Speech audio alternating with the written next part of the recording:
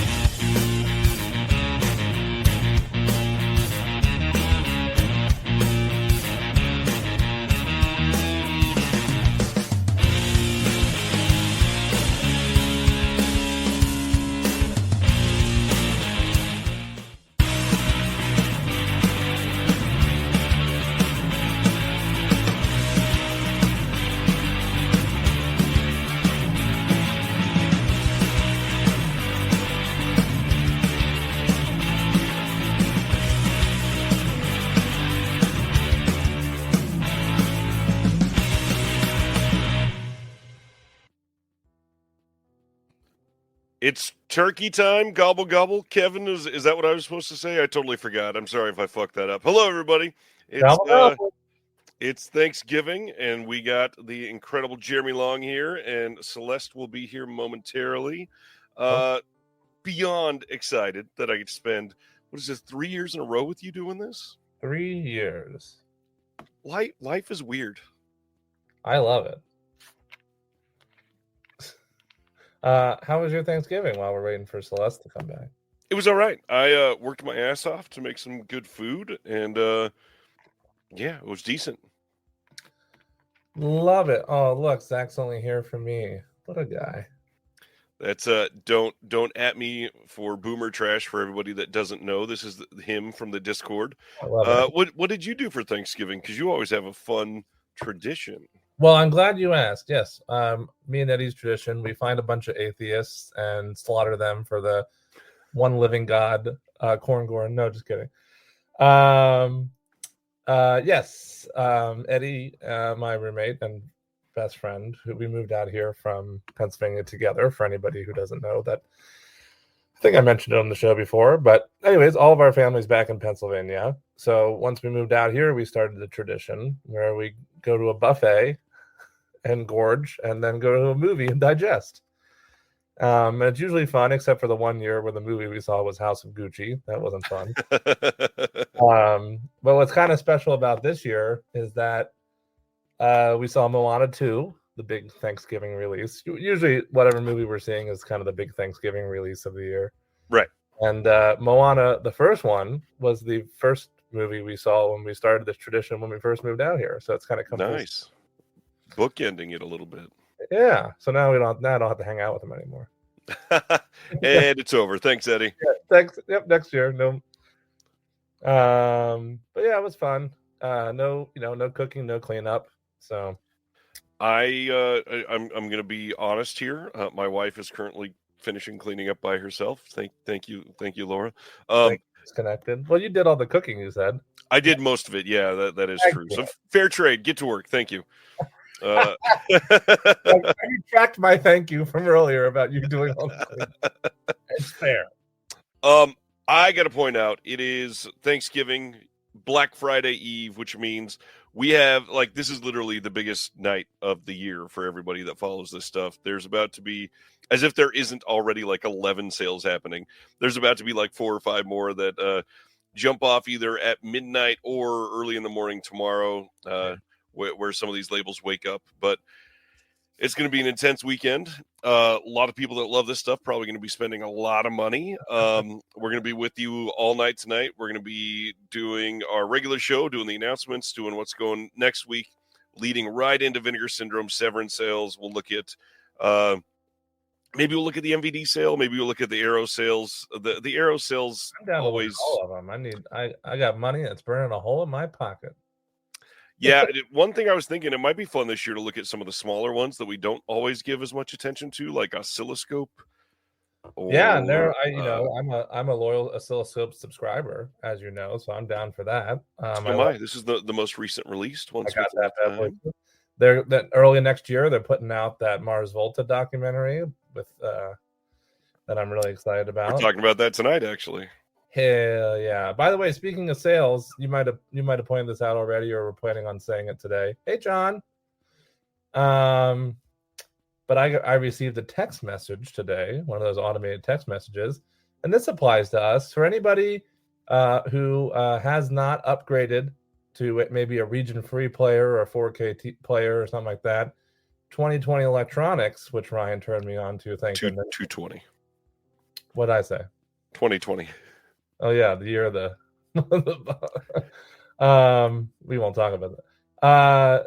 Ryan turned me on to this one. I finally upgraded. They're having a Black Friday cyber sale. I'm sure it's on their website somewhere, but the code is TXBL15, and you get 15% off. So anybody who hasn't upgraded to region free, I mean, what are you living under a stupid rock? Speaking of that, let's upgrade our stream. We got Celeste with us. Hey, what's up? How we doing? Can you hear me okay? Yes. All right. Well, you know what? I'm feeling wonderful. Perfect. Everything's been great. There are no infectious diseases currently coursing through my body. Well, that makes two of us. Let's be more specific. It's COVID. Nothing, else. Not that I'm aware of. Yeah, it's COVID. Today is the day that my body decided to afflict me with a cough in particular. So that'll be super fun for us. Perfect. So for I might be using hours. the of course, the proverbial and literal cough button throughout. We'll see. I already have twice. So Celeste, you're sick. Ryan's sick, and I literally are you sick too? Shit. Got over. Yep. I was sick all weekend. I slept for 24 hours over the weekend, and finally started feeling better on Tuesday. So I'm just coming out of it. Well. Yeah, we're all still here. Yeah. Everybody is so happy to see. Well, I'm not only sick, I'm broke, so that's cool. The perfect coming in prepared for a stream. Thanks, Dustin. I appreciate that. Well, let's get into what's been going on, because Celeste has been MIA for quite some time. It's wonderful to see you again live. I heard on the internet there were some rumors. Oh, about you being MIA, not other rumors. Oh, I see. Okay. But I don't even know what MIA means. She's a singer. She turned out to be kind of shitty. Yeah. Celeste and I are on the same page. Yeah. We're happy to see you, Celeste. Thanks. It's nice to be here. It's been a minute. It's gonna be a fun night. Shout out Christopher in the Sick and Broke Club. So what have you been doing to fill your free time, Celeste? Let me tell you what. This year's been wonderful. It's almost over. Right? Huh? It's almost over. Don't worry. Yeah. What could be better? Fuck, man. What I've been doing. I've been watching a lot of terrible Christian movies. That's what I've been doing. Yes, you have.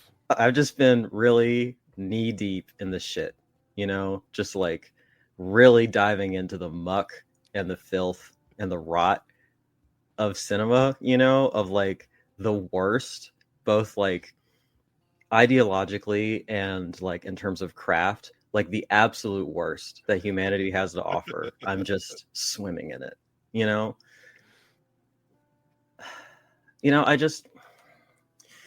I was having such a good year, and nothing crazy was going on. Everything was just really chill and cool, and everyone was being really kind and respectful and proportionate and everything. And then we had this little election go on or whatever, and probably could use some Jesus. Look, we tried.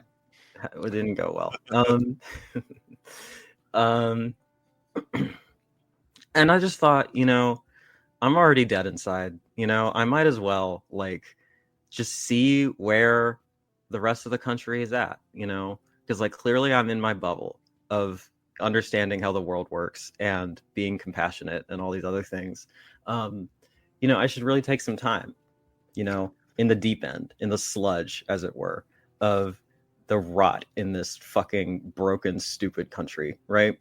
And so, and so I've just been really immersing myself in that worldview. My voice doesn't sound as bad as I thought it would. Maybe it sounds, yeah, maybe it's been pretty rough, but I think it sounds okay, so that's okay. I don't know, man. Sounds like 2024 is the year you perfected sarcasm as well.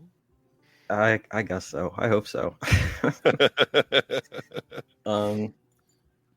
Yeah, I went into the seedy underbelly of the Christian right in their filmmaking skills, and I looked right in their unmasked face. Not only the mask missing, to prevent the spread of infectious disease, but the naked face of bigotry and stupidity and all these other things that have apparently made up a plurality of this country for some time. And that's what we're living in, and so that's what I've just been steeped in. I don't know. I'm going nowhere with this. Well, on that note, let's talk about some recent watches then, specifically. Any of those titles you want to call out? There's this family called the Wright family, Wright. It is literally just a family of psycho Christians that just make home movies, basically, that are terrible and just really boggle the mind in their I mean, you really just can't. You have to just see them. They've made multiple films about Bigfoot. But the thing is, it's entirely sincere. They're not doing a bit. They're not winking at the camera. These people sincerely love Jesus and they love Bigfoot, and they make their homeschool fucking children be in this shit, and it's delightful. The wrong family. The wrong family. Yeah. What about you, Jeremy? Moana 2, you want to tell us about that? I liked it. I saw a lot of people skull dragging it in the letterbox and things like that. Listen, it's tough to make a sequel. It's usually not as good. By no stretch of imagination is this as good as the first Moana. But it's certainly better than Spellbound, which I also just watched on Netflix. Real rough in terms of animated films this year. I really liked it. I thought it was cute. It's nice to have, in the tradition of the first one, another Disney movie that doesn't revolve around a romantic conquest and just adventure and family and spreading joy. So, not as bad as the Wright family. That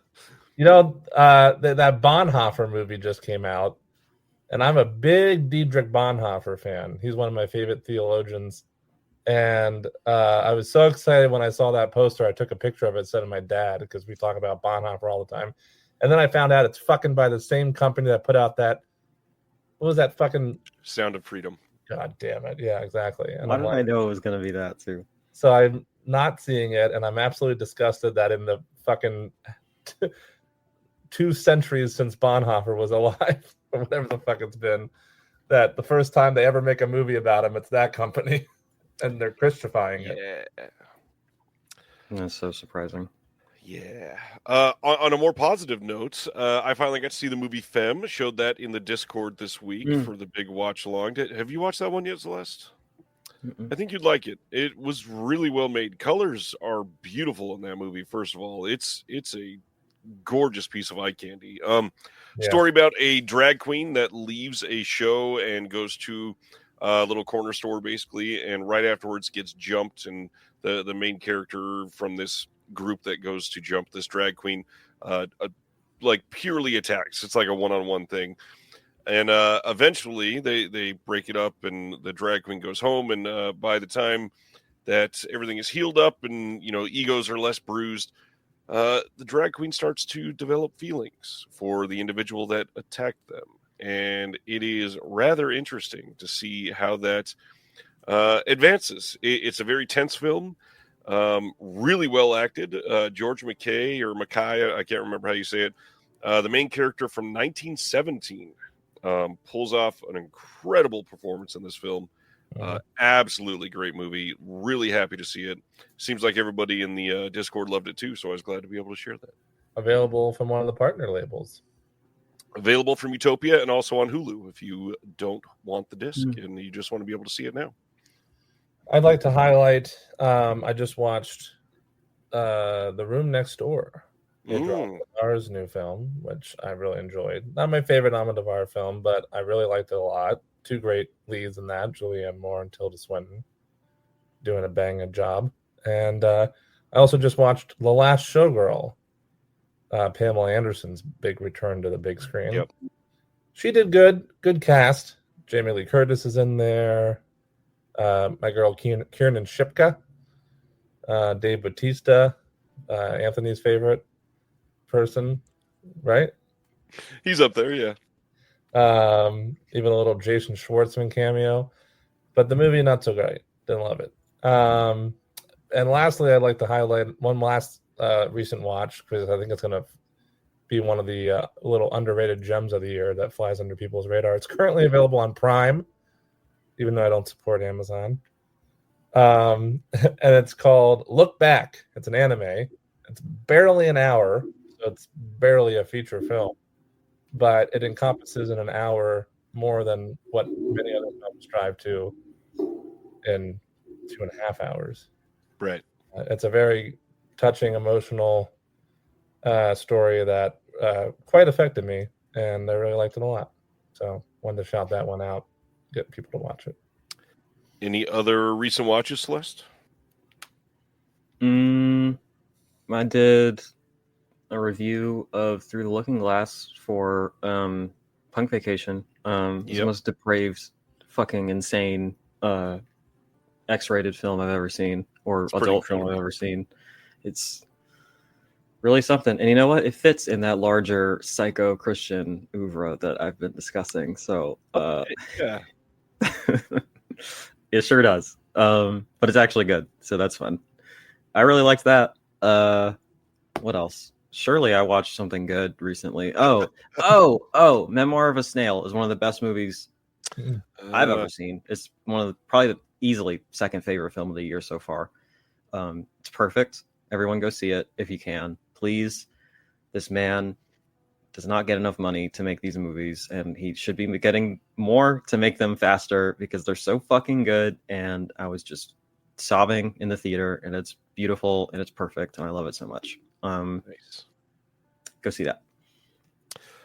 Last thing I'll talk about, A Real Pain is out in theaters now, I believe. I think it's still in theaters. The way that films are like playing in theaters for a week and a half and then disappearing, it's hard to judge. So I'll just say $20 on streaming. Right. Yeah. It should be in theaters still. I was stoked to see this. This is the Jesse Eisenberg written, directed, and starring film alongside one of the Culkin brothers. And man, he puts on a hell of a performance in this. This is a pretty decent movie about two cousins that go back to Poland to find their roots after their grandma passes, and they're going to look back to see where she lived and all that. And it's a very touching movie. The real big thing to point out here is there's a monologue that takes place at a dinner table that is astonishing. Jesse Eisenberg takes the entire film and really encapsulates it right there. It's a moment that makes the whole film worth it, and really hit hard for me for the way that I live. There's one line that he goes through and says, "My pain is unexceptional, so I feel the need to not burden everyone with it." And it's like, fuck. Yep, I get that fully. I don't. My pain is exceptional, and I will burden everyone with. And there's Alex comment. That's so fucking cool. Sorry, Jeremy. I straight up interrupted you. That's our pal Alex, who's in Japan right now. Amazing. Watching this from Japan in the future. For instant defense, The Heretic. You got to see Heretic, Jeremy. What'd you think of that one? I did. I saw an early screening with the writer-director duo doing a Q&A at the Grove here in Los Angeles. And then I saw it again when it came out because I wanted to see it in 35 millimeter at the Vista Theater, which Tarantino now owns, with our pal Alex that you just highlighted. I love that movie. I love that it's sneakingly an intellectual debate on religion. Yeah, I don't know how sneaky it is about it. It's not very sneaky. Well, it's sneaky in its advertising because they advertise it as a thriller horror, and it's not sneaky if you watch the movie. They don't leave the living room for the first hour, but that's what I love about it.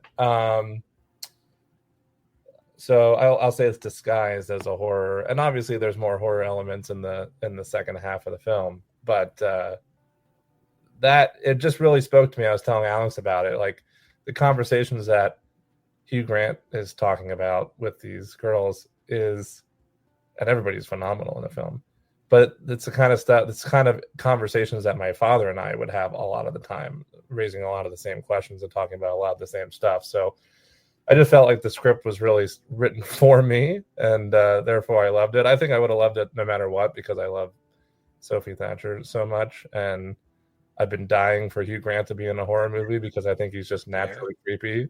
And I was waiting for somebody to figure that out and capture that in a horror film. He was pretty damn creepy in Wonka.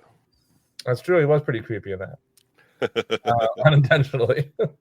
But so I think I would have liked it either way. I was really anticipating it before it came out, but turns out I loved it, and I love I love the writing. I love the conversation and what they're putting out there. Amazing. Recent pickups. You guys have anything that you want to show off? Do you have anything prepared? I happen to have nothing this last week. I have purchased nothing this month. Amazing. Actually, last night I decided to be a little treat pilled for a second and get Goodbye Little Tom or Goodbye Uncle Tom on Amazon. They had a coupon. It was couponed, yeah, really cheap. Because that thing is like $50, and I really want to see it. And it has like 2 feature-length documentaries on it and everything, and it's a single press too. So I wanted to prioritize it. But it was on sale for $40, and then it had a 30% off coupon, so it was like $30. And I needed to add something because I don't have Prime anymore, so I needed to add something to my Amazon cart to get to the free shipping. And I was like, okay, I'll get that. So that's the first thing I've purchased since the beginning of October. Wow. Yeah. I don't have any fucking money is the answer to that. Yeah. That's the secret sauce there. I am not just broke, I am in debt. So yeah, we're doing great over here. It's been a perfect year. Totally get it. Yep. John is reminding you to watch the Italian cut first, not the US cut when you get that in. Good to know, because I always have like choice paralysis when there's multiple cuts in front of me and the disc doesn't make it clear which one is the right one to start with. Nope. So I appreciate that. What about you, Sir Jeremy Long? Do you have anything next to you want to talk about? I don't have anything next to me, but an Orbit, a Shout Factory or Scream Factory Orbit order came in, 3 free, of course. And I got the big boxes of Dark Crystal and Labyrinth and Hush. Nice. With the Shush cut. And you got to see that at Beyond Fest, right? The Shush cut? I did not, sadly. It was you didn't go see it. Okay. I chose Nacho's new film. Ah, that's right. Over that. I wanted to see something new, even though this was a new version of Hush. And supposedly it's like fairly different and not just black and white, but like a lot of the scenes have been changed or something. Oh, I was actually not aware, but now I can watch it despite it not being on the big screen with the Kate Siegel, Mike Flanagan Q&A. Yeah, that's a little bit different. But I'm looking forward to checking it out because I do love that movie a lot. Although I don't regret seeing Daniela Forever because it was one of my favorite films of Beyond Fest, actually. Well, and I'm still waiting. We were told, I guess we weren't told. We were heavily hinted that a U.S. release of Time Crimes is coming soon. And yeah. still have not had that announced yet. So I'm very eager to see what comes of that. Me too. I mean, I picked up the Umbrella release anyways, just in case. I love the artwork on that one, so I was like, maybe I'll get the US one too, and I'll double dip. But in case nothing happens in the US, and that was a lie, at least I have Right. Did you see the sale Umbrella's doing? They put together some weird bundles. Yeah, you can get like the Hell House LLC plus, oh gosh, I don't remember what title was with it now. It was something very different. Plus like 3 standard editions, and it was $200 or something. Yeah, which is honestly with their price. It was a great deal, yeah. It's Talk to Me with the Hand. Oh, that's right. Talk Which to Me that'll with the Hand. like $100 for the longest time. And then the Hell House bundle, and then you get The House That Jack Built, great film. Yep. Home in the Dark, Coming Home in the Dark, and Houseboat Horror. And then there's 2 other fun bundles too. I mean, I have something from all the bundles, so it's not worth it to me. But if you don't have the things on the bundles, and there's some good deals on there. Let's see. Jeremy, have you seen Nosferatu yet? I did. I liked it. Oh, you got to see it already? Shit. That's like, look, Suicide postponed until we get to see fucking Nosferatu. Okay, I'm so excited. It's really great. I have some thoughts on it that I don't want to share publicly because I don't want to spoil it or give any preconceived notions to anybody. Ryan and I did have a conversation with it. It's my 3rd favorite Eggers film.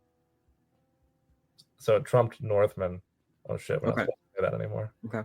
It's better than Northman in my book, but I still like The Lighthouse and The Witch better than Nosferatu. Though I really love his rendition of it. He took a lot of liberties that I felt paid off. And all the acting's great too. So I gotta get one of those fucking popcorn buckets. I saw those. They look pretty red. That's what I'm doing. All right, you know what? I have one more pickup because I'm realizing that it's not even in frame. But I got this fucking church pendant from the Severin sale recently because I love the church. It's fucking sick. It's so heavy, huh? Hey, Wayne, just so you know, like, at least I'm beautiful. And every time you have to look in the mirror, you just have to gag and retch and throw up and go to bed looking the way you do. So you know what? There's that. Anyway, I got this fucking thing and it's really heavy and I kind of hate wearing it even though it's sick. So I'm going to take it off now because you can't even see it in the fucking shot. So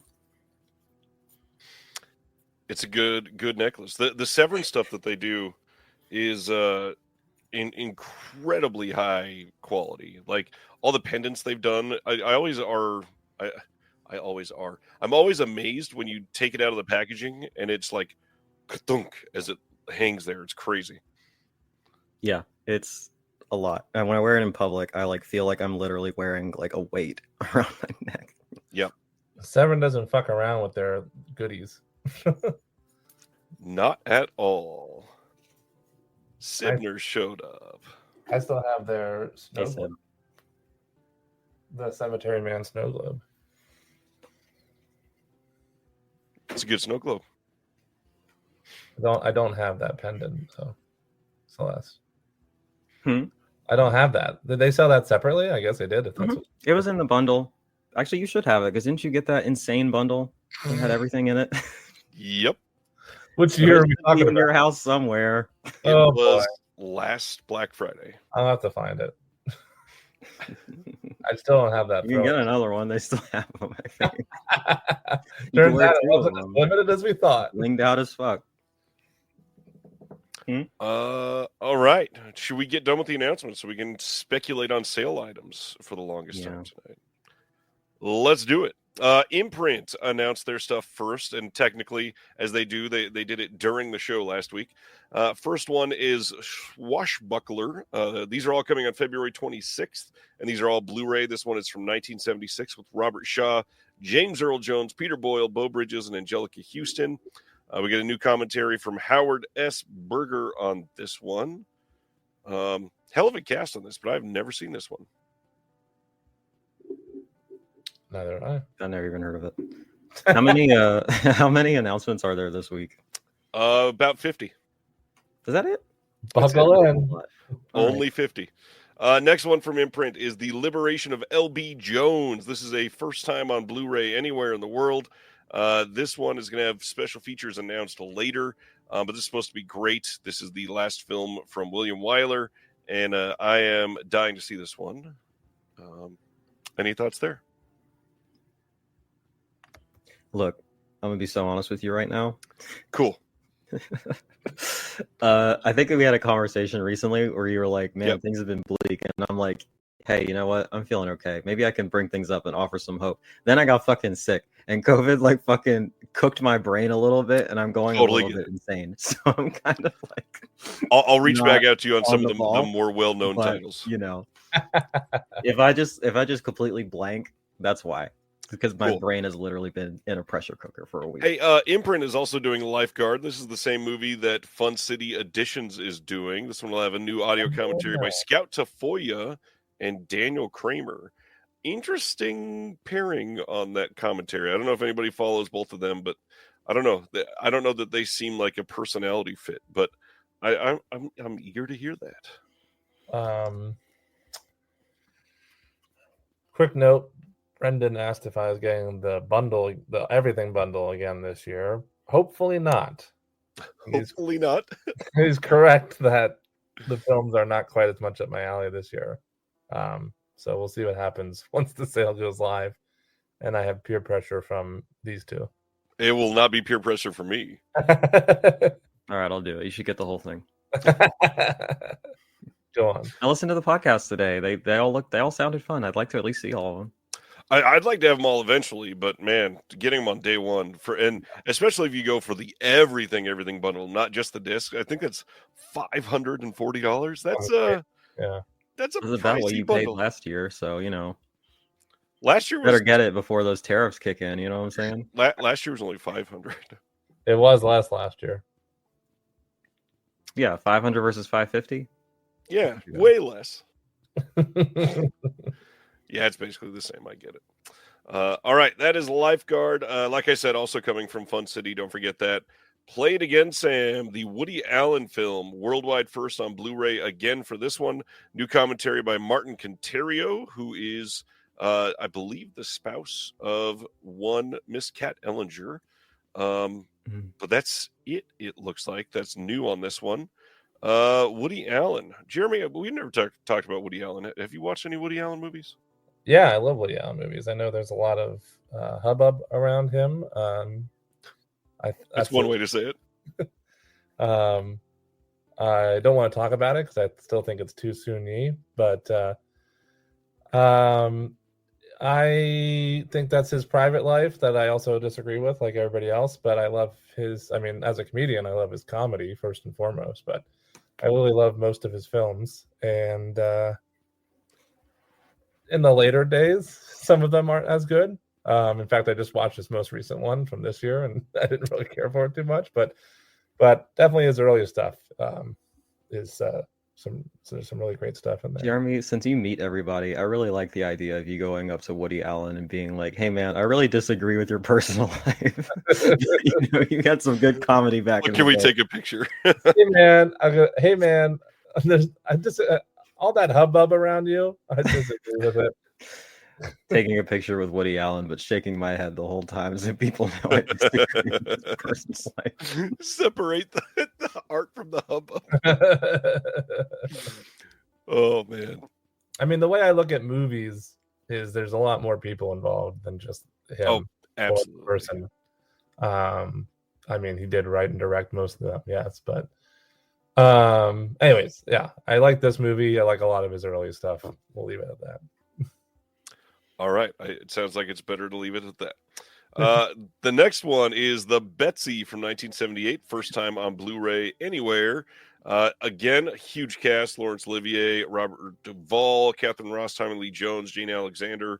John Barry did the score for this one. New commentary by Howard S. Berger and Nathaniel Thompson. Yeah, another one that I don't think any of the three of us have seen, but looks pretty damn great. Moving right along, Lipstick. This is from 1976. Has new commentary from Alexandra Heller-Nicholas. And this has a previous release in the States, I believe, from Shout. I was going to ask who did it because I'm pretty sure. Yeah, it's Shout that did it. Yeah. Very iconic poster on this one. I'm wearing lipstick. That's all I got. All right. Lipstick. I've never seen that. Nice. The next title that we did not talk about last week for Severin is The Mask of Satan. Their final announcement. This was last Friday. This is from Lamberto Bava doing a modern-day remake of his father's film, Black Sunday. And this is, oh gosh, I've lost count of what it was. I believe this is not technically, but in the whole made-up franchise of the Demons films, This is like Demons 5 or 4 or something like that. Did this one play at the Severin pop-up, Jeremy? It did, yes. So you've seen this one. How do you feel about this one? Excuse me. I thought it was okay. It's good, silly fun in like a cheesy kind of Demons way, like a lot of those films are. Demons 5. But I think it meanders a lot and drags on a little bit too long, in my opinion. So I didn't love it for that reason. Although I did go to the bathroom at one point when I got back. Our friend Alex told me I missed the best part. So there's that. Damn. But yeah, I mean, it's fun. I'll probably eventually pick it up. I won't be picking it up this sale unless I get pressured by Anthony and everybody else in the chat. We got some we got some interviews on this one, not much else. And then the website exclusive slipcover. I was going to ask, how do you feel about their slips for the sale? I feel like the whole minimalist 3D design looks kind of cool, and not many other companies have done something like that. I'm not personally a fan of this one, but I mean, I don't love the lack of detail on this one, but like the antiviral one is kind of similar too. I love the antiviral one. Is that minimalist 3D style they're doing it across the board for all the releases? I don't think it's quite all of them because they still went over the top for quite a few of the cannibal movies. If that means I have a week off, Christopher, then sure. Catch up on some things. I got to see the original Mask of Satan Black Sunday on 35mm last month. Nice. It was fucking sick. I don't think it was a hot It was a banger. Great movie. All right, that's Mask of Satan from 1989. This cover, man. Here's a winner. January 21st, Welgo is releasing A Legend starring Jackie Chan, directed by Stanley Tong. And no extras on this. Oh, is this the one where he plays the younger character and the older character through AI, or no? There's some new Jackie. It does just say Jackie Chan, and there's two people on it. So yeah, I think it might be this one. There's a new Jackie Chan movie where they AI him to look younger, and he plays both roles, the older version of it, the younger version of it. Brian says this movie is not good. I couldn't finish it. That sounds like the movie I'm talking about. Hey, I put up an interview with the 3D Film Archive this week. Go give that a watch. The 10th Victim is coming from Kino Lorber here soon. This is from 1965. I love the way that they advertise. This has a 2K restoration from 2015. Okay. Yeah. Vintage. In a way, yeah. This was released previously by Blue Underground, but it was before this restoration, so this should look quite a bit better. Oh, good. Do I have to see the 1st through 9th victims first? I think you can probably get away with at least just the first couple. Okay. And then skip like 3 through 8, and then maybe 9. Is the original called The First Victim or just Victim? That's such a logical question. Look. I can't remember. All I know is it's murderously funny. Hmm. Murderously. This little movie came out this last weekend, and you can order the Wicked 4K Steelbook from Walmart if you'd like now. Hey, you can hold space for this steelbook in your life, okay? Yes. I haven't heard of this one. Who's in it?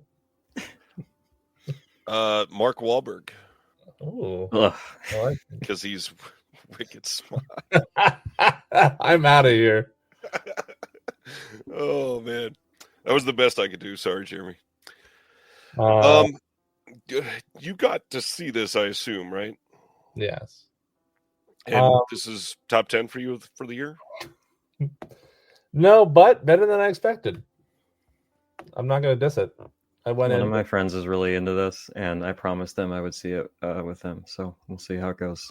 I can't wait to hear your reviews, Celeste. I went in with the lowest of expectations, and I didn't hate it. I like that they built all the sets for real and stuff. I think that's cool. It's not just like a green screen fucking soup kind of thing, you know? Right. So I was amazed when I saw that overhead picture of the train that they actually built the train. Like it was. I'll give my take on it as a person in queer media, you know?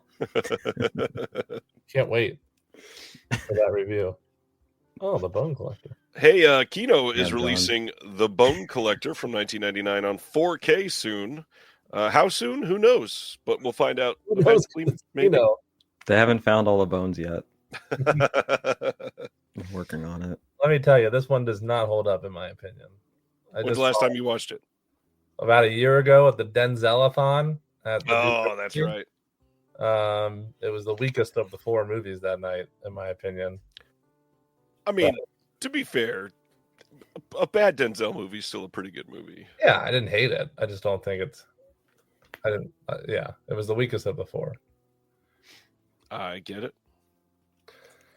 But buy it from Kino. Someday. Whenever. Directed by Philip Noyce. Paramount releasing Pretty in Pink on 4K on February 11th. This one will have a filmmaker focus on Howard Deutsch. The original ending, The Lost Dance. This was all on the Blu-ray release, so there's nothing special coming there. It's a great movie. Yeah. It's a classic. Yeah. And that's it. All right. That's all I got. MVD. So you guys have an excuse. I'm just like, everybody just wants to talk about sales. I totally get it.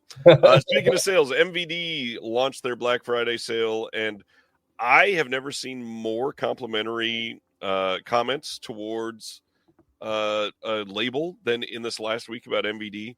I think there are people discovering that MVD exists, that they have titles literally for like $2.99. Yeah. And so people are blown away that you could get it.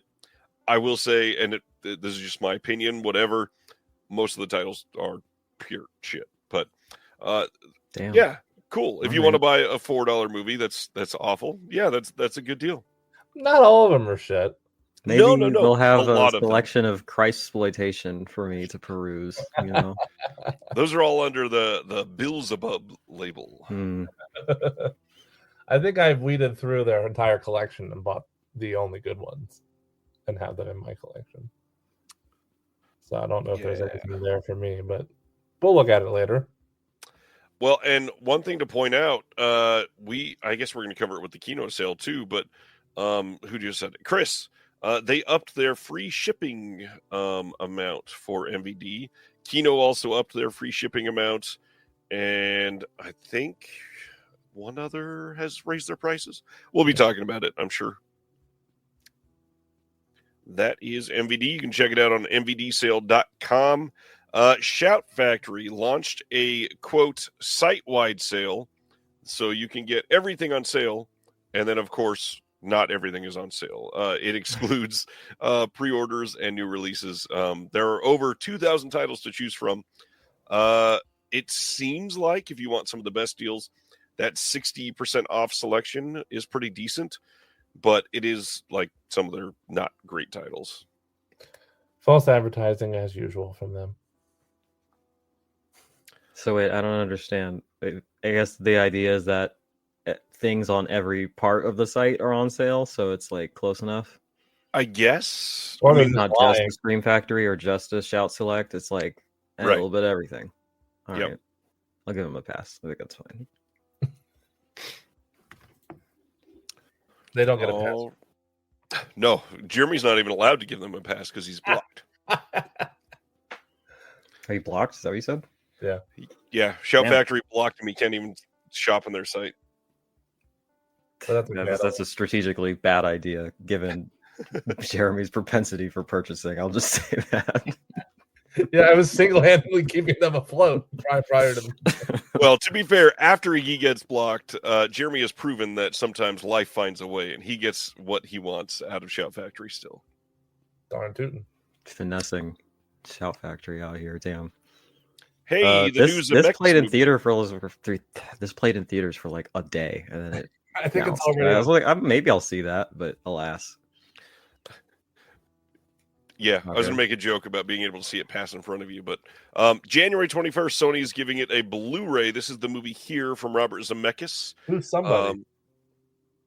Somebody's what? getting the Blu-ray? Sony. Did I say somebody? Oh, I thought I heard somebody. Sony is giving it a Blu-ray. Wonderful. There's a making of and some deleted scenes.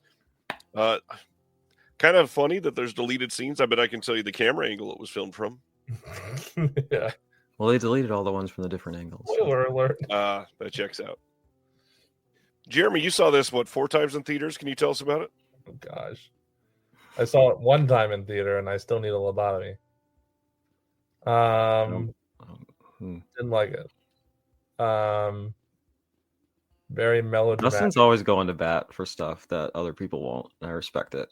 Who is? Dustin, Did he love it? he's going to bat for it. Oof. I heard the graphic novel it's based on is really unique, and but that because a friend of mine saw it and agrees with me that it's terrible. But then they made them want to go out and read the original source material and said that they really do some really cool, fun, unique things. Because like the story and idea itself is really interesting. Like I like that, but Zemeckis just didn't pull it off. It seems, I don't know. I didn't like it, and I don't like all the AI use, obviously. So that ruined it for me. Was it AI or CG de-aging? There was a lot of AI too. Fuck. Did not know that. I hear one Cat Stevens saying hello, I think. Cat Stevens says, I didn't like that movie either. All right, that is here. Next is Conclave getting a... This is such a weird rollout. Blu-ray and DVD on December 17th, and then a 4K on February 11th. I mean, it's cool that they let you know, but it's also odd, especially when it's only going to be a mod 4K, that they're waiting a couple months on Yeah. 4K. Yeah, They got to get their shit this movie's together. really good. I loved it. I did get to see this one. I have the Regal fucking all pass or whatever it is, so I can see whatever I want. It's pretty fun. I liked this one. It was me and like 5 fucking old people, and I enjoyed it. It's like very soapy, like it's very catty and like dramatic, and but it's like prestige or whatever. So I am really wanting to see this. This looks fantastic. I went to see it knowing I like it just because of the performances, because there's so many great actors in it. I think it looks beautiful. Yeah, There's a really great color grade to it, and good cinematography and costuming and everything. And how on edge I was. Like I was literally on the edge of my seat, wanting to know wanting to figure out what was gonna happen. I'll say, excuse me. I'll say the ending is cool. It's gonna piss off the right people. I'm in favor of that. Me too. We got a good question in the chat. Mike wants to know what's the difference between a 4K scan and a 4K. To be quite honest, I think this is one of the biggest failures of modern physical media, is relying on the same verbiage for 2 very, very different things. So a 4K scan is currently the highest level of scanning that you find on most physical media. Sometimes they get a 6K scan. It's the amount of quality that they are able to get into a single scan is what makes it a 4K scan. There's more technical terms on the amount of information that they're scanning in that would explain the 4K part of it. But the actual 4K, that is the 4K disc, that is a 4K UHD format. You cannot play that in a regular Blu-ray player. It displays 2160p content, not just 1080, and it is much higher definition. You should be able to have HDR if the film supports HDR. Lots more with that. You forgot the dollar sign. That's the difference. Yeah, usually about $5-ish more than the Blu-ray. No, it's the 4K scan, and then there's the $4,000 4K. Oh, got it. Yeah, Yeah. that works too. Purple Rain is an 8K scan, and they're very rare. I think My Fair Lady is also. There's a few 6K scans that Paramount has done as well, and a few 3K. Just fun. Just to switch it up. Oscilloscope is running their Black Friday sale as well. You can go to their site and order 50% off store-wide until Sunday. Use the code Oscilloscope to save the discount there. Oscilloscope, really underrated catalog. We might talk more about that later. The worst packaging in the game, but other than that, I love them. They're great. That's kind of true, actually. The hard part, Moving yes, is a fucking nightmare. It's not great. It's because they pretty slide flimsy. out and they slide out so easily. Yeah, but there's at the discs on same the floor and time, shit. this is all recycled material, and that's hard to complain about. Yeah. Dustin in the chat, who I love to death, but whose opinion I disagree with often about movies, including here. But he says he's predicting Conclave to win Best Picture, which Ooh. I don't know about that. I wouldn't necessarily hate it, although I think there's several better films to win, even though I really enjoyed Conclave. Well, and there's still. I don't think he's saying it should. I think he's just saying that's most likely. Right. Politics-wise, yeah. Yeah. And there's still another 5 weeks of releases that'll come out. Yeah. Big on that side. Sibner says Honora versus Conclave. Wow. Might be. Could come down to that.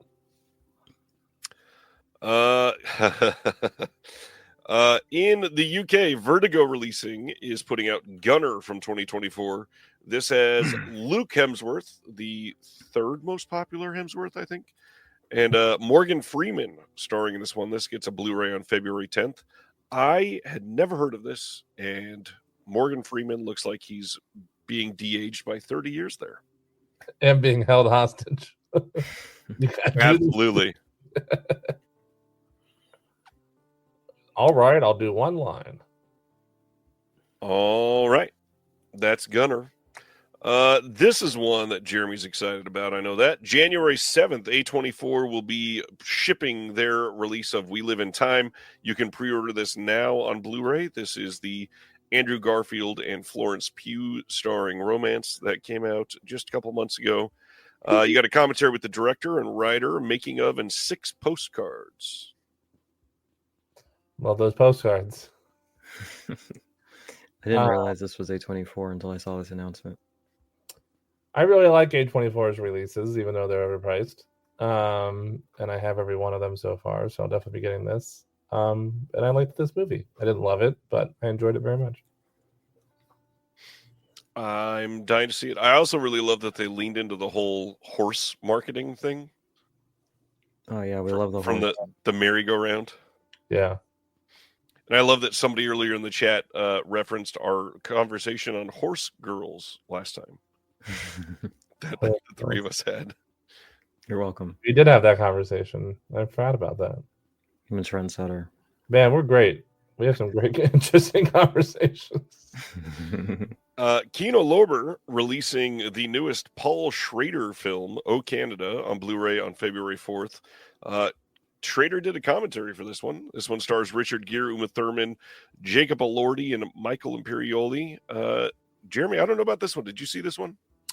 I had the opportunity to, but it was the same day as something else that won in my internal battle of what to see. On a in your heart and mind. Yes, correct. So I have not seen it yet, unfortunately. I would like to because, well, Paul Schrader's hit or miss, but no matter what he does, it's very interesting in my book. So I mostly agree with that. Instant Defense, thank you for that. Says Onegin was an awesome film. Was 99, I think. I don't remember if I ever saw that one. I don't remember that one. I don't think I saw that one. All right. Next up, I love that they use this picture to promote their sale. Kino launched their Winter Wonderland sale. This one seems earlier than it usually is. Usually it's like a week after Black Friday, but they were like, fuck it. Everybody else is having a sale. Let's do it. And this is the one that I was talking about. They raised their free shipping rate from $50 to $60. And that's not too bad. It's not a huge difference, but it's definitely a difference. Now you have to buy the title and change. Yeah, 6 titles from them to get free shipping. Well, sometimes not even because you'll be like 3 cents short, and then it's like true. Is there a pencil I can get? Yeah, honestly, it's like, can you give me a sticker or something? Like shit. Oh, A24 is doing a sale. Neat. Jesus. Oh, they are? Oh boy. Starting at midnight. There is a freedom in being so broke that it's just like, well, that'll be for someone else, I guess. I don't have to like budget. There's nothing to budget. Yeah, Brendan. Whoops, clicked the wrong one. $40 for a Kino Lorber hat in the sale is crazy. Well, members only sale. Well, now I'm double not qualified for it. I can't even afford to be a member. I'm locked out twice. I think in the fine print they said something about no one with COVID is allowed to purchase anything. Oh shit! So triple lockdown. That's fucked up. You're gonna take my temperature at the checkout. Damn. Yeah, you have to take a picture and email it to them before you can check out. Hey, we mentioned this earlier. Omar and Cedric, if this ever gets weird, is coming in early 2025 on Blu-ray and DVD from Oscilloscope. Usually when this goes up for pre-order like this, that means subscribers should get theirs pretty soon. So eager to get this. Jeremy, how do you feel about Omar and Cedric? So stoked. Celeste, do you like Mars Volta and At the Drive-In? Yeah, I do. I've had a few opportunities to see them, and I've had to pass on it. But they're opening for Deftones on their new tour. Yeah, I saw that. The next tour coming out or happening or whatever. And I might have to miss that too, which is unfortunate. But yeah, I like Mars Volta. Yeah, I like At the Drive-In too.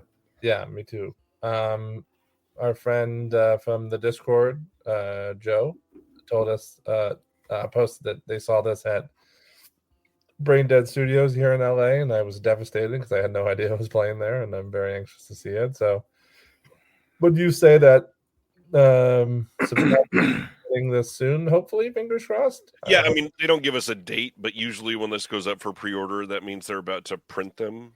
Yeah. Least. So, well, I'm very anxious to check it out. Big fan. Yep, this looks great. Sivner, I do have an A24 membership. December 9th, Lionsgate in the UK is releasing The Critic with Ian McKellen, Gemma Arterton, Mark Strong, Leslie Mansville. I have not seen this one, and I got to be honest, I didn't even hear that this was coming out. Jeremy, you see everything live when it comes out. Did you see The Critic? I did not. I knew about it, and I have a copy of it to watch, but I just haven't gotten around to it yet. Of course you do. I do like Ian McKellen. I prefer Mark Week, but Mark Strong's pretty good. And some of these other people are great too. So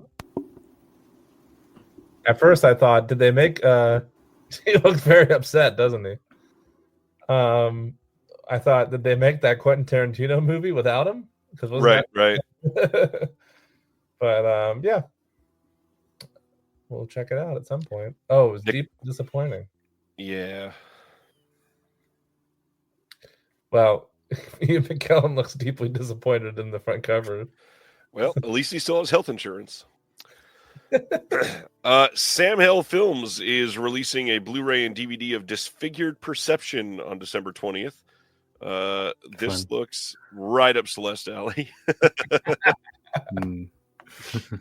This says a young woman suffers a catastrophic head injury leading to horrifying physical and mental deterioration. Her friends' discovery of the carnage send them both spiraling into darkness. Meanwhile, a couple watching these events unfold begins to unravel over the shocking footage. Sure do, Sivner. Proceed with caution.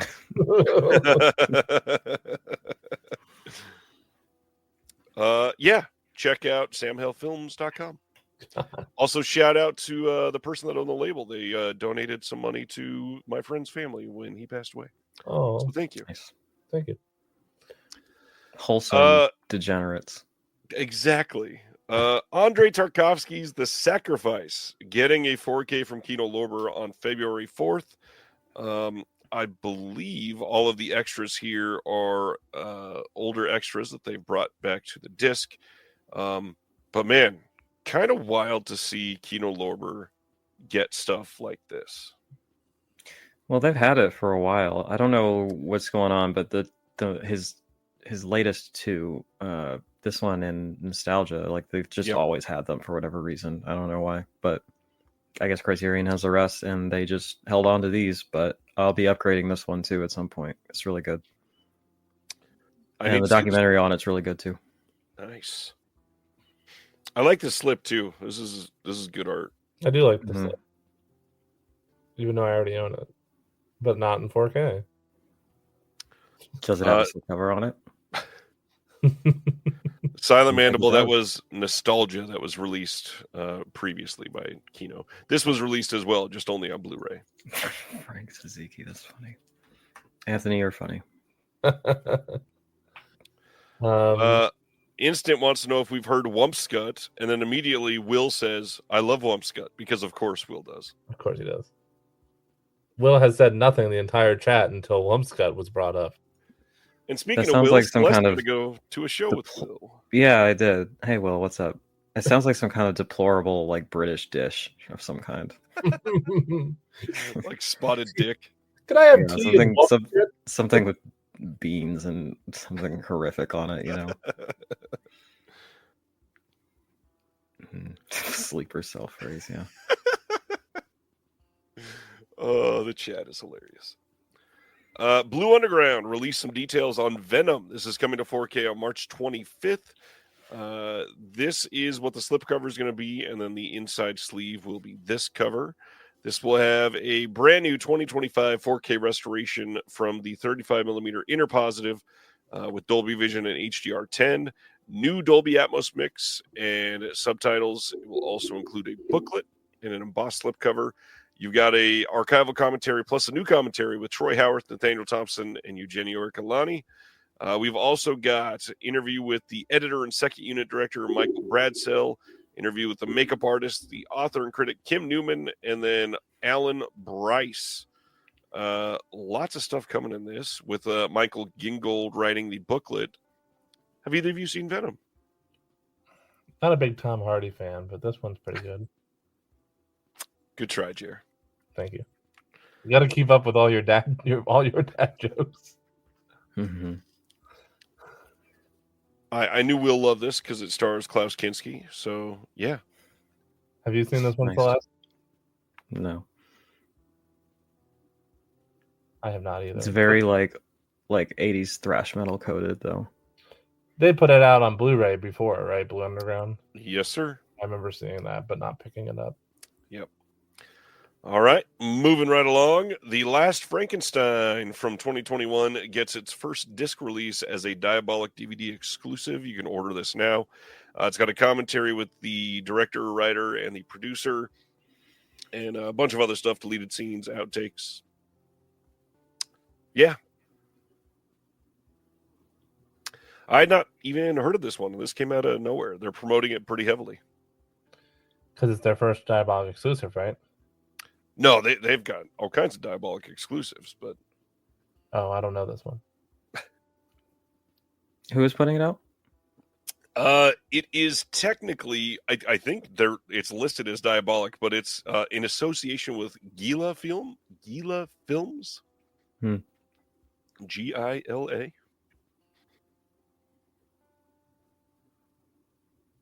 I don't know. I'd never heard of them doing stuff. I know nothing about it. Hey, this is really random. Lionsgate launched a direct-to-consumer store where they're doing boutique-type titles in a way. They're putting out, for like the 19th time, Apocalypse Now, the final cut. This is a reprint with a different color design, and that is what sets this apart. Well, you know, hopefully the prices are reasonable. $40. Not great. It is a 6-disc set. I will. Okay, but I got that one for like 15 or something. Like, But was it 6 discs? It was. yeah, it's the fucking fancy one. It's not a steelbook, but it's the fancy digipack shit, whatever, you know. Yeah. So, Well, if $40 seems like a lot, wait till you see this $80 set they're also putting out. This is The Conversation from 1974, coming on 4K Steelbook. But didn't they already put this out? No, Studio Canal did in the UK. it looks like one of their releases. And everything is identical, except this has a Steelbook. The Studio Canal did not. And then this also has a new trailer and a new intro by Francis Ford Coppola on it that is not on the Studio Canal version. Damn it. So I got to buy it again. That's a lot to buy again. I'm joking. Joking. I'm fine with the Studio Canal version. And yeah, ZPAM is right. I was about to point this out. The Lionsgate, you can only purchase in the U.S. They are not shipping elsewhere. And because it's direct to consumer, that means nobody else is carrying these. Oh, boy. They're really singling out a large group of people. Yeah, at least many billion. Yeah. Not smart. Sylvester Stallone's Over the Top is getting a 4K release in the UK and Germany coming in April from Cape Light. This will be a Steelbook and Media Book release. Over the Top. I don't know it. This seems like a movie Anthony would love. Quite confused by that comment. Yeah. But okay. Yes, nice Canon Film entry for sure. Oh, this $2 comment? Yeah, quite confused by that. I do whatever I want in the bathroom. Thank you very much. I appreciate the cosign on that one. The very overlooked Juror Number 2, directed by Clint Eastwood, is getting a Blu-ray release on February 4th. What a setup. Somebody commented on Twitter, it would be hilarious if they overlooked it again and only released it on DVD.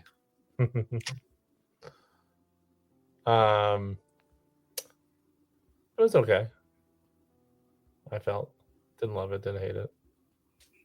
Good.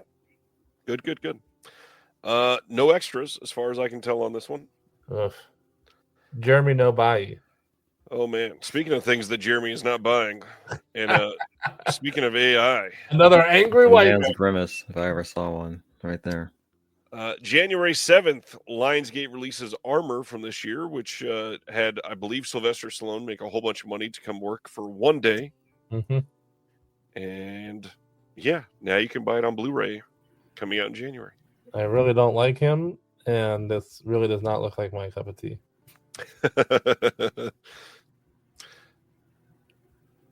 Trick or Treat. We talked about this one about a month ago. This is getting its standard edition. It got moved up. This will release on March 11th. You can pre-order this now pretty much everywhere.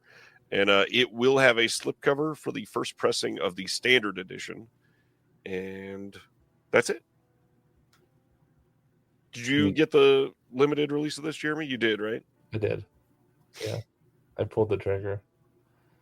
After we both talked about how ridiculously expensive it is, and then we both pulled the trigger. Well, I had somebody that was like, you need to get it, and I'll buy this other thing from you so that you can pay for it. And I was like, all right. I mean, I guess. Nice. TerrorVision had some announcements that went out yesterday. We are putting out all of these in January. You can pre-order them all now. This first one is Revenge of the Radioactive Reporter from 1990. This is coming on UHD and Blu-ray. Lots of extra features on this. Got a commentary with the director, the co-writer, some of the actors in this, and then Paul and Jason Pachonsky from Canucksploitation do another commentary. There is a making of, a bunch of other stuff like slideshow, still gallery, interviews, screening, Q&A, all that fun stuff. And then this is the big deluxe edition release for the month, so that you can get this smaller version that has a booklet, 4K disc, Blu-ray disc, some postcards, and a double-sided poster, or you can get the bigger bundle. And this has all the same stuff, plus a press pass, t-shirt, mini press book, and some stickers. Anybody that hasn't seen this, I think most people would enjoy this movie. This is like a weird, trashy mix of like street trash and Toxic Avenger and a couple others just kind of thrown at each other. It's a fun movie. I saw Brad was very excited about this announcement. Yeah, he has been excited to see people respond to this for months. I'm kind of astonished we did not put this up a couple months ago, because he's been like, let's put it out, let's go. All right. I was confused by this statement from Sibner about where do I live in my apartment. I think he's implying because there's You no have room so for you to many- sleep on account of all the stuff you get. Oh, well, Ryan's seen it's very organized. It's very organized for sure, but there are, to be fair, there are movies everywhere. But organized. Yes. Devils from 2023, not the Ken Russell Devils, gets a Blu-ray release from TerraVision coming in January. Should note, too, this slip is only limited to 1,000 units, much smaller than the old 2,000 print run. This has commentary with Rob Hunter and Matt Donato and a making of. And this is one that I think a lot of people will be excited to see. This movie is very, very pretty. Visually stunning. Still a subscriber, so very anxious to get all these in the mail. Nice. You know, now that I think about it, I sent Celeste some videos of my collection too, so she also knows how organized it is. Oh yeah, I know. Next up from them is a double feature of Yellow Dragon's Village and Visitors. These are from 2021 and 2023. Again, limited to 1,000 units for the slip. And the big thing here is you get two films. Both of these are just over 60 minutes, so they didn't feel right putting a full release behind each one and having you pay, $25 for each movie. So you get them both in one release. Not a ton of special features, but you get two full-length films that are both great. And I've had some people ask, it should have been titled The Complete Visitors, because there's been some incomplete versions of this, because it's an anthology of a bunch of shorts, I believe, of sorts. So you might want to check it out. Yeah, these look really cool. And then the last one from them is the newest Greyface Films release. This is Grow Up Tony Phillips from 2013 with some pretty great art from Chloe. Yeah, on I this love one. this artwork. I love Chloe's art on all the. It's just wonderful. It's so like wholesome and inviting and genuinely cute for a very cute movie. This one will have a booklet with writing from Emily Haggins and Tony Vesp. We got a commentary from both of those as well, a making of doc, group reunion video, sticker set, CD of the soundtrack. Lots of stuff in this. I'm so glad that people are going to be able to discover this movie. This one's pretty big. I'm really excited about this one. I know Emily, and I actually haven't seen this one yet, so now I'll be able to watch it when I get this in the mail. But I really love her stuff. All right. A bunch of Kino stuff has been revealed. February 4th, the 23rd entry into the Film Noir Dark Side of Cinema collection will come out. This has Rope of Sand, Kiss Tomorrow, Goodbye, Never Love a Stranger. We have new audio commentaries from Gary Garani, Alan K. Rode, and Peter Hankoff and Julie Kurgo. These all have trailers and, some big names in these ones at least. Burt Lancaster, James Cagney, Peter Lorre, Claude Rains, Steve McQueen, John Barrymore. Are we going to get to 100 of these? That'd be crazy. It would be pretty crazy. Eventually. Jeremy's made this joke many times, but I love that Ronnie's continuing it. We're getting closer and closer to Film Noir XXX, which will be Film Noir. We got to do some like steamy stuff. For that one, yeah. Erotic neo-noirs. That was my fast X joke. At least I'm waiting for a fast XXX so I can see Vin Diesel's cock. Oh hell yeah! Speaking of that, Naked X comes out on 1990, or not 1996. Comes out on February 11th on Blu-ray. Milestone is releasing this through Kino's distribution channel. This will have an archival commentary by the director, some interview footage, a couple short films, interviews, and this one sounds pretty amazing. I'm very, very curious to check this one out. Milestone does incredible work. Yeah. This, Waiting for them to put out Killer Sheep on Blu-ray. Yep. This 4K restoration premiered at the Los Angeles Festival of Movies here in LA. It was the first year for that film festival. Worst name for a festival, by the way. Not great. And so I saw it, and I really respect it and appreciate it for what it was. I didn't love it, and I do feel it's very much a product of its time, but I also the director was there talking about it, and it was great hearing that, and they seemed very thrilled that it's being restored and discovered after all these years. Right. All right. Next up, Oscar Michaud, The Complete Collection, is coming on February 11th from Kino in association with the Library of Congress. Some of these were in the Pioneers of Film collection that they did, but they broke out some of those and are adding new ones that were not included in there as well. These are from 1920 to 1940. This is going to be a 5-disc collection and will show the director's entire surviving body of work, including 7 brand new restorations of Within Our Gates, The Symbol of the Unconquered, Body and Soul, God's Stepchildren, Veiled Aristocrats, Murder in Harlem, and The Notorious Eleanor Lee. This is like one of the must-buy sets from Kino, in my opinion. Yeah, real good. Yeah, can't wait to pick it up. Do we have a release date, or is it question mark? February 11th. Wonderful. Then, February 4th, they are doing a 4K double feature of Kill Them All and Come Back Alone and The Hellbenders.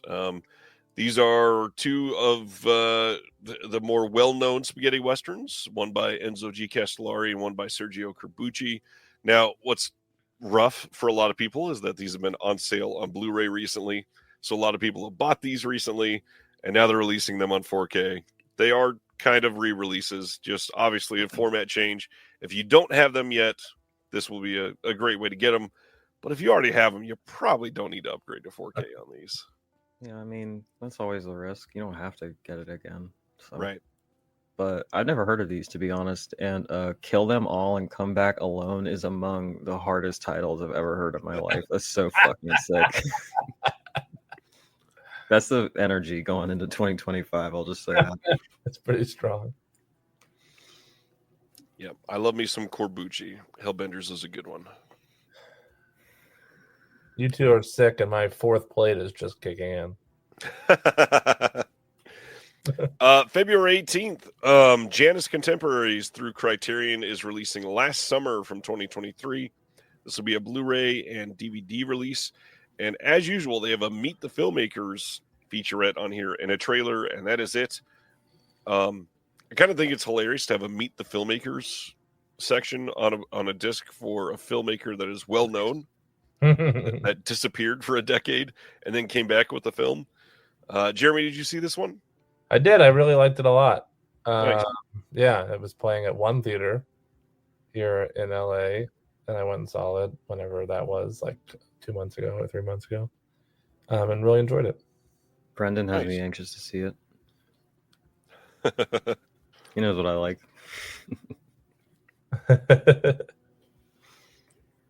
Yeah, this played in local theaters for like a second, and I didn't get a chance to see it, so this is fun. I think you would like it, Celeste. Yeah. And I think this is on the Criterion channel too. Mm-hmm. It should be. Grindhouse Video launched their Black November sale. They've got all kinds of stuff on sale. They say it's their biggest sale ever. Buy 2 get 1 free sale, 10 to 30% off of a bunch of stuff. Arrow Video has a special sale through Grindhouse. Lots going on. What was that other Janus Contemporaries one that they just announced right before last summer? They've been doing some good ones, even though I don't like their lack of special features. Let me see. I think it was...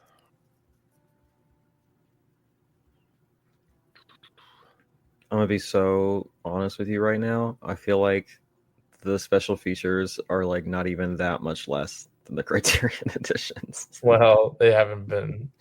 Although some of their releases, like that Last Picture Show, had a lot of good special features. Evil Does Not Exist and The Beast. Oh, and the Beast. Those are two great ones. Yeah, I think it's a cool thing just to get them out, and then they can always revisit it later. But they're only $15. That's the best thing about them is when they're on sale, they're 15. The Beast was really good. It's crazy that we got two films from what's his face. God, I can't remember his name right now. Also, George McKay is in that too. We were talking about him earlier in Femme. Bertrand Bonello. We got that and Coma, which I think just came out from a partner label, right? Yep. Yeah. Two films in 1 year, and I loved them both. Nice. All right, we're nearing the end of all this already. We've got an hour. We will definitely be going into some of these Black Friday sales. 88 Films launched their Black Friday sale, and it is this tiered version that you can see on the screen here. If you put in the code 10 off, you get 10% back for 20 pounds plus. 20 off will get 20% off for 40 pounds plus. 30 off will go for 100 pounds plus. And then if you want to spend a shit ton, 300 pounds plus will get you 40% off. This runs all the way through midnight on the 2nd of December. And this includes pretty much everything other than the December-January pre-orders. Surprised I didn't go for a 14% discount if you spend 88 or more. We're going to leave that alone. Go to the next one.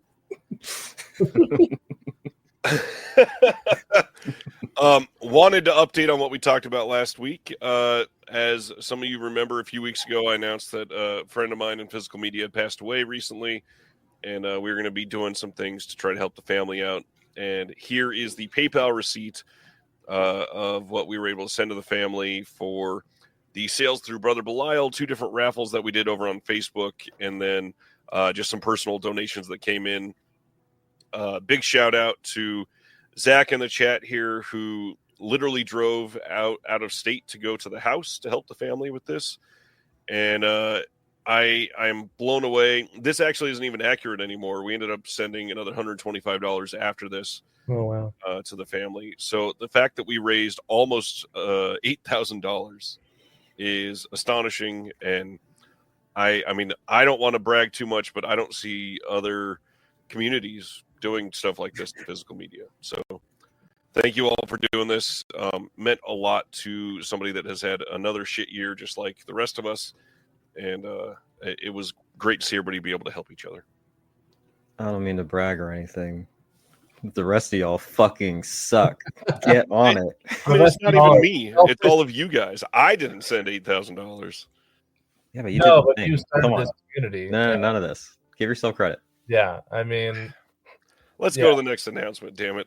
Between the somewhere and everybody in this chat, I love this place. Like, why do you think it's so great for us to come on here every year and do this? Because we're sick of this community. Yeah. And I guess Ryan too. Somewhere in Time from 1980 is coming soon on 4K from Kino from a 4K scan. It'll have HDR, Dolby Vision. This is Christopher Reeve, Jane Seymour, Christopher Plummer.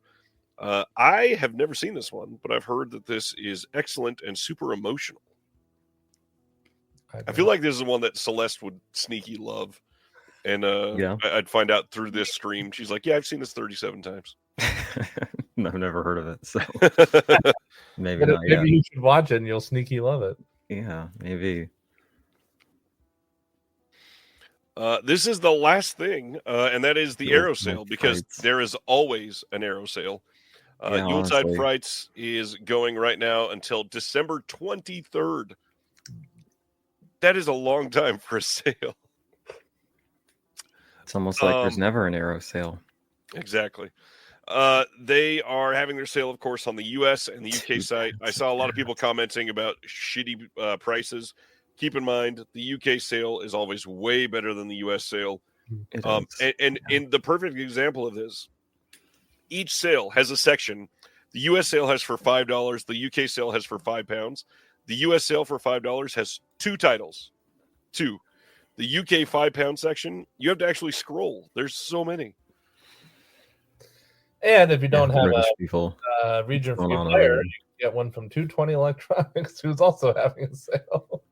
Speaking of people that don't have a region free player, hi, John. Oh, John. Unbelievable. Still utter dog ass. Yeah. Cav's not pulling any punches tonight. Yeah, Arrow has not been great for sales since, 2019-ish. Damn.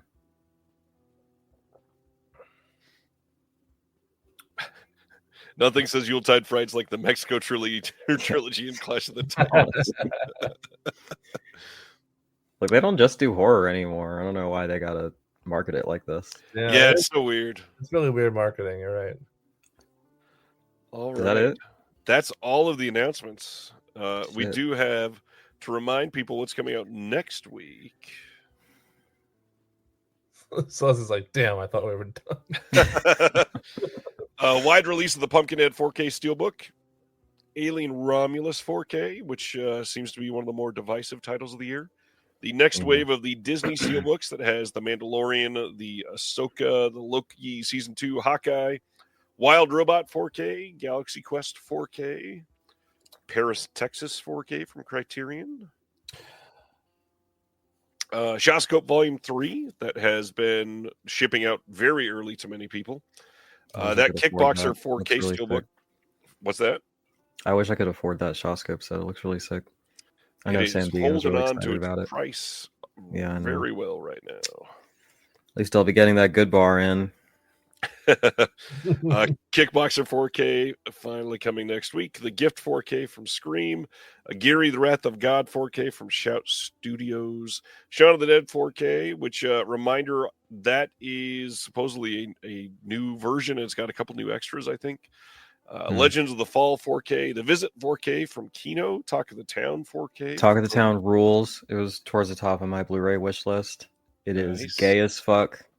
My boy Cary Grant, the bisexual king, on it in this shit.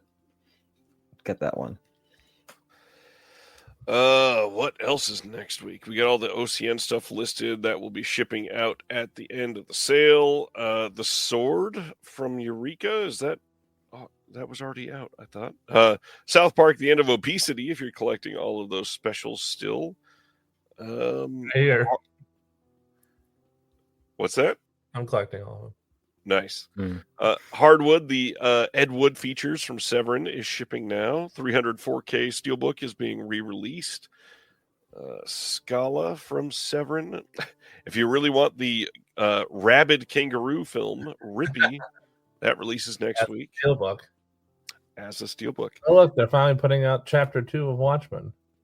Oh, they are, yeah. And Godzilla X Kong. That one is getting, this is just a second version of a Steelbook for them. Crush from Sony Pictures Classics next week as well. And then Hallmark doing a couple more of their Christmas movies.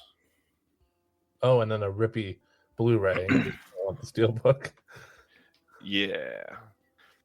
Didn't this Galaxy Quest Steelbook already come out? Or is that just a Blu-ray? That was just a Blu-ray. Oh, yeah. They always wait a couple months and then put out the fucking 4K. And that is next week. We are an hour ahead. All right, time for I did not dive into the Hallmark Christmas trash. Maybe that should be my next expedition. There's a lot of it. I know a lot of people that love them. Maybe I'll get into it, you know. My mom wants it. I can connect you guys. Tell you what, y'all. I'm not gonna lie, I'm feeling it. I'm gonna re-up on meds and fluids and take a break. But you'll be in my ear and in my heart, and I'll be listening. Amazing. So we'll talk to you about I'll hop Vinegar off Syndrome for a when you bit. come back. Yeah. We'll talk All about right. all the shitty sales while you're gone, and then we'll... Yeah, get all the plebeians out of the way. All right. All right. All right. See ya. Feel better. We'll talk to you in just a bit. I'm gonna pull off the screen there. Jeremy, who do you want to cover first? We were talking earlier at the beginning, and about some of the ones we don't normally cover on these. Let's dive into MVD. They're MVD. so often overlooked.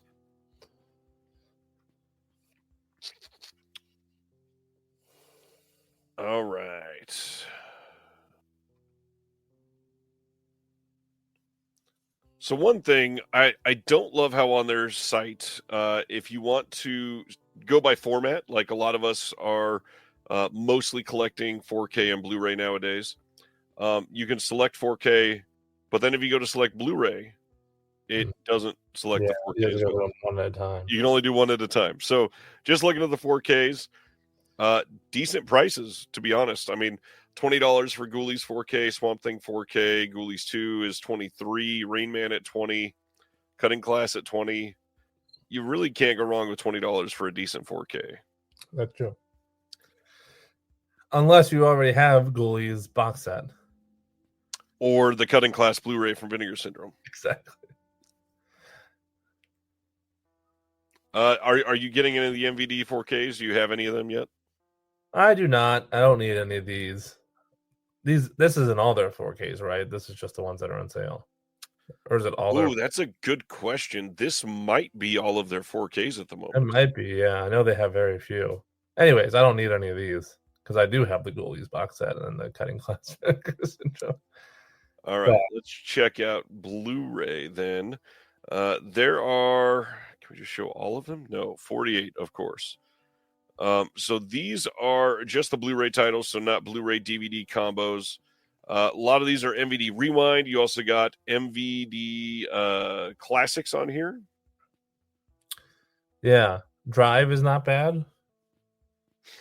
I will say I personally love Mikey. Yeah. Mikey is sort of like The Good Son, but it goes there. It actually has some teeth. Yeah. Definitely worth it. Don't let Zach hear you dissing The Good Son. I'm not against it, but I think Mikey is more enjoyable.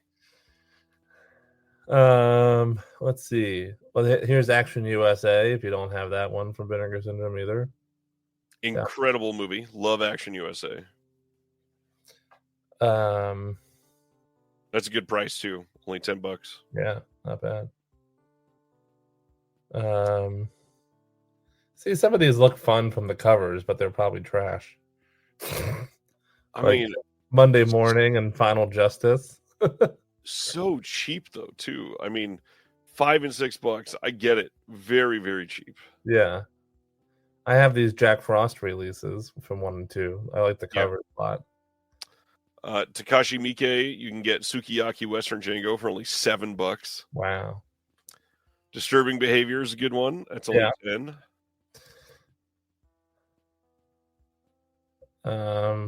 That 522.77 is something Star Wars related, isn't it? Documentary about I think so. Yeah. Yeah, a lot of these I just don't feel drawn to own. Like I don't need them. Well, I love The Illusionist, even though it's a cheap prestige knockoff. I still love it. Miami Blues is a great movie too. And Shortcut to Happiness is fun, honestly. This is a good row. I've not seen that one. On this row, Vampire's Kiss is actually pretty great. Yeah, and if you want to see Vin Diesel with hair, Find Me Guilty. I didn't even realize they put that out. That's the Sidney Lumet film. Yeah. And then they have a Uncle Jess title. Yeah. Canadian Bacon's a fun one. There's that Dahmer movie. Didn't Arrow just put that out? No. Who put out? Didn't somebody else just put that out or no? Not that I know of, no. You know what I was thinking of? Henry, Portrait of a Serial Killer. Yeah, that's very different movies. I had serial killers on the mind. As you do. I like Edmund, by the way. Bill Macy. Canadian Bacon's a fun one. John Toby Candy. Hooper, Mortuary. You can't overlook that. True. And then there's this row. And then there's this row. All But right. then you got Point right below that. Yep, the Point Harry is Nelson. pretty great. I'm kind of shocked that's $15 still, though. Yeah. Uh, Interest Passing, very underrated film in my book. Would recommend that one for $5. Ed Harris, Zooey Deschanel. What happened? Ooh, and Delirious. I forgot they put out Delirious. Highly recommend. Super underrated movie. It's from Tom DeCillo, who did another great film with Steve Buscemi that I can't remember off the top of my head.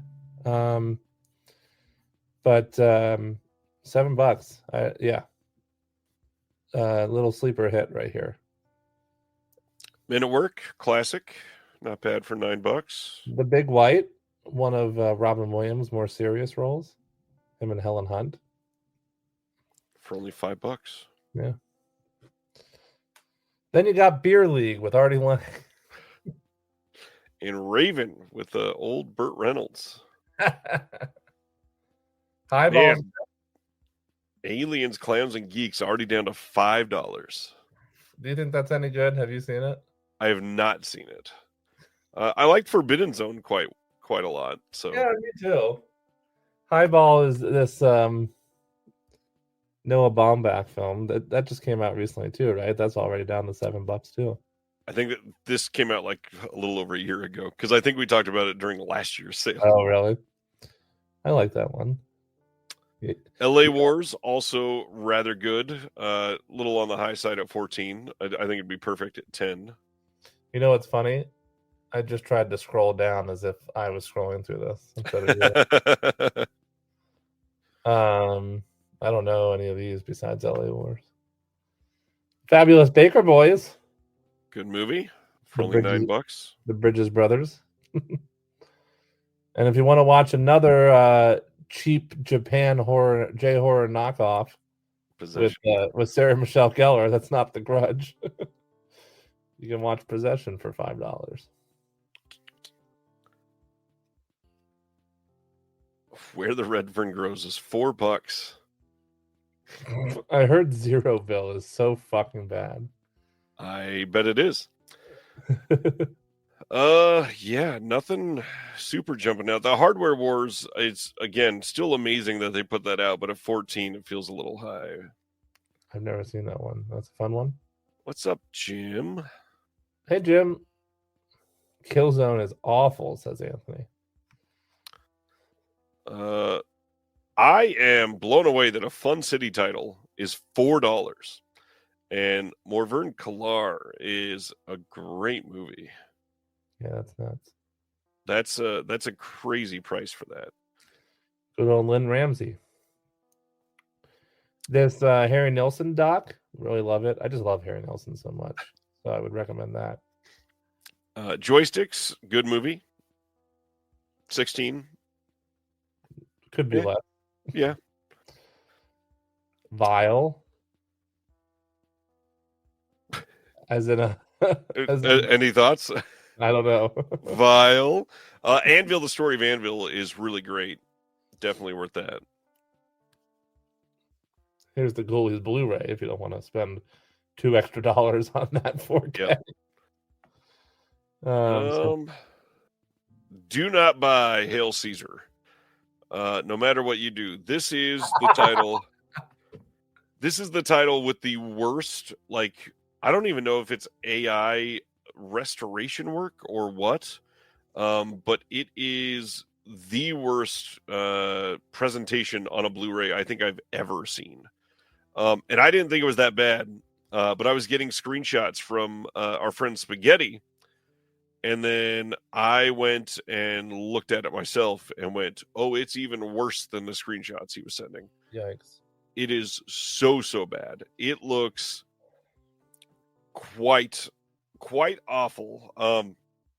I can't even put into words. It is remarkable how bad it is. The Coen brothers have really gone downhill, huh? Cheap Thrills. Cheap Thrills I know is a that lot of fun. Jeremy loves that one. And so they're just putting out old Alamo Drafthouse titles, it looks like. All of They them? do distribution for these because they re-release them. Oh, okay, wow. I really love World of Kanako as well. Actually, all these. I mean, Rain Man is not an Alamo Drafthouse title, but it's a good movie. But Why Don't You Play in Hell is fun as well. And that is it for the Blu-rays for MVD. But I mean, you can see why a lot of people were very, very excited to see these prices that were crazy. I mean, pretty much all the ones we went through that we shouted out, I already own. But I would, I mean, if I was somebody watching this stream who didn't have a lot of these, a lot of the ones we gave a recommendation to, you could throw those in your cart, get free shipping, and come out with like a dozen movies for $75 or something. At least a dozen movies. I mean, some of them, like if you're picking up $4 to $6 movies, that's a lot. So, Stivner wants us to check the Blu-ray DVD section. Oh, there's 10 of them. Got it. Oh, the combo Blu-ray. Oh, these are all MVD rewinds. Well, there's Dangerous Men, which is another. So is this like Dangerous Men? Is that the Alamo Drafthouse version of that release, or is this? It's literally the exact same release, yeah. But with an MVD. Just put out by MVD, yeah. Yeah, I see. That's a good one. Hi, Brian. I don't think I saw Dangerous Men. It's fun. Of these, I would say Boogie Boy. DOA is pretty good, and Savannah Smiles is honestly better than you think it would be, probably. I'm not a Jean-Claude Van Damme dude. So... Me neither. Yeah. Well, that does it for MVD. How is Return of Swamp Thing still $20? That is wild. Yeah, I mean, technically it's half off, but I mean, $40 for that is nuts. Right. Well, let's go to our friends at Oscilloscope. Yes, let's highlight them. Because despite their annoying cases that Celeste point out, they have some really good underrated stuff on there. And they often get overlooked, like you said. Well, let me find the right website first. There was another one that I forgot to highlight on MVD on the last page there called Wrong Reasons, which is a little indie film that Kevin Smith produced because a friend of his. Oh, that's right. It's not great, but it's worth it. I think it was only like $7 or something like that. It's a fun little indie flick. So there's another recommendation. All right, Oscilloscope. Jeremy, I think you've seen more of these than me, so feel free to pipe in on these. Well, I will, and I'll start with, in terms of the pre-orders here, we already highlighted Omar and Cedric. But sometimes I think About Dying is also one of my favorite films of the year. I think it was another really overlooked one. It was only in theaters for a little while, but it's really, really good. Daisy Ridley's in it, and it's my favorite performance of hers. So I would definitely, I mean, it's not on sale because it's a pre-order, but I would urge everyone to check out that movie.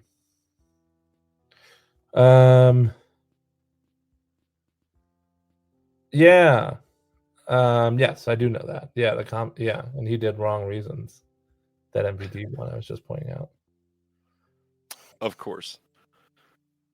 Let's see. Any others that you want to call out as I scroll through? Moon Garden I really liked.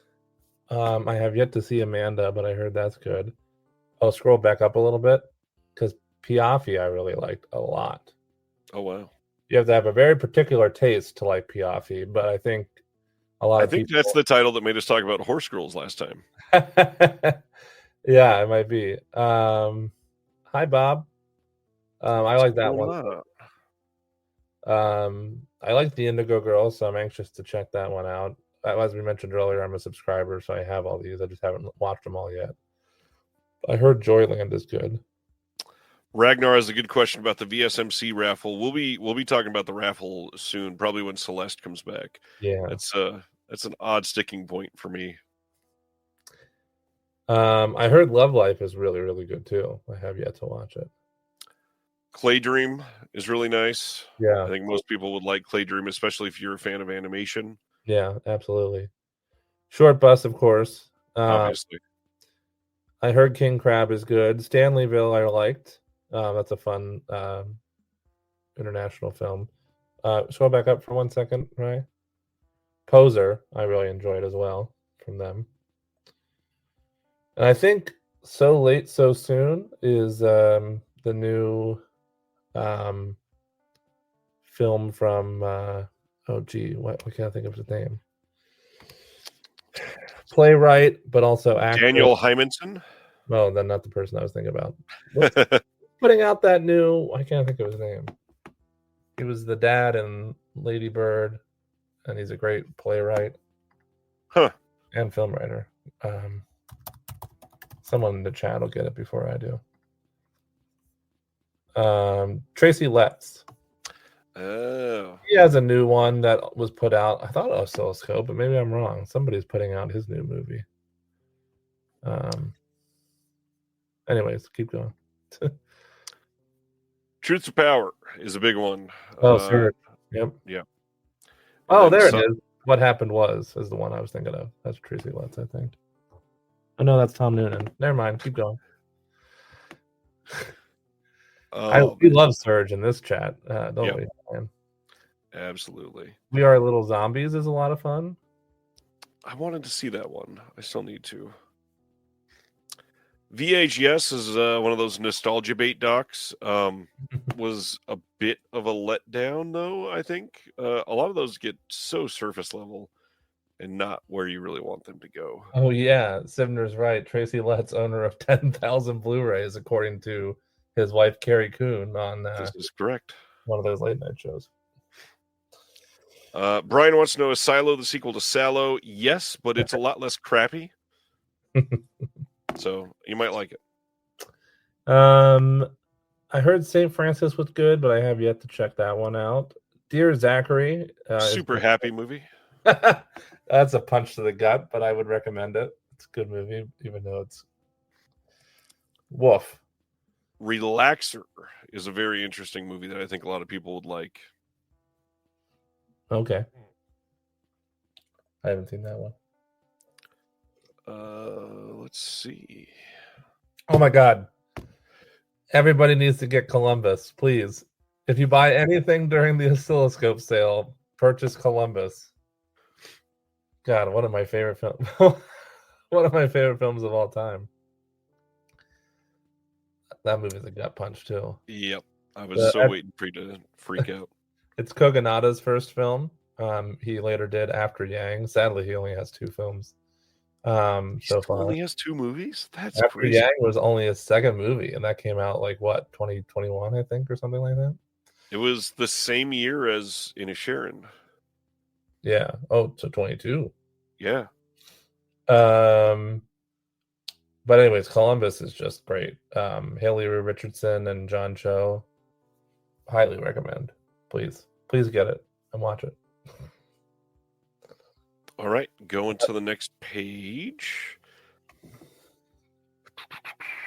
When we get down to the bottom here, because I know it was some of the earlier releases, they put out quite a few of Kelly Reichardt's older. Yeah, films. I was hoping to see one of them by now, and they're just not coming up yet.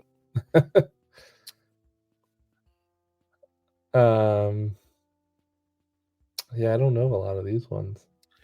Ketty, literally their most popular title that they've ever put out. Oh, yeah. The Love Witch is one that I think the director has had some, as Jeremy would call it, hubbub after this came out, but supposedly a great movie. I've still not been able to get to it. The Alchemist Cookbook is supposed to be good as well. Let's see. What else? Oh, there we go. River of Grass is one of Kelly's older films. Isn't hubbub a nice way of putting it? It is a nice way. Maybe too nice. Do we have to go into all the details? I don't know. I heard Art and Craft is good. I haven't seen it yet. 28 Hotel Rooms was just brought up in the chat. Oh. They only have it on DVD. Oh. That's a bummer. Meek's Cutoff. Great movie. Meek's Cutoff's great. Yeah, another early Kelly film. Bellflower I really like, and Reality as well. Oh wow, I was waiting for you to bring up It's a Disaster. Have you I was, seen that? yeah, I was just about to. Yeah, that's a Okay. really good one. Good old David Cross. Yep, it's amazing. Actually, it's a great cast. There's a lot of other great people in that too. A lot of comedy character actors. Exit Through the Gift Shop, of course, is great.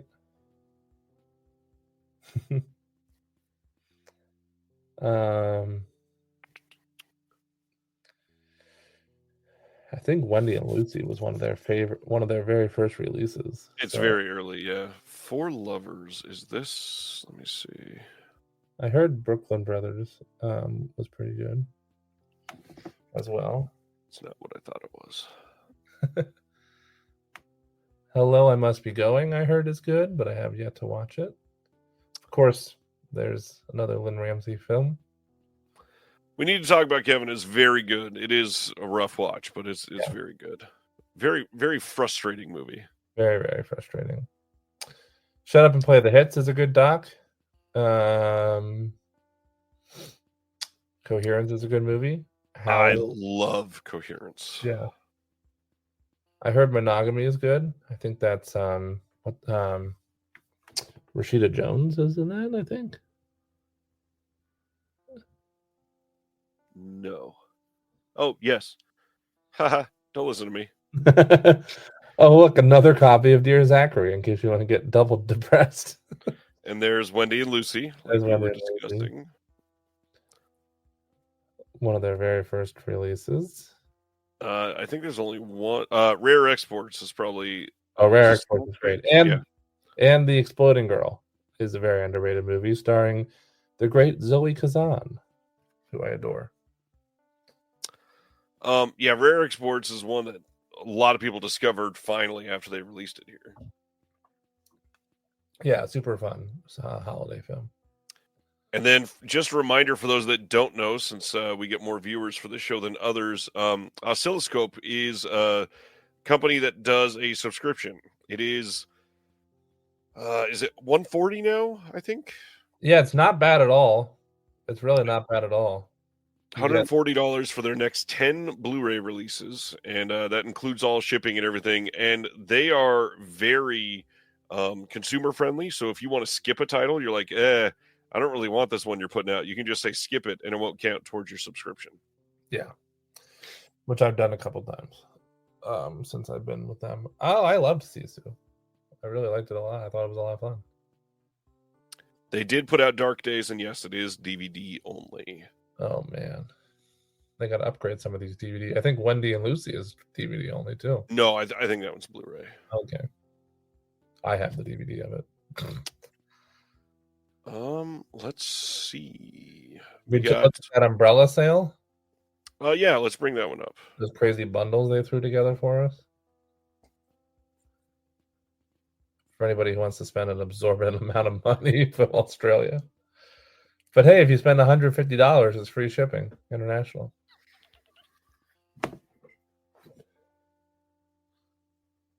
Okay, got it up here. I'm doing this because I'm stuffed. As you should be. All right, so from Umbrella for these Black Friday titles, we've got a 4K collector's bundle.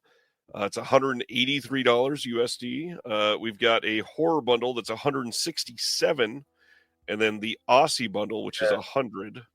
Click on that 4K bundle because if you don't have these, it's actually a really good deal for $183. Damn, yeah, that's a solid price. So you get the Thesis 4K Collector's Edition, the Raid Collector's Edition, Razorback, Whiplash, and then the 1-Up Super Mario's 30th anniversary. Yeah, that big box set. I mean, like 2 of these were more than $183 when they first came out. Yeah, well, definitely Super Mario was. That was like 100 by itself, and then the others were like 75 or 80. So yeah, just 2 of them would have been about the price of this full bundle. Yeah. So this is really good if you happen to not have any of these yet. I have all of them. Yes, Eric, it comes with the giant Super Mario box set. Yeah. I love the exclamation point question mark at the end Because I can tell it's kind of like, what? It Yep. really is a good deal for what you're getting, to be honest, if you don't have any of those. Yeah, their prices are usually high, and then to pay shipping on top of that is a lot, obviously, to get it to the U.S. But you won't be, because any order over 150 is free shipping. It's only 150. God, I thought it was higher than that. 150. Jeez, that's pretty fantastic. So you're in real good shape if you wanted even just 2 of those titles in that bundle. And then the horror bundle is 167. So I guess if it's free shipping at 150, you're not paying shipping on this either. You get the Talk to Me Collector's Edition, including the hand. You get Houseboat Horror, Coming Home in the Dark. Oh, did you watch Coming Home in the Dark, Jeremy? I did not. It's an interesting, tense little thriller. Decent movie. I'll check that one out. And then it's got The House That Jack Built, which I love, and then the Hell House collection, which I have coming to me. Still don't have it in yet. I have that one. If it wasn't for that one, I might actually have picked this one up because I don't have the hand. I have the A24 hand. Blaine says free shipping at 140, not 150. Even better. But then Chris says it's more than 150. What is it? Is it listed anywhere? Well, they have 3 different levels of free shipping. Yeah, 140 free. 140 free USA shipping. Yeah, that's what I thought. Although I said 150, but I was close enough. Yeah, if you aim for 150, it'll always be free.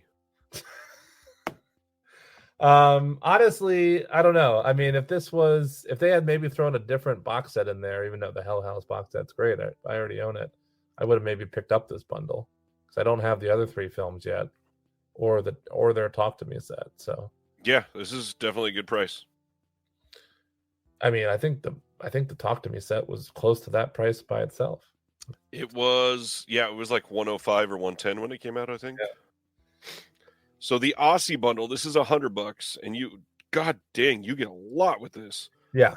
Razorback 4K, Shame Blu-ray, Stunt Rock Blu-ray, Thirst Blu-ray, Godless, the Eastfield Exorcism Blu-ray, Irresistible Collector's Edition Blu-ray, Malcolm Blu-ray, Mad Dog Morgan Blu-ray, Breaker Morant Blu-ray, Walkabout Blu-ray, and Adventures of Barry McKenzie DVD. Jesus. Now, no free shipping here unless you add $40, but yeah, you just get something else. That is so much for a bundle. 1, 2, 3, 6, 7, 8, 9, 10. 11 titles, so less than $10 a title, and you're getting a collector's edition in there too. Yeah. Plus a 4K version of Razorback. That is crazy. Yeah, I mean, for a company that's known for their kind of crazy bundles and high prices and things, they put together some good ones here. Well, and a lot of these movies are great. I mean, Stunt Rock is a classic. Mad Dog Morgan is great. Yeah. Walkabout, obviously amazing. Razorback is incredible. God, I think I saw Malcolm back in the day.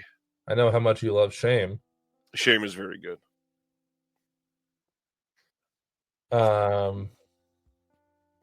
Yeah, I mean, this is definitely for $100.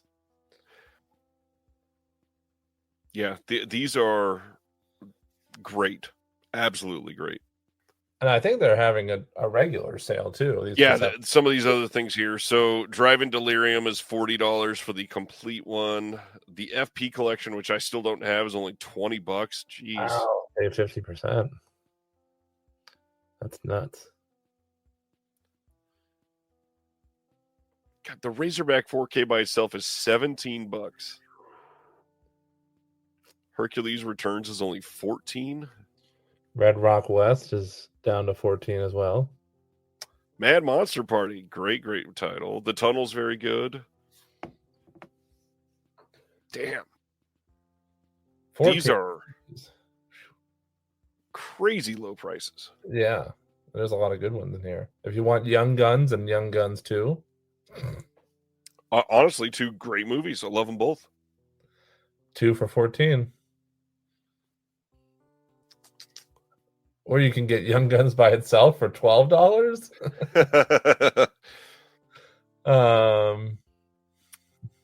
Weird on Blu-ray for $10. Boom.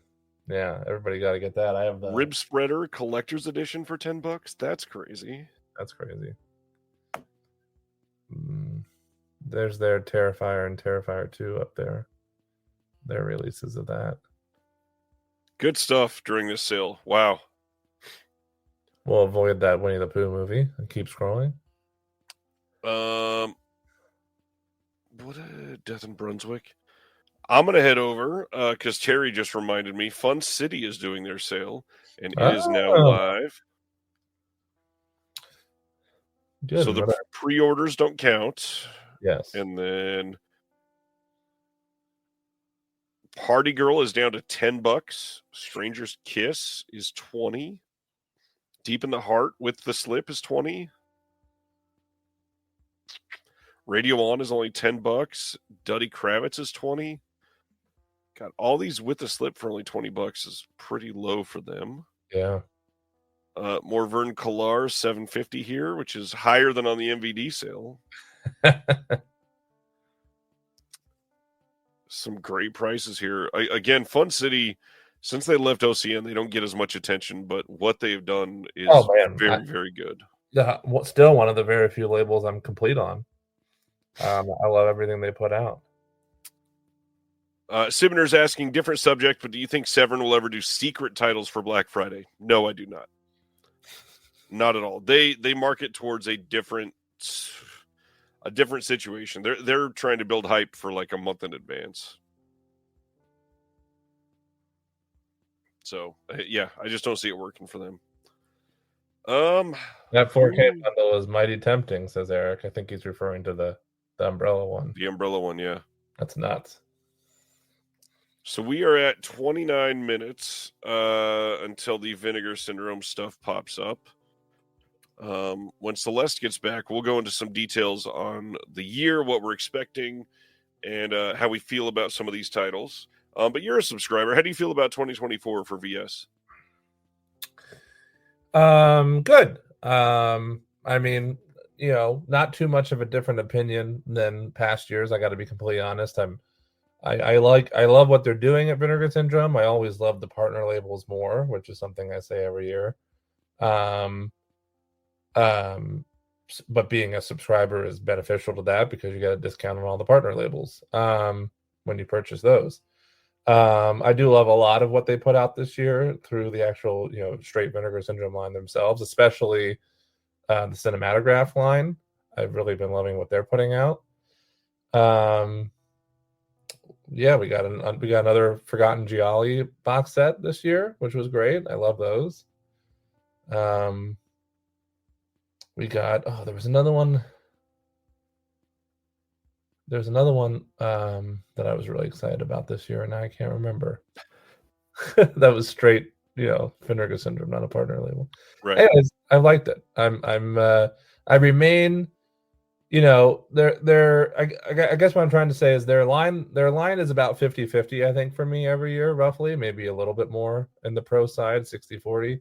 But the fact that I don't have to worry about it every month, and the fact that I get the discount on all the partner label releases, and I'm saving so much money on those, and the free shipping, and the add to my subscriber box, and all that kind of stuff makes it very much worth it to me to continue being a subscriber each year. So.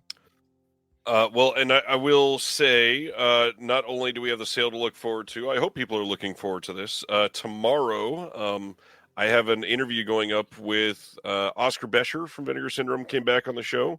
But maybe more importantly, Joe Rubin joined him. Joe is one of the owners of Vinegar Syndrome and doesn't do many interviews.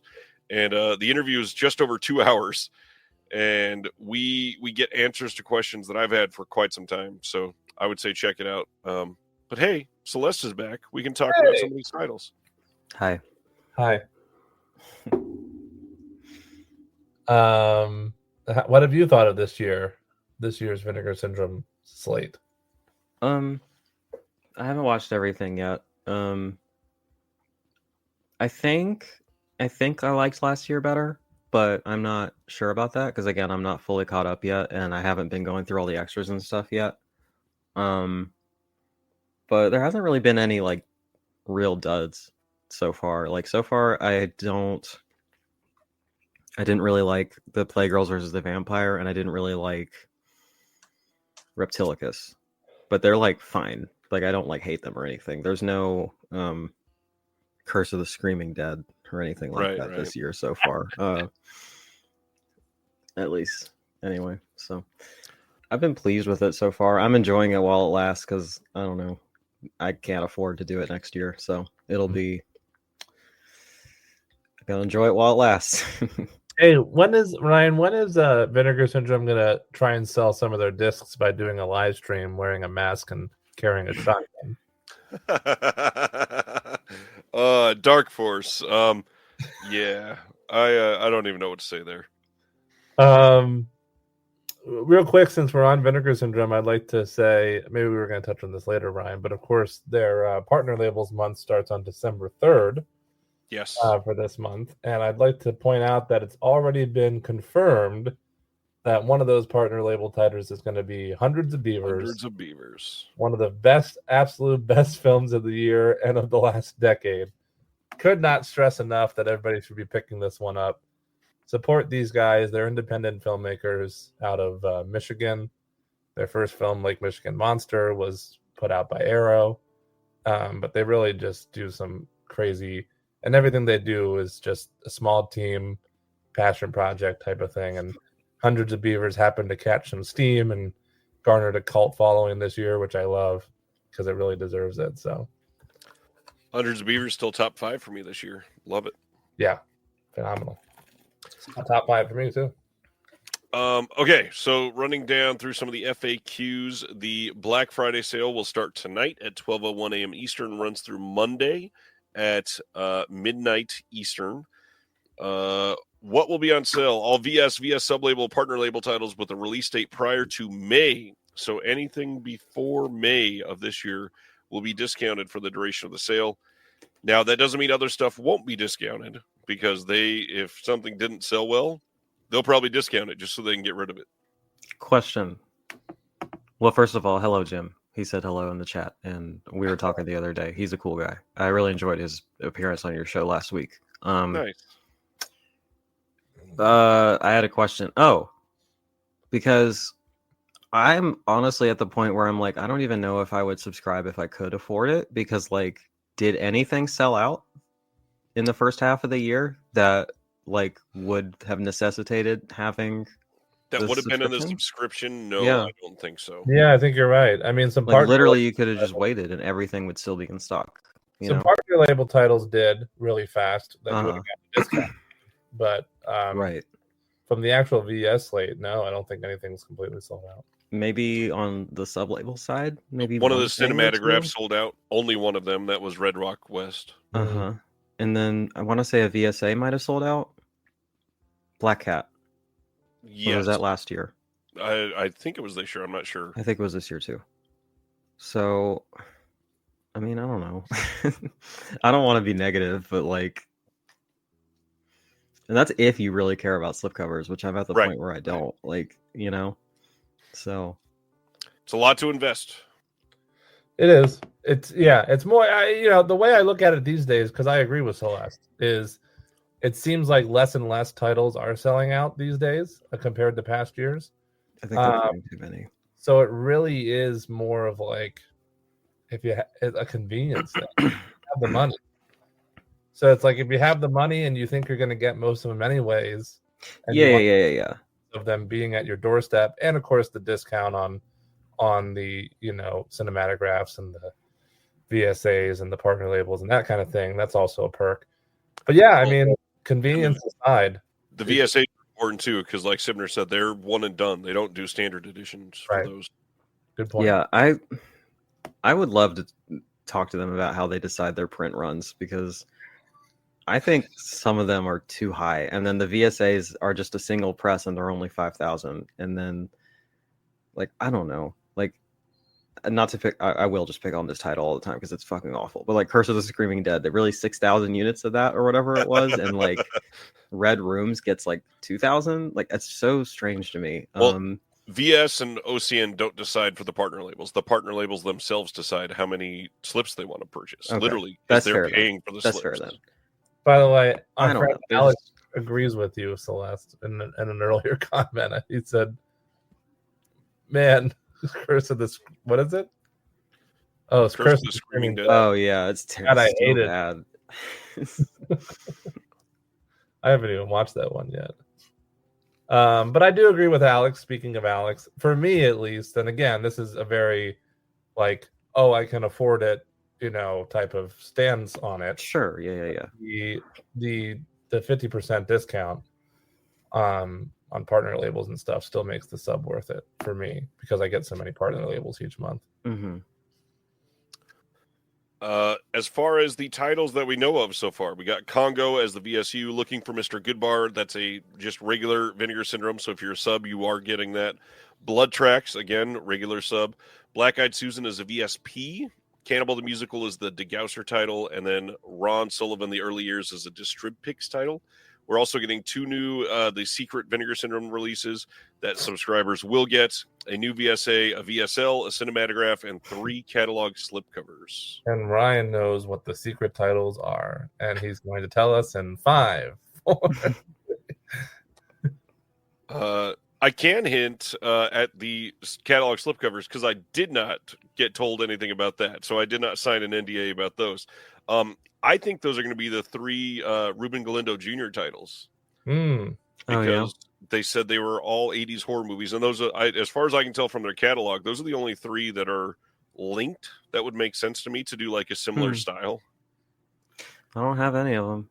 And those sold out pretty quickly. They did. They're really cool artwork too. So I'd be interested to see what kind of style they do. Right. I do have a gift card that someone generously gifted to me that I get to play with here. So I get to do some amount of shopping. Ooh, nice. Exciting, Celeste. Yeah. I gotta tell you, I know it's not a VS proper because through DeGausser, but I'm obviously really excited for Cannibal the Musical. Yep. Yeah, that's another one that was on my Blu-ray wish list that I'm happy to cross off. Spadoinkle. I haven't seen it in a really long time. Other than Cannibal, what are we looking forward to in these revealed titles? Well, okay, Sibner brings it up. It's like it's the Keep, right? Like it's definitely that. I don't know. Have they hinted at anything yet? That's been weird this entire year. Like it is weird. I'm like, why wouldn't you just say it? Because it's so obvious at this point. Well, not only that, I don't feel like they've hinted at anything properly. Like normally we get pretty big hints. Like, oh man, what have they used before? Like hack and slash or bloody something, and you can kind of pull apart hints out of that. Mm-hmm. I don't know. I feel like we haven't gotten many hints on anything. Well, so you're just like 40 chessing it right now. Well, no, that's the thing, though. Yes, I do know the titles, and it's dumb that we're doing this. I'm sorry. However, it's wild to me that they didn't really hint anything, and I don't know if that's like maybe the slate wasn't set in stone till late, and they were waiting until they had 2 very specifically set in place. Or they're just tired of people guessing them early, so they stopped putting out hints.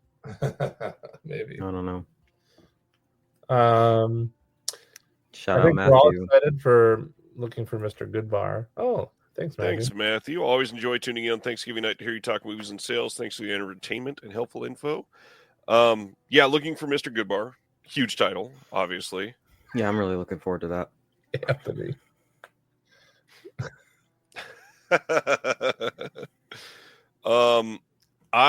Somebody asked earlier in the chat if anybody has seen Blood Tracks, Celeste. That almost seems like one that you would have sought out before. Have you seen Blood Tracks? No, I'd never heard of it, but listening to Oscar talk about it on the Punk Vacation interview, I'm excited about it. It seems like my kind of thing.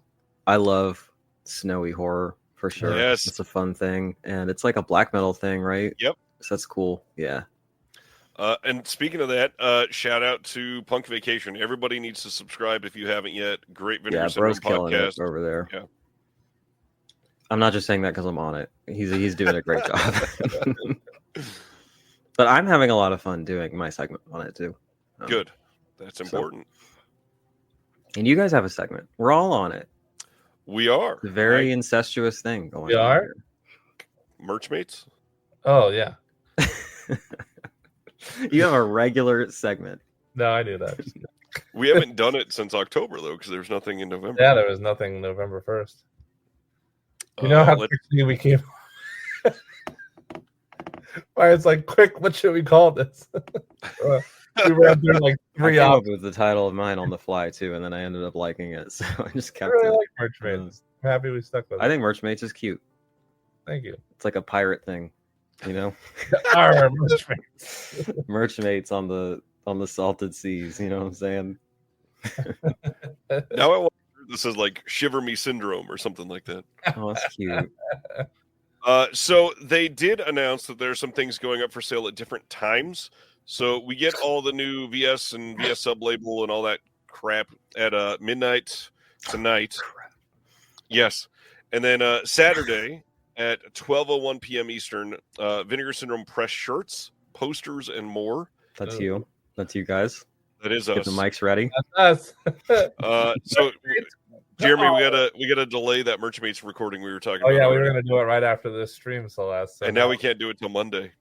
Sunday, there's a plethora of new books, and then Monday, stickers, pins, patches, and other VS goodies. So they're just really leaning into the whole. We just want you to keep coming back to the sale all weekend. Yeah. So wait, well, hold on a minute. Now, yeah, you got to wait till Monday. Okay. Yep. No, There's gonna be all sorts of goodies. Monday morning. Yeah, that's fine. I work.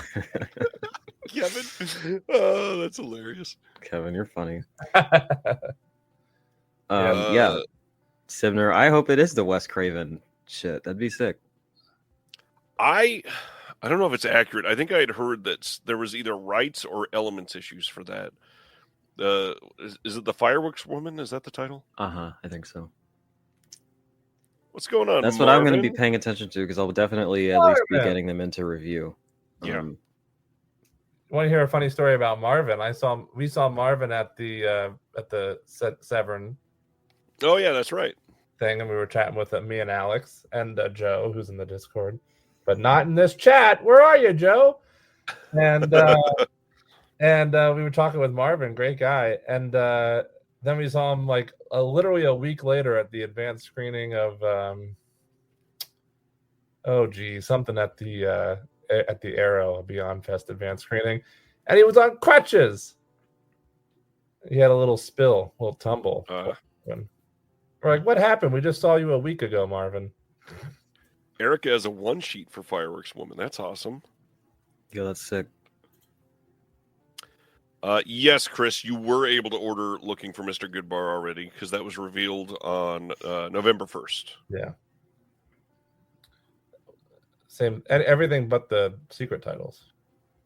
Matthew, I joked about this as well. The Severed Arm took so long to sell out. I wanted them to do a catalog slip immediately. That would be that would be good. It'd be so funny.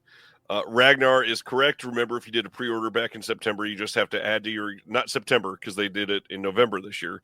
You just have to add to your existing order. Don't pay for shipping again. That is correct. I have a random question. Shoot. So some of the VSAs have popped up in the going out of print section. That's confusing to me because I thought they were all presumably going out of print because they don't do standards. They are, for it. yeah. Unless they're like timed as well. I guess you could have that in the because contract. I guess the verbiage is that they probably won't ever do a standard, and I guess for those it's like we literally don't have the license anymore, so get it while you can. I don't know. Well, and funny enough, we talk about that in the interview going up tomorrow. Oh, Nice. So therefore, good question for us. This is one I want to hear everybody's opinion on. Up on the screen right now. What are the Lost Treasures sweepstakes? During each day of the Black Friday sale, members will have the opportunity to redeem their VSMC points for entries into the sweepstakes. Oh my gosh. One lucky winner will be selected for each day and will be announced on the following day around 12 p.m. Eastern. Winners will receive a very special package containing a plethora of lost treasures. Entries will be gathered based on the day the sweepstakes entry was submitted. So if you submit 5 entries on Friday, 3 on Saturday, 5 will go towards Friday, 3 towards Saturday. More entries submitted each day is better odds to be selected for that day. Points per entry is to be determined. So all of those points that you've earned spending your money on the site, now you can give them back in the hopes to maybe win a sweepstakes. There's something about using the hard-earned verbiage there that feels inappropriate. Because usually when you say that, you're like talking about like getting something. you know, not getting the opportunity to maybe get something. Right. I'll stick to discounts on my. I'd rather just have money. Yeah. I don't know, man. Oh, that's what it was. Yes, poor Marvin. But he got in before everybody else because of that. So we thought it was just a clever ploy. Yeah, this one, I don't know. This doesn't feel. It's not as gross as the poster thing. But at least then That you one didn't was have rough. to. At least then you didn't have to buy the posters. It was just your purchase threshold unlocked it. Here, you're literally giving away something that is equal to money because you can redeem the points for a discount. Well, but the poster, you had to spend like $750 Oh, it's to a get shit the ton, yeah. opportunity to buy the post. Like, you didn't even get it. I was like, No, bro, you did get come it. on. If you spent that much, you did get it. I thought you had to buy it still. They worded it as if you had to, but you just earned it. Yes. Hello, Craig. Okay. Good to see you. Bye, Craig. And yes, I agree with Sibner. This is the right way to do it, to increase sales and not be gross about it. Every point that you earn during the sale gets you an entry. That's exactly how you should have done it. That would have been better. Yeah. And somebody that's going to be crazy tonight, because there are some people, we'll see somebody on Reddit in 3.5 weeks when they get their package. It says, here's my modest haul, and it's like 48 titles. They would have had all the entries ever, and they probably would have won something. Yeah. Let's see. Great opportunity to put all subs in this contest for free. The lack of sub bonuses is pretty bleh. Funny enough, we talk about that in the interview tomorrow as well. So give that a listen. I'll be right back. I'm going to get a refill of water and some other things since we are getting close. Well, Jeremy lazing around. Showing You up got 10 minutes. stream. Hey, what you do in the bathroom is your business. Wave is bringing up the notifications about stuff selling out or come back, your card is waiting. I hate that stuff. What's even worse is when it sells out and you had it in your cart, and then like 3 days later you get hey, we noticed this is in your cart. Would you like to come purchase it? It's like, fuck yeah, I'd love to, but you sold all of them. Let's see. I don't know. Anything else on here that we need to talk about? If you already pre-ordered them, like we said, you made the right choice. You will automatically have the free add to my existing order. Make no mistake on the purchases. If you've already pre-ordered something, don't forget that you did, and you may want to pre-order something and go purchase it again. So don't do that. I'm not in a position to be forgetting about things that I've purchased. I'll just tell you that. I wish. I know some people every year that get the everything package and then go buy the VSU because they forgot they did it. Yeah. I thought that was funny. Oh, Chris. If only. Save me, Jeremy. Yes, you can add It's me. the partner only month in December if you do, as long as your sale order is not shipped yet. So VS subs, you're getting Looking for Mr. Goodbar and Blood Tracks and the 2 secret titles, but that is it. If you want Congo, Cannibal the Musical, the VSA, VSL, Cinematograph, you'll have to purchase those separately. Hi, Sam. Nice to see you. We know Glad most you're of you here. can't wait to sign up for our 2025 subscription. Yeah. Looking wonder. for Mr. Goodbar is nowhere near selling out yet.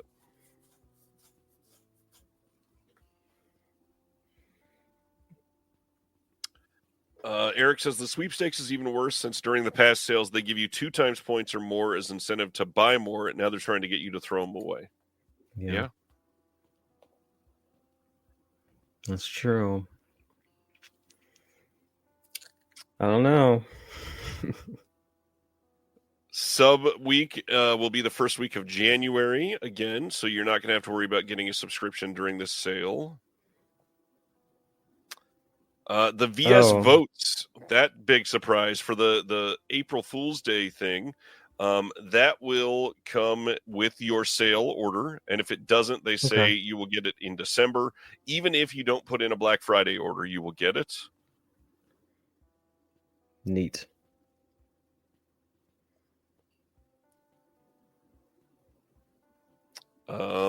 Yeah. Hi, Sam.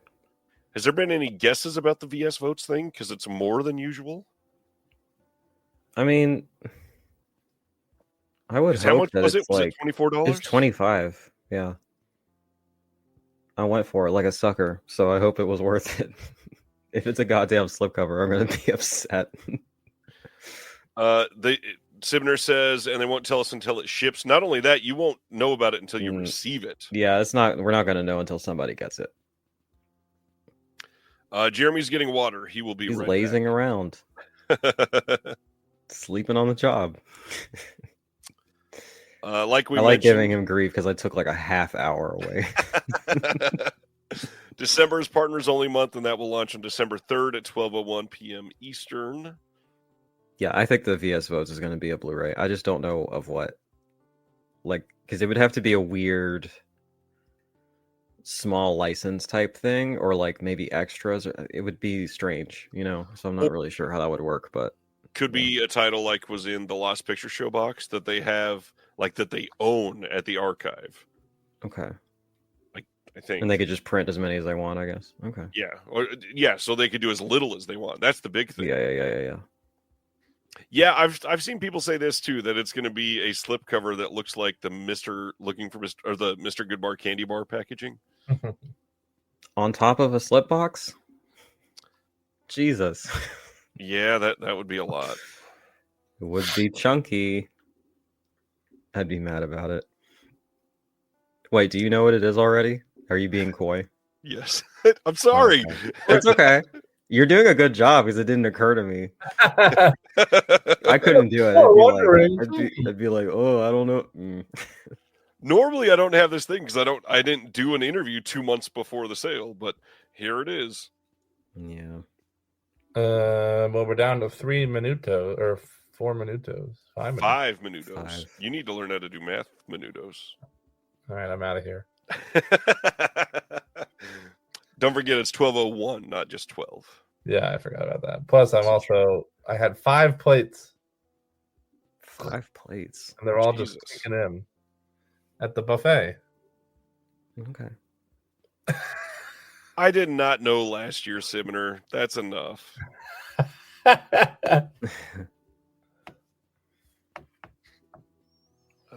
Let's see. Anything else to cover? Any other questions from anybody in the chat before we launch? Is this anybody's first Black Friday for Vinegar Syndrome? I'm always curious how many people are brand new. And shout out to Sibner. This is his second anniversary hanging out on the channel. It was Black Friday 2 years ago. Oh. Cute. That sounded facetious. It wasn't meant to. Anyways. My brain is fucking cooked, okay?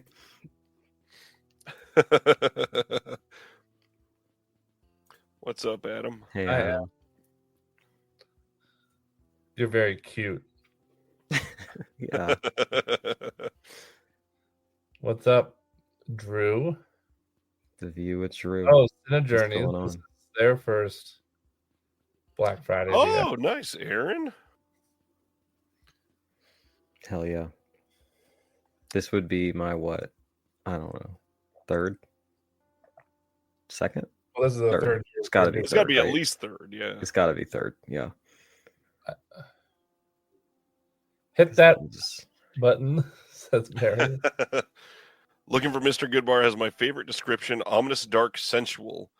Teresa favors rough sex with random suitors. Sure. I don't even hear the background music. Is that just my end? It's very, very faint. It's usually very quiet, but I can't hear it at all. I just didn't know if it was not going to be in the studio, so to speak. I mean, I hear it. I don't know if it's not there for everybody. Okay. I don't hear it either. Oh, now Anthony wants to know how our pets are since we're only a minute and a half. That. And tell you what, I took my cats in to get regular checkups and vaccines. I want you to guess how much that costs. $185. Oh, I wish that's what I was thinking it was going to be. It was $575 Jeez. God of money that I damn. do not have that went straight on the fucking credit card. So Jesus. hell yeah. Good lord. But they're fine. It's just routine stuff. So that's good. Danny says Anthony, it's you were 4 close. p.m. in Australia. That's like the perfect way to attack these sales. Cyclops kitty, cute. I hear Cat Stevens meowing from the living room, but she's not here for me to check on. Anthony. So with less than a minute left, I will say, and you'll hear it in the interview tomorrow, there's a chance I don't know one of these titles. Oh, And I'm very curious to see what actually happens here. I guess I should bring mine up too in case I want to buy anything. What do you mean in case? You act like you're not going to be purchasing anything. I don't think I'm getting anything from Severin. Which kind of surprising, I got to be honest. Well, what if they do one of their crazy sales like they just had in June where stuff is like $7? Yeah, then probably. And if that's the case, I'll just throw antiviral on there. And... Yeah, you may as well at that point. We're getting close. 3, 2, Here we go. 1. We are live There it is. with The Keep and Silver and Women on the Run, Neither the Sea Nor the Sand, Who Killed Teddy Bear. So everybody was right about the keep. Oh, look at that. And it is the Ruben Galindo Jr. titles with the alt slips. Nice. They look very similar. It's the same artist. Yeah, Oh, yeah, kind of. that's fun. Ooh, the backs of them are pretty striking. All right, let's break some of these down. The Keep is fucking happening. Booyah. So let's see. This is one of the secret releases, so all subs will get this. This is limited to 12,000 copies. Did you see Journeys? You No. could have just told us 5 minutes ago. Okay, so why would they not just have this be the one that they announced, and then Good Bar could be the secret title since it was leaked and like everybody knew? You know what I mean? I think you should listen to the interview. Okay. Okay. Really plugging that interview. All right. I'm sorry. It's pretty decent. So the Keep is going to have, let's see what we got here. 4K presented in Dolby Vision HDR, newly scanned and restored in 4K from the OCN. Commentary with Matthew Asprey Gear. Interview with the producer Gene Kirkwood. Interview with the Keep author F. Paul Wilson. Interview with Peter Curran, the visual effects producer. Interview with Nick Maley, the makeup effects designer. And interview with the co-composer. Interview with Michael Carter. We get a trailer up for it now. Well, I'll tell you what. I'm glad I waited to watch this because I watched about 20 minutes of it on the Criterion channel and I literally couldn't tell what was happening. It was in such bad quality. It does not look good, yeah. And then I got the bootleg Blu-ray of it and I just never got around to it. So, you know what? That's up for grabs if anybody wants it. But also, now I can finally just see it. And it'll look, presumably, pretty good. Hopefully much better. Silver. Maybe I'll compare. I'll keep it around to compare at least, and then if somebody wants it, you know. This is from 1993 with Sharon Stone, Billy Baldwin, Tom Berenger, Colleen Camp, Martin Landau, Cheech Pounder as well. Directed by Philip Noyce again. Noyce. Limited to 8,000. And let's see. Got an interview with the director. Interview with Colleen Camp.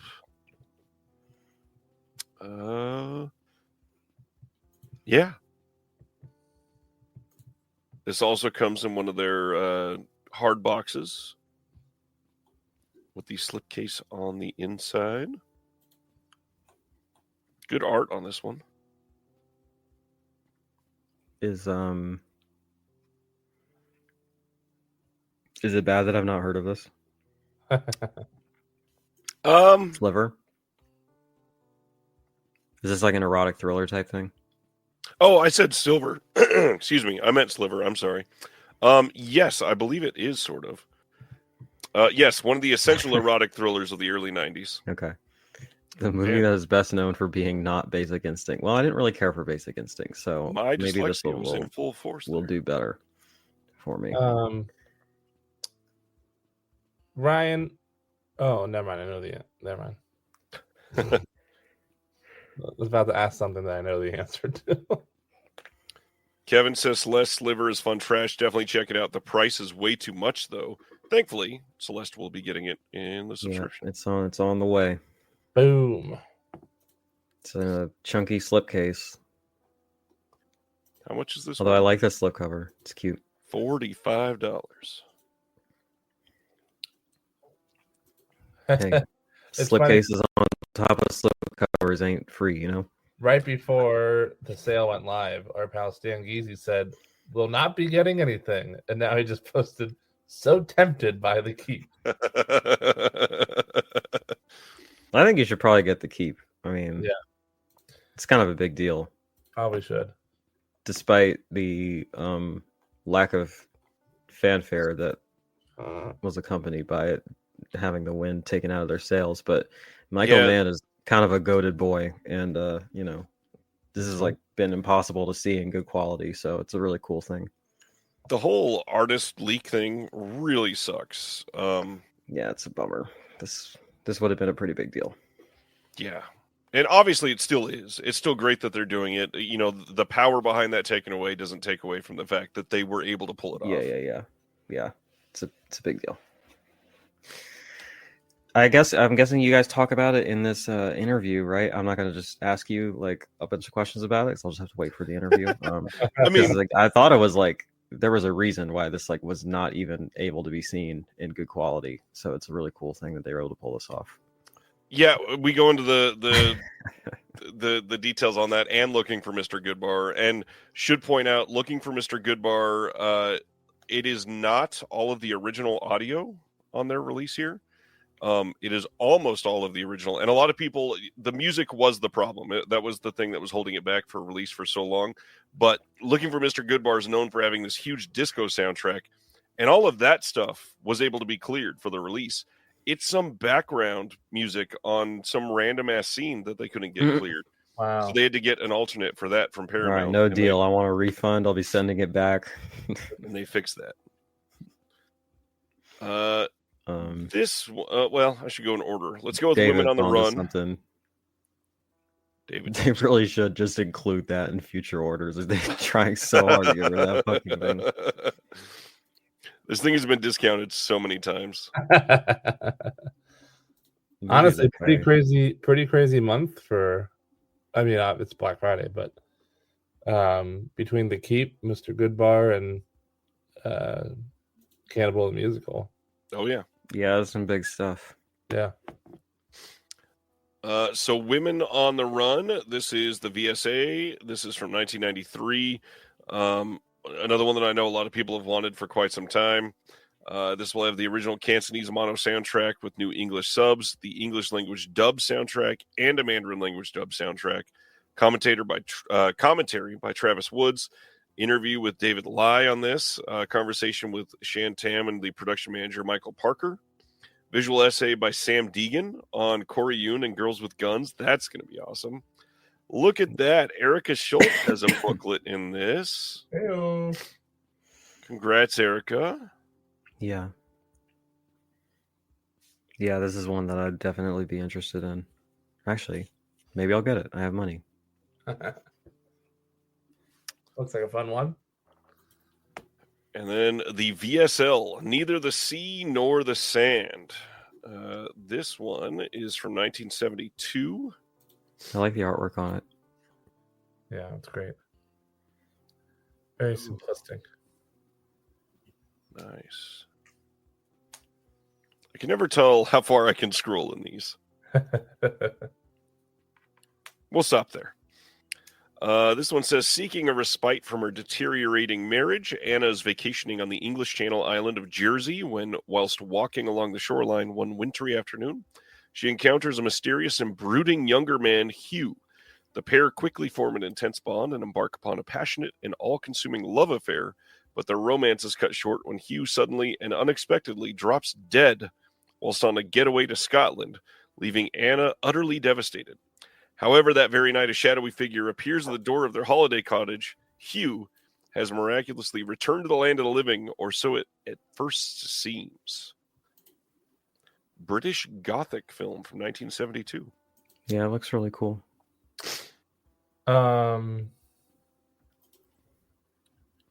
I would like to second Ronnie in the chat, who gives a little shout out to Hearts Beat Loud being on sale for only $13.99. Strong recommend for anybody who's shopping the VS sale, aside from the new titles. So this new one's got a bunch of interviews and then a commentary with Jonathan Rigby and Kevin Lyons, who does a lot of these British prestige films. And then the cinematograph for this one is a 4K of Who Killed Teddy Bear. I've not heard of this one. Should I have? I think this is one that was pretty big on the bootleg circuit for quite some time. Roy Dam. Not that bootleg circuit, like good bootlegs. I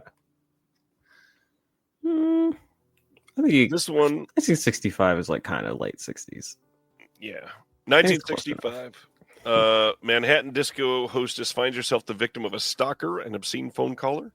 NYPD Lieutenant Dave Madden overhears her complaints at the precinct, takes a personal interest in Drain's case, finding himself drawn not only to Drain but the sordid desires of the Times Square sex district.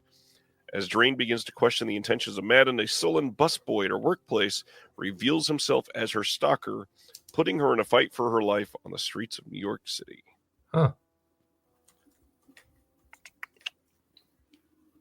New audio commentary with Elizabeth Purcell and KJ Shepard. Visual essay by Chris O'Neill. Nice. Featurette on the New York City locations of Who Killed Teddy Bear. That's pretty cool. New essays by John Charles and Kyle Turner. That's great. That looks like a good release. Yeah, it sounds like a fun Sibner one. says it's for me. I would like him to elaborate on that because I have $25 in gift card funds, so I can pick like one thing. So This one's for you. right now, the one with my faves, Sam and Erica on it, is the one vying for my attention the most. Michael, I like to be Antiviral is swayed. not as good as Possessor, but still very good, in my opinion. Agreed.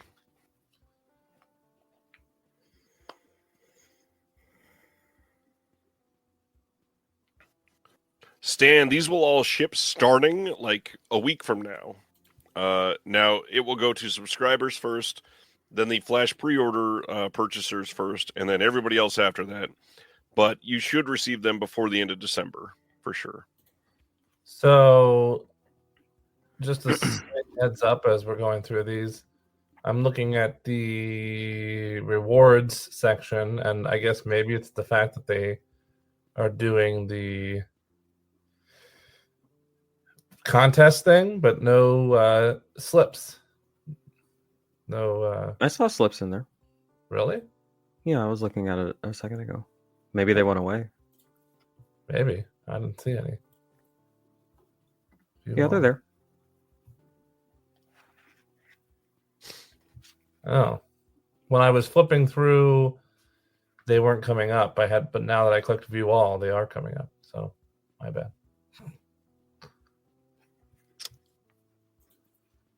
They got a couple good ones in there. Shot and There's a catnip toy, which is really cute. Looks like the entries are $2 a piece, or at least it's equivalent in points, which I guess is reasonable. If we're gonna do this plan, you know.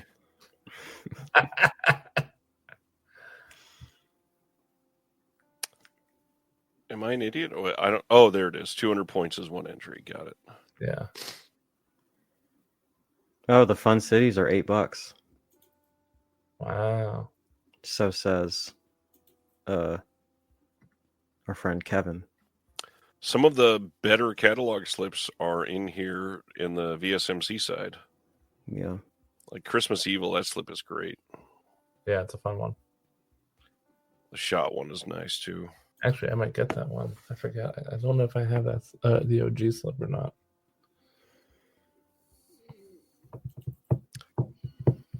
And then there is no new merch yet, I believe, correct?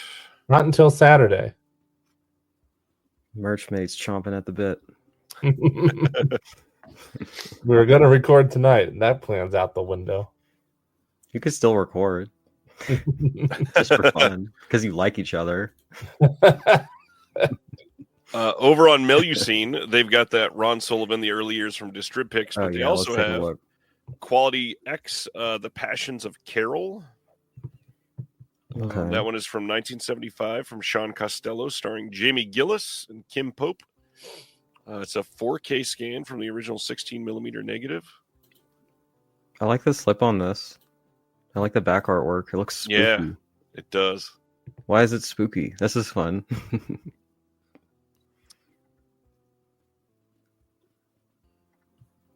Special erotic training at the office. I love how her name is Carol That sounds- Scrooge. Yeah, that sounds like it could be a problematic power imbalance. So wait, We'll probably this is... spend some time moralizing about this.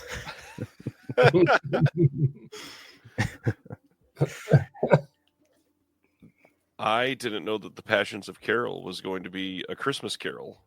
Yeah, it's this and the Muppet Christmas Carol would be such a delightful double feature. I'll play You that know for what the I'm family saying? tomorrow. Yeah. Gather around, kids. Oh boy. Well, The I'm other getting this. Melusine is Alexandra. Going extinct. This looks classy. It's from 1983, directed by Robert Freeman.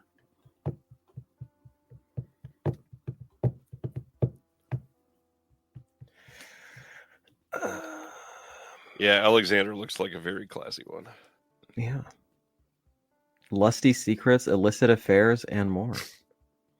And Ooh. through all of the pictures for Alexandra, there's only nipples bare in one of the pictures. So that's way classier than normal. We have to wait All right. 11 hours for the 2 DeGauser video VHSs. I bet you one of them's cannibal. I think I already did that, right? That was already visible, and it's a guarantee. Anything that comes out on the DeGauser line gets a VHS, the light up release. Oh, okay. In fact, is it not here? Did they take it down, or did it sell out? Oh, I don't see it. Oh, damn. But if you go to under the Black Friday thing, Huh. I'm looking at the Alexandra one, and apparently it's in 2 cuts, one for the porn theater circuit and one for cable TV, which is fucking crazy. Wow. And both cuts are on there, and they have like 50 minutes of original material each. It's like 2 different movies. That's cool. Sivner says, "I want at least Celeste to watch the teddy bear trailer." Is it safe for YouTube? Well, yeah, it's on YouTube, right? Hell yeah, Jamie Gillis in a hardcore Christmas movie. Dustin, I love this comment. This is very fun. I collect all versions of the Christmas Carol. Is that sound coming through? I can hear it. Who is this? I know what you look like right now.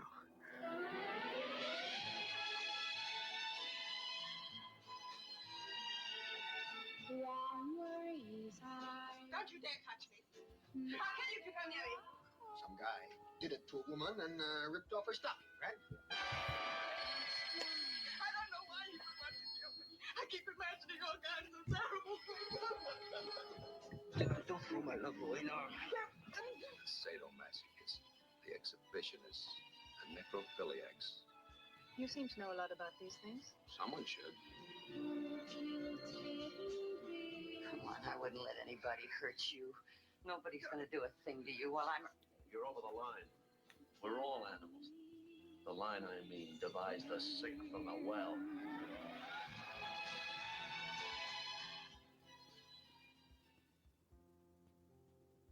It's so dramatic. Yeah, it looks fun to me.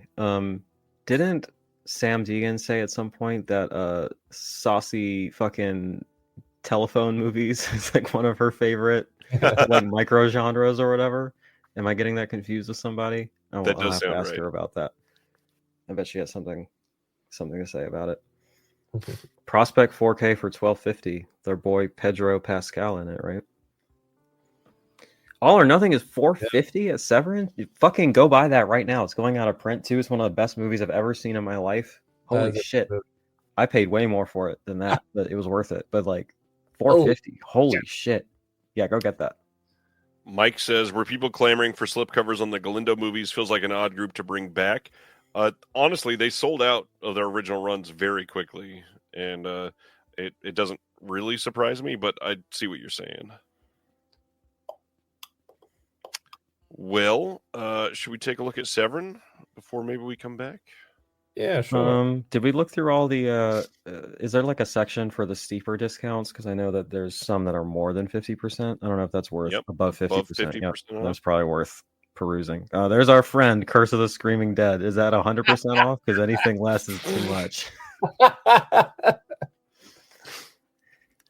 Let me rattle off some real quick. Arnold is really good. Ghost Nursing is pretty good. I love the Cardona collection. I know a lot of people don't, but I really like it. Infernal Rapist is fucking disgusting, and I recommend it. Blood Delirium, I love. Don't Open Till Christmas, I love. Great movie. Unmasking the Idol is fun. Two Undercover Angels is fucking terrible, but if you're a Franco completist, you have to have it, I guess. I don't really like Dead Heat, but I know I'm in the minority on that. Flesh for Frankenstein is amazing, obviously. Paul Morrissey just passed away. Yep. So, should probably get that. Masters of the World is fucking terrible.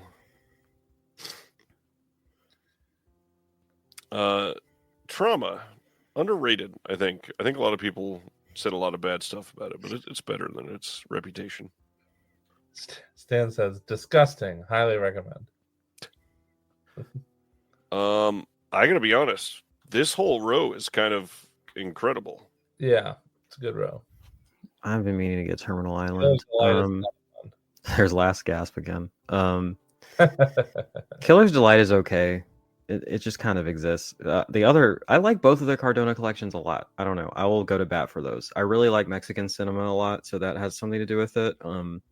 There is animal cruelty in like most of them, but well, maybe half, and then the other half don't. And I think I have reviews of both of them.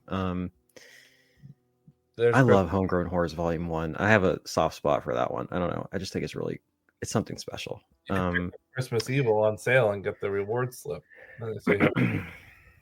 Sure can. The Telephone Book, I think Sam Deegan said that was maybe her favorite release that they've done, because that's like one of her favorite movies or something. So that's what I was about to say. Highest recommendation for the Telephone Book. That's an amazing movie. And then love Death Promise too. If you've never seen Death Promise, has maybe the catchiest theme song for any of the Vinegar Syndrome movies, and a really brutal kill in that movie too.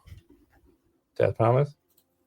Yeah, there's not to spoil it. If you're like dying to see it and you've never checked it out, I am going to spoil a kill here. There is a part, and it's all set in New York. There's a part where they take a sack full of rats and tie it to somebody's head and let the rats eat his head. Hard. And Eternal Combat, that's a fairly recent release, and it's 60% off, and it's a VSA. Yes, so probably should prioritize that. See, and I think this is where a lot of subscribers are like, well, why are we going to subscribe if they're going to do VSAs for 60%? I mean, honestly, than your coupon. Yeah, like that's kind of where I'm at. Like, as long as you can be patient, as long as you don't need slips on everything, like, shrug. I don't know. It's a moot point for me because I certainly don't have $1,000 to throw around in a month. But right. Especially not with my fucking cats costing me $600 and not contributing a cent around here. Untold Story 2. Did you watch that one? I don't want to be the only opinion on that one. Why do you hate it? No, I've not seen it. I don't hate it, but it is way worse than the first Untold Story. They're not really the first one is related good. that way. Yeah, the first one's fun. Oh, Nice. let's move over to Severin because Dustin has me on the edge of my seat. Well, hold on. Oh, hold on.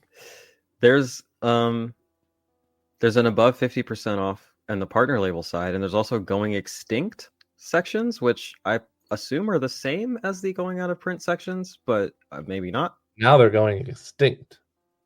Right.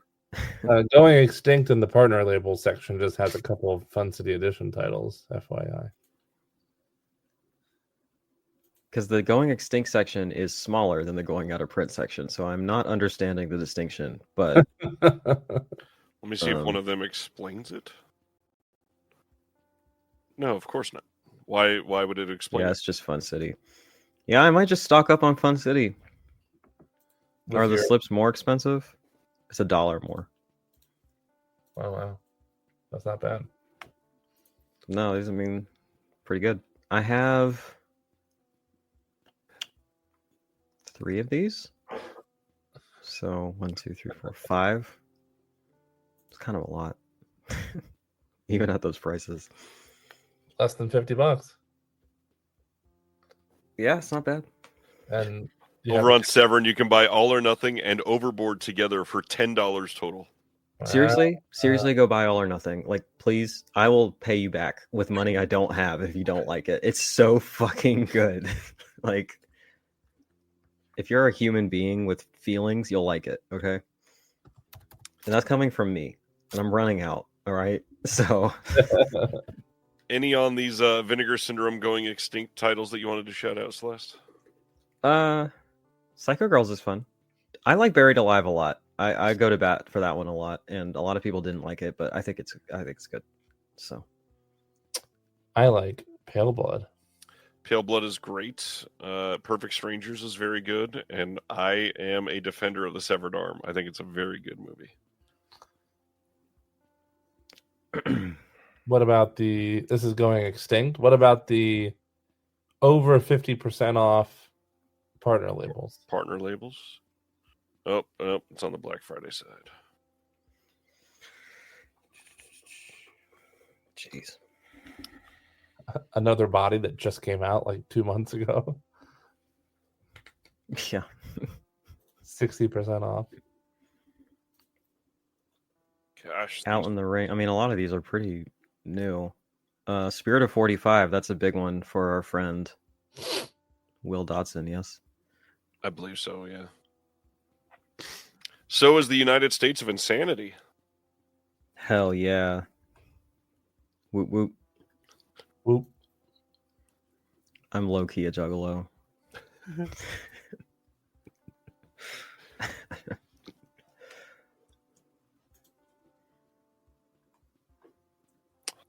All of the art label titles are 60% off. Oh, wow. That's unfortunate, but maybe not surprising. It's like 160 something. I mean, they have just so many. I like Queen of Earth. That's the first one I'll shout out. That slip artwork is so good.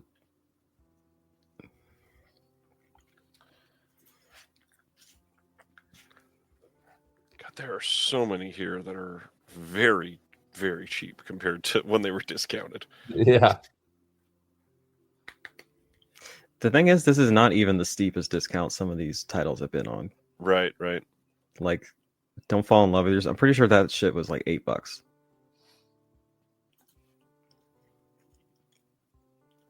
Oh, there's Will Dodson's favorite film, The Hard Part Begins.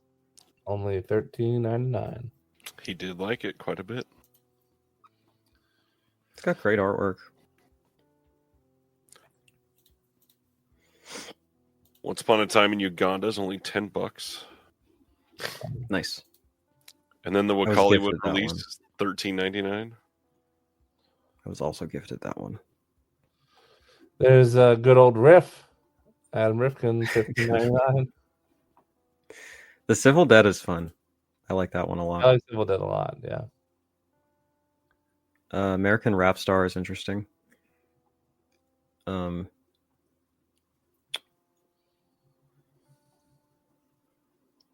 Rainbow Boys is going out of print, so maybe prioritize that if it's up your alley. Nightmares from Umbrella is great if you've never seen it. I Think We're Alone Now is really great. I really like that one. Yep.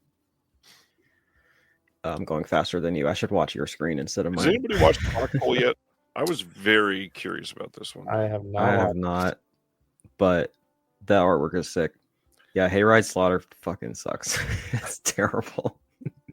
Anybody? Hey, in the if you chat want to watch an Foxhole? amateur magic act unedited for literally half the runtime, hey, Which they one? made a movie for you. Hayride Slaughter.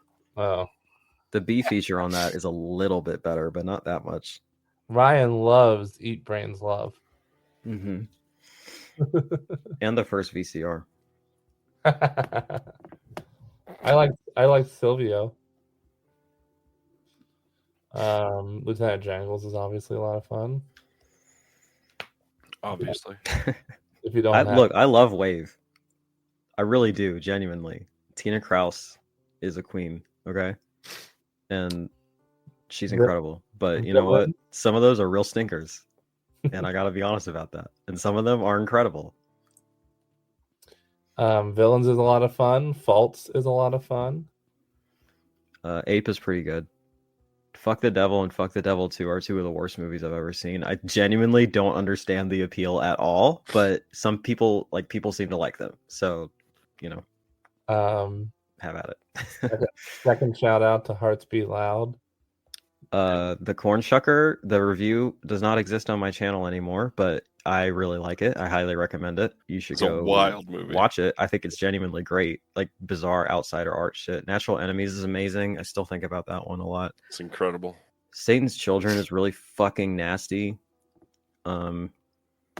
Superior. In fact, Yeah. I should get Red Lips. Oh yeah, That's like lesbian vampire shit. Final By the Flash, way, if you by like, the way, oh no, go ahead. You first. if you like Wonder Chosen, pick up Final Flesh. I'm 99% sure that I got COVID doing lesbian shit in public. So you know what? It was worth it. Really worth it. God said you will be punished, and I said fuck you. It was worth it. Scream Queen is great. I'll shout out No Resistance from Saturn's Core. That's one of their best releases, I think. I don't remember if I have videophobia. I don't think I do. I like They Look Like People. It's a good one. Pathogen. I do not care if we go down in history as barbarians is really great, and it is only more timely now, unfortunately. True. Check it out. It's really disturbing Pulp in Viking. a way that is not fun. Ren Spirit Lake and We Await is disturbing in a way that is fun. If you want to see a man get like fisted to death and that kind of thing, and it's a double. If you want to see Jesus, like, God, what does Jesus do in that fucking movie? It's like a giant Jesus or something, and he like does something crazy. I don't know. Probably gets like sodomized or something. I don't know. It was a fun movie. Pulp Viking says, I saw Hearts Beat Loud with my daughter, and we both hated it. And I'm wondering if you can block them, Ryan. I liked Blood on Her Name quite a bit. Coco Di Coco Da is fun. You and me both. We got pro fisting in the comments. Her Smell is a really good one. Savage Harvest is fun. I haven't seen Assholes, but I really wanted to. Just haven't gotten around to it. Sentence I've not heard ever. Shit and Celeste, Champagne. I'll always recommend that one. I fucking love that movie, dude. It's so good. It is so funny. Summer of '84 is fun. If you like Quentin Defoe, like me, then you should pick up Keep an Eye Out. I didn't care for that one. It didn't do much for me, but it's an interesting movie. Do you like Quentin So- DePoe? I don't know who that is. Did you ever see? Did you ever see Rubber? Rubber. No, I didn't. About the evil tire? I'm aware of it. Did you ever see Wrong? It's just called Wrong. Mm-mm. Sorry, some of these comments are confusing me. Same here. I will say Awaken is maybe the best looking 4K disc I've ever seen, but there's no plot, so don't go into it looking for that. Just go into it looking for a reference disc.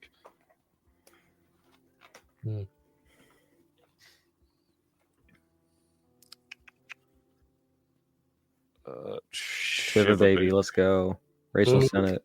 I can talk Fucking about Shiva Baby for the next hour. Yeah, Shiva Baby. Golden Arms is fun. Queen. The Mail Order Murder doc is pretty well done. It's really good. Yeah, check it out. Obviously, Donnie's Bar Mitzvah. I hate that movie. I thought it was really bad. Prospect is fun. We talked about that earlier. Isn't that a young? Pedro Pascal. Oh, No, young Sophie Thatcher. Oh, yeah, I think so. Yeah. Love After Death and The Good, the Bad, and the Beautiful. I really recommend that. I like both of those movies a lot, but the second feature especially is actually like really good. Kind of like a political drama, but that's also kind of sleazy and weird. I like it. Curious Dr. Hump is really bizarre, and I'm into it. Sometimes Aunt Martha Does Dreadful Things is a really cool kind of oddball queer movie, and Limbo is directed by the Queen, Tina Kraus, and is like a fucking art house trip. I really like it, but it also contains my favorite wave production. It's called Eaten Alive. It is just a fetish video, but it is so fucking bizarre and hysterical. Like there's literally nothing else like it. It's worth the price of admission alone, but you also get a really cool art house movie in it. So check it out. I also like Agfa's Scary Tales that you can see on the screen quite a bit. I haven't checked it out yet. I'm glad I'm not the only one who didn't see the VSMC slips at first. Ragnar says no VSMC slips covers this time around, but there are. You have to click view all, Ragnar. Because just scrolling through, you don't see them. That's what happened to me. They are there. All right, heading over to Severin then. Gosh, there's so much to go over. All right. The Everything bundle's already sold out. No, it's not. The Black Cat is also going out of print per their podcast. Question: didn't Arrow Video also put that out? So it's not as urgent. Is it the same one? Because I know there's a million movies called The Black Cat. Right, that's why. I don't know that this is the same one. And of course, it doesn't say what year it is. Closed Circuit for $750. That like just came out. Closed Circuit is $750. Everybody should buy that. That movie rules. Yeah, I might grab it. Shit, I might buy another copy of All or Nothing just to give to like a homeless person or something. Like that shit is so good. Okay, so the one that the Arrow did is a different Black Cat. That was 1981. The Severin one is 1989. Okay. Is there any other release of it? Not that I can see. All right. I guess I'll probably get it. How much is it? It is $750. Yeah, you probably grab it. What's the? Sorry, I'm making you do all the work. It's fine. I have COVID. What's the free shipping threshold? I believe it's 100 during this sale. Yep, over 100. Yeah. And is it gonna be like the fucking last time where the shipping is like $20 when I know it doesn't cost them that much to ship something? Most likely. Yeah. Okay. When I know it does not cost. Look, I spend a lot of time at USPS. It doesn't cost no fucking $20+ to ship a Blu-ray, okay? Yeah, once again, highly recommend Closed Circuit. Absolutely worth it. Huge discovery. Those from last year. kinky films for $10. I don't know. I mean, look, I'm gonna give him grief for the shipping thing, but like, yeah, Mike gets it. But like, shit, these are good prices on good titles, so Brendan says can't that roast him too hard. I need to buy the everything bundle or David Gregory will cry. And you don't want That's true. I heard that personally. He told me. that. That's a good haul, Eric. Oh, the Suave 4Ks are on sale now, right? Yeah. I What might are need they to grab priced? the church. $400 or $540. Jesus, what all comes in this? So the church 4K is $27.48. Wow, not bad. Kind of bad. TVH. Is that like with a slip and shit on it? Wasn't it Yeah, normally it's the like big 3-disc set. It Okay, was is there like like a standard one for normal people? there It's is, available. but I don't know if they have it on their site. There's like a wide okay. There's a Blu-ray for 24. Oh, the Yeah. standard 4K is $38. Ah, wonderful. Ronnie, I have not, but that sounds cool. I'll check that out. I do love Jess Franco and transgender women. So, not in that order. just the discs bundle is $360. It's a lot of money. Then they have a Molto. Bundle. Okay, Kev, thanks. I appreciate it. That's not bad. And then a Canna bundle.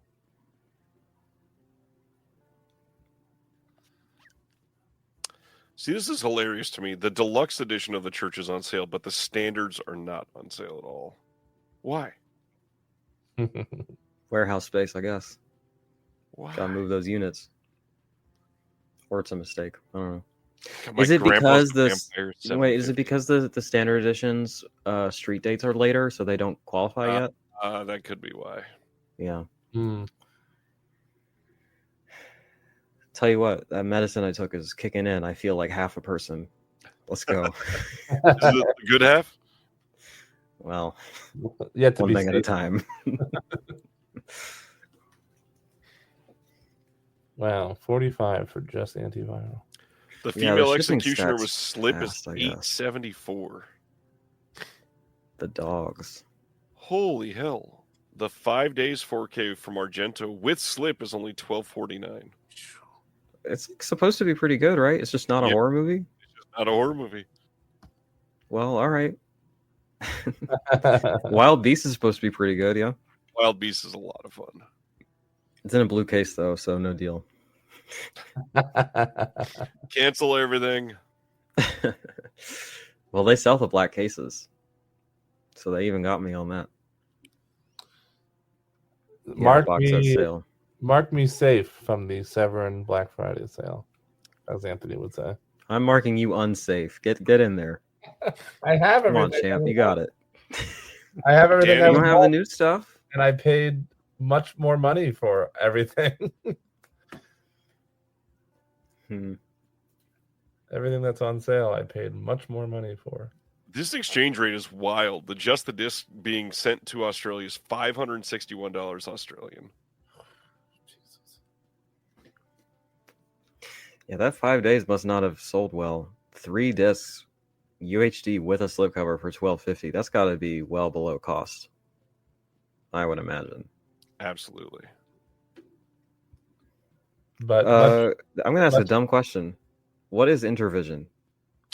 Intervision is like I don't know if it's all shot on video, but it's like the super indie label that Severin also releases titles under.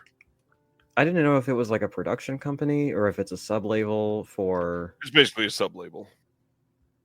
But is there like a? Because you just said it was shot on video, maybe, or like an indie A lot of them thing? have been.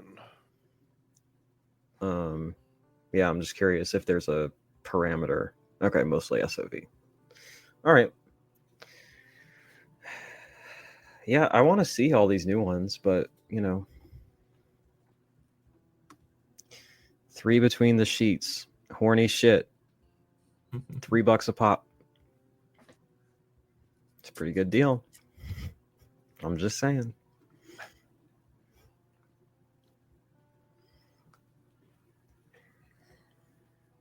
$50% off most stickers, 25% off most jewelry. If you want that fucking church pendant, a second one, double up. Yeah, since I clearly have it laying around somewhere.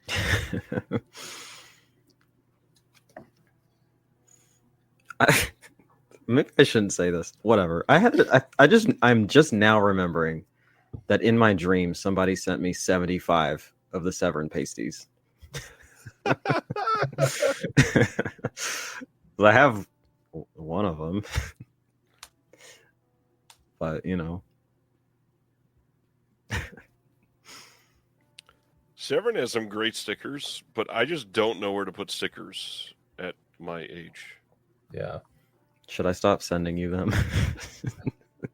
No. Okay.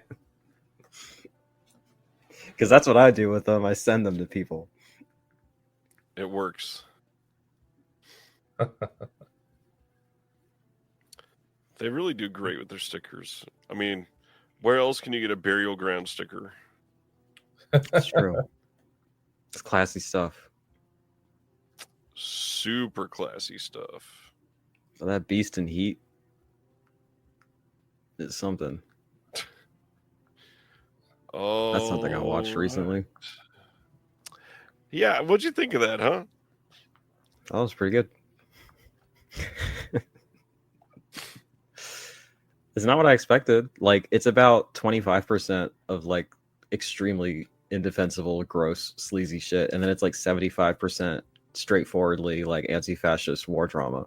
So I don't know. I thought it was interesting.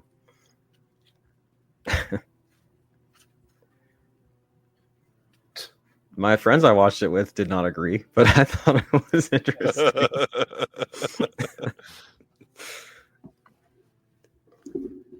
Oh yeah, we didn't find out what that April Fool's Day surprise was, huh?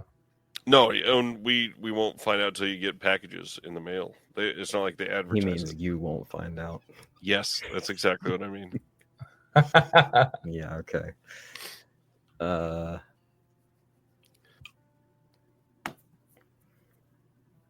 The crappy part too is that's not in the interview. We talked about that after the interview. Well, that makes sense. Did you sign an NDA for that? Yes. Yes, I did. So you're saying there's a price. I could get that information out of you. Saturday only box set sale starts in 23 hours. I didn't know that they were doing a different day thing as well at Severin.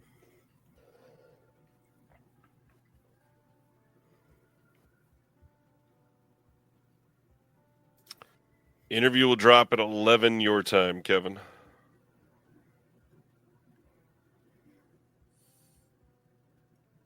The Shadowed Mind over on Severin.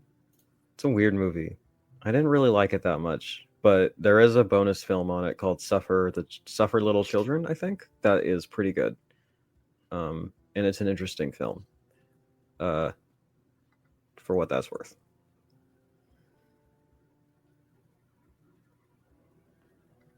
I don't even remember when this one came out. It's a weird one. It's pretty slow, kind of on the artsier side, I think. Right.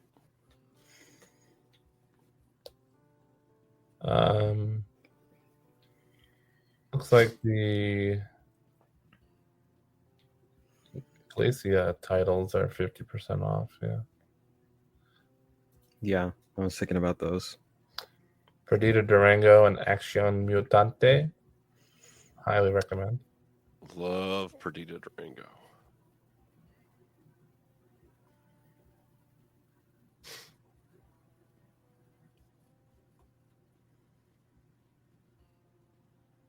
Oh, and Day of the Beast.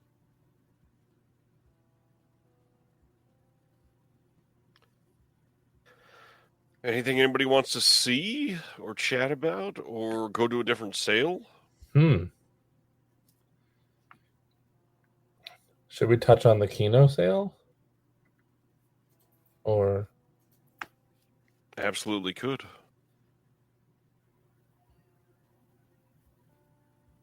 Oh, before we do that, there's a list of box sets going on sale tomorrow, right? And we can surmise what they'll be because There it'll be 50%. is, yeah. I think it's in their sale policies. Yep. Okay, here they are. All the Hunts BRs, complete Lindsay Baker Giallo collection, Cushing Curiosities, Danza Macabre Volume 1 and 2, Dungeon of Andy Milligan, Eurocrypt of Christopher Lee 1 and 2, House of Psychotic Women, The Incredibly Strange Films of Ray Dennis Steckler, Nasty Habits, Violent Streets, Umberto Lenzi, Thomas Millian collection, and then The Sensual World of Black Manuel. All the Hunts BRs, obviously. But Andy Milligan, I really love. I think it's a great set. And Nasty Habits is sick. love me Get some into it. exploitation. Yeah, get into it. Is Roommates worth it? I don't know. I haven't seen it, but probably. Is it on? Oh, shit. I meant to see over on Melusine. Yeah, there's going to be some chunky discounts over there. The 75% off section going on. Cine Journey's got a good haul there. Those are the only two new titles that I would probably pick up. And then they got All or Nothing, Celeste. And Overboard. Nice. And Overboard. House of Psychotic Women, it's a very typical style box set where there's one like amazing movie, one pretty good movie, and one that's sort of middling. What about Ray Dennis Steckler? That is hard to recommend. You really have to be a fan of that style of movie. I believe the trailer for that one is still up. Watch the trailer if you're intrigued. You'll probably be super into it. Clones of Bruce Lee is still way too new to be on sale there, David. I might get Nasty Habits. That's one I don't have yet, actually, depending on what the price is during this sale. Well, we should be able to It'll figure probably out. be like 45, I think. Yeah, because they should show you the MSRP. And maybe Violent Streets. That one's good too. Yeah, I heard that's good. I heard that's a fun set. So Nasty Habit should be $50. Okay. Perhaps.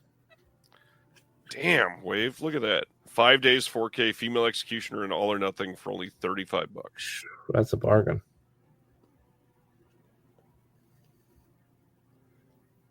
It's a bargain. Mike is saying, I'm hoping Haunts 2 will be on sale next year. I imagine it'll last until then.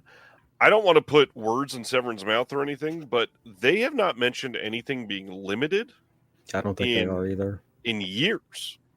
It seems like they're willing to sell them for the entirety of their license, which is a good thing for consumers because you can just expect them to have a sale. But I got to be honest, like all the Haunts VRs 2, I think I did this when it went on sale. It was only going to be like $20 cheaper. So it's listed at $290. So it'll be at $145 at 50% off. So it would be $35 cheaper during a sale. Than what it currently is. Which is substantial. But if you got to wait, 2 years for that, is the $35 worth it to wait that long? Marvin, we already looked at that earlier, my friend. Yeah, we hit the Fun City sale. They were a quick one since they don't have so many titles. Gary spent $130 between VS and Severin. 2 of those were All or Nothing and Closed Circuit. Nice. I think everybody needs to watch Closed Circuit. If you're a fan of like movies set in movie theaters, Closed Circuit is truly a special one for sure.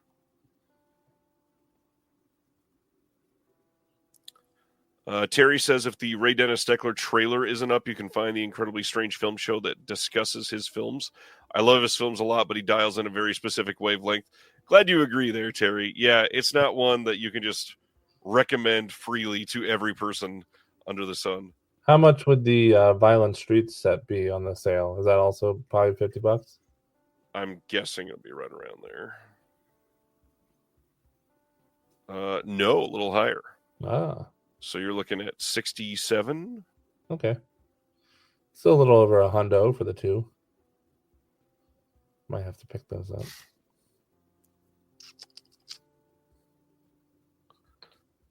Yeah, Aaron's right here too. If you want the bonus edition, obviously the bundle will sell out. I'm surprised it hasn't yet.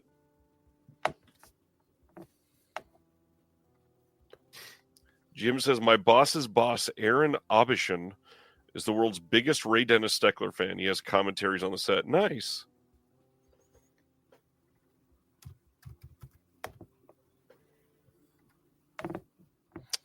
All right. How about heading over to Kino? Kino.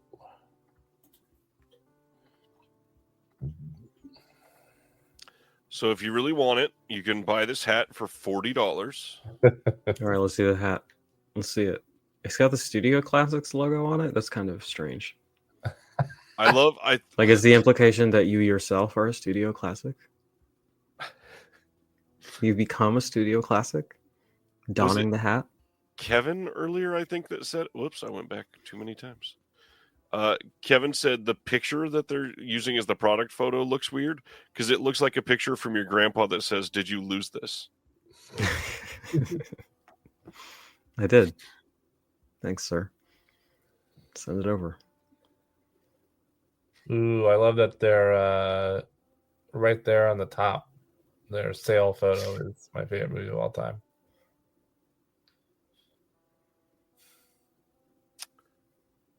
All right. That's nice of them to rope me in. With the movie you already own like 6 copies of.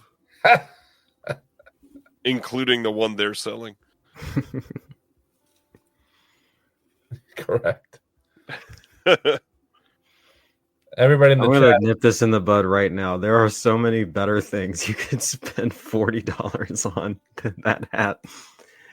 Everybody in the chat is chipping in $1 to get Celeste that hat. Just send me $40 instead, please. I have bills. Limit 1 hat per customer. Because I need 3 $40 hats. Yeah, you don't want people hoarding it. Scalpers. Thank you. There's a joke in there somewhere. Scalping a hat, you know what I'm saying? Stan says, I'm dangerous tonight is only $9.99. Yep.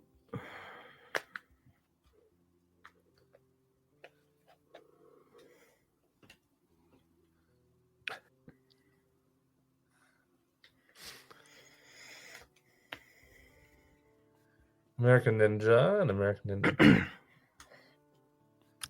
I can't stand those movies. This is another sale where I think I have just about everything I want from Kino in terms of older titles. I wanted to see this, The Apartment with Cassell. Bye, Paul. Thank you. Bye, Paul. Have a good night. Have a good one, Paul.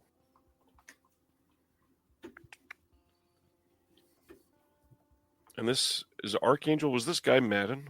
Mm-hmm. Oh, is it? The newer release. Yeah. I need this. It's really one. good. God damn it. All of his stuff is really good, but that one's really good. Yeah. I recently kind of jumped on the guy, man, Madden bandwagon. What? He's a king. What's the shipping threshold for Kino? Fuck. $60 $60. now. So 2 Blu-rays and 1 hat. Well, I do need to get. I don't think it's part of the sale, sadly, but I do need to pick up Divorced Dads. From Astron 6 or 5. What is it? What's that group's name? Oops, all hats. Yep. Ryan, what's the group that did Father's Day and Psycho Gorman? Astron 6, I believe. Yeah, I thought so. They did a show called Divorced Dads that's put out that I recently discovered that I need to pick up. I don't think it's part of the sale, but if I throw that on there, that's like $20. Aaron says, feels like many of these Kino titles are often on sale. And yeah, just absolutely. They just Kino cycle through them. They honestly. do, what is it now, 4 or 5 sales a year or something 4. like that? I And mean, of these major ones, they do one-offs here and there too. But yeah, it's the same rotation, just kind of So many there's times, not if like you're a looking for one specific sale, it won't be in two of the sales, but then it'll be in the next one. Yeah.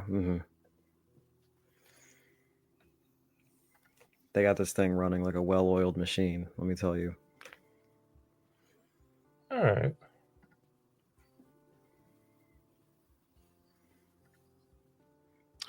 Kevin says, I'm getting into TV movies. Any of the ones on sale worth getting?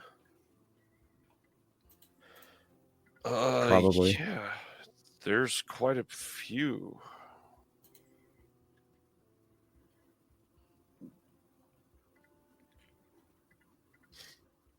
Got Below the Belt is already on sale.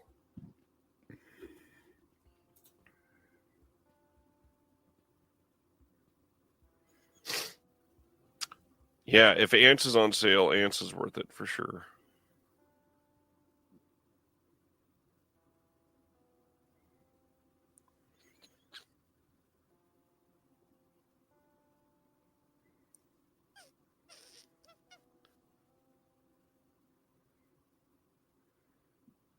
Bob LaFleur is good.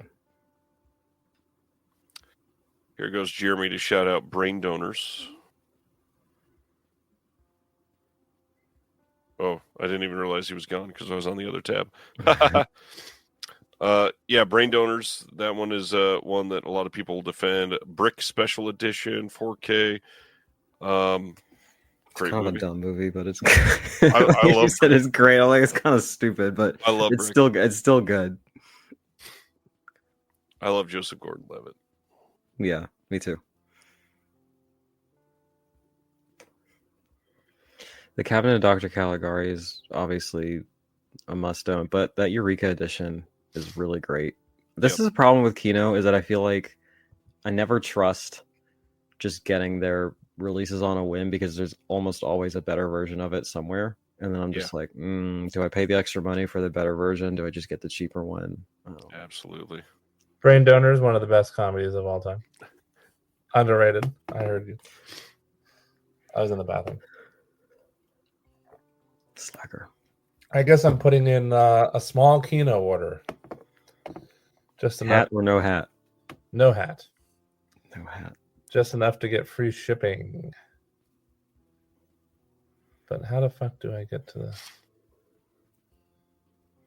the sale? There we go. Ever since Will recommended The Choir Boys, I've been meaning to get that for a feel bad ACAB movie when I'm in that kind of mood.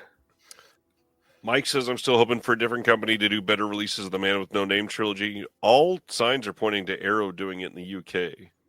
Oh, yeah, that makes sense. Would not be surprised to hear that announced tomorrow morning or in the next couple months. No, thank Right you. on.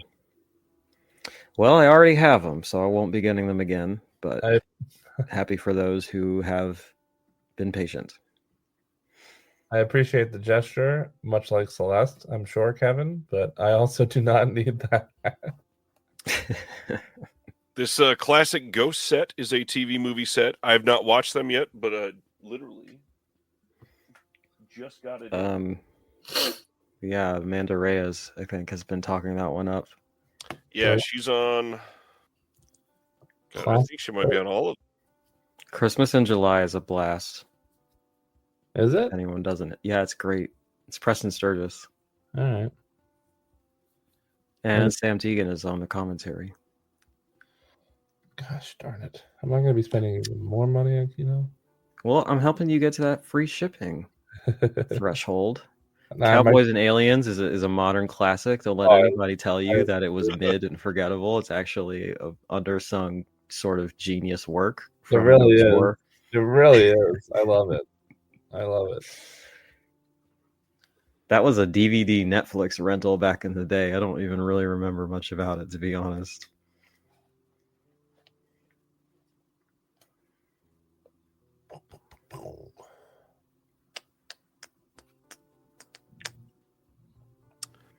Crooklyn is great. Everybody should have Crooklyn. That feels like an upgrade waiting to happen. I haven't touched it for that reason. It does, but I mean, I would love to see like a Criterion Spike Lee underrated or something box set. Yeah, I wanted to get that fucking gay shit, Daddy and the Muscle Academy, but there's no subtitles on it because it's an old one. So I'm waiting for them to do their trademark sort of reissue number on that one. Right. Which I'm not disparaging. I'm really glad that they're doing that. Highly recommend Dead Men Don't Wear Plaid, one of my favorites. Underrated spoof of old detective style movies.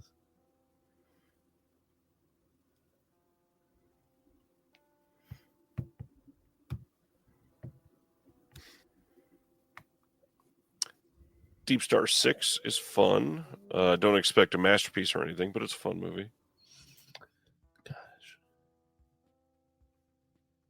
Now I'm just doing my own shopping.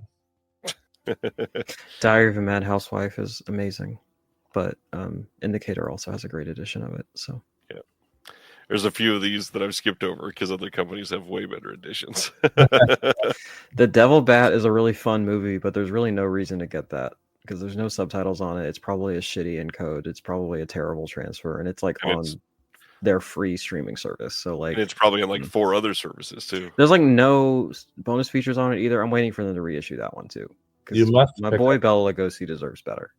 You must pick up Dogtooth. Yeah, Dogtooth is great. If I didn't already have it, I probably wouldn't get it though because I feel like that'll get upgraded too. But it's great. Seems inevitable.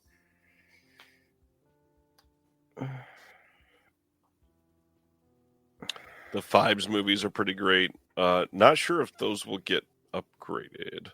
If it depends on the elements, I guess, if they're good enough. Yeah, they were recent releases. I picked them right. up. My friend Mike swears by those. They're good. I've been wanting to see Deported. Somebody just brought that up in the chat too. Yeah, I was. As you were Timely. scrolling past that, I questioned it as well. I'll look into that. Apparently, a plurality of this country is really into deportations, so maybe there's something there. It's really fucking bleak, y'all. All I have are my jokes, okay? Eye of the Tiger is excellent 80s cheese. Oh, I think this was while I was in the bathroom, but as I scroll through on my own page, I would recommend Broken Flowers. That's why you were in the bathroom? No. Oh, while. I thought you saw something that was the reason, and I was like, what's going on, bud? I had to run to the bathroom. Underrated Jim Jarmusch flick. Dylan wants to know what's the deal with The Keep. Is the film coming out as the theatrical or the long rumored director's cut? It is only the theatrical. As far as anybody is aware, there is no director's cut available, no elements for that, nothing. It's crazy, though, because Mann has, if you're a Michael Mann fan, you know that he does director's cuts for almost everything. And usually they're better, like they're improved. Most of the time, even like slimmer versions of his films. So I don't know. He'll probably never go back to it, obviously, at this point. He said you can keep that theatrical cut. That's why they pay me the big bucks, folks. It's true.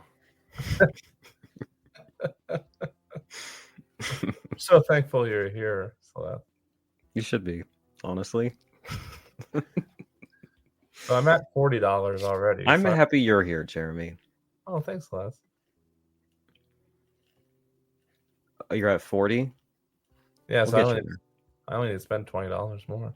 Do you want to buy 4 of these Film Noir The Dark Side of Cinema sets? I'd not. You only need one of them. I'll get you there.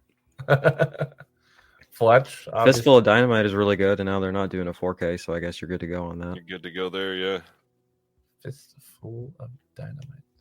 I still think it's Sergio hilarious what they're Leone choosing to joint. do 4Ks for, and they put Fletch out on Blu-ray. Yeah. Yeah. I mean, I love Fletch so much. Fluke is a blasphemous pet classic. Blasphemous. Yeah, reincarnation. It goes against the teachings of Christ. Eastern mysticism and all that. Says new found faith, Celeste. Well, someone earlier told me I needed Jesus, so now it's down with Fluke. All right, I'm spreading the truth of the good word. Frogs is fun. Do you have frogs? That's I a do good have one. Hell yeah. I do have frogs indeed. The Golden Coach, isn't that a recent one that's supposed to be really good? Yes. Yeah. That's all I got on that one. This is one that people were surprised Criterion didn't get. Yeah. I remember that. And then obviously, I've said this every time, but everybody should own A Girl Walks Home Alone at Night. Yes, definitely. That feels like it'll get an upgrade in some capacity. Maybe not 4K, but just like a lateral upgrade, perhaps. Ooh, I would love to see a nice second sight release of that. With Yeah, special something like that. Ooh, The Great McGinty is another great Preston Sturgis, if you don't have that one either. But I'm a fan of that director, so. Copy.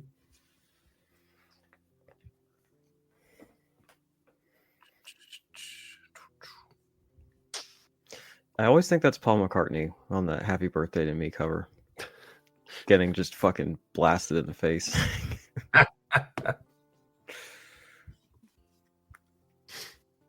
Did one too many spots for PETA and somebody got mad. Yep. You know?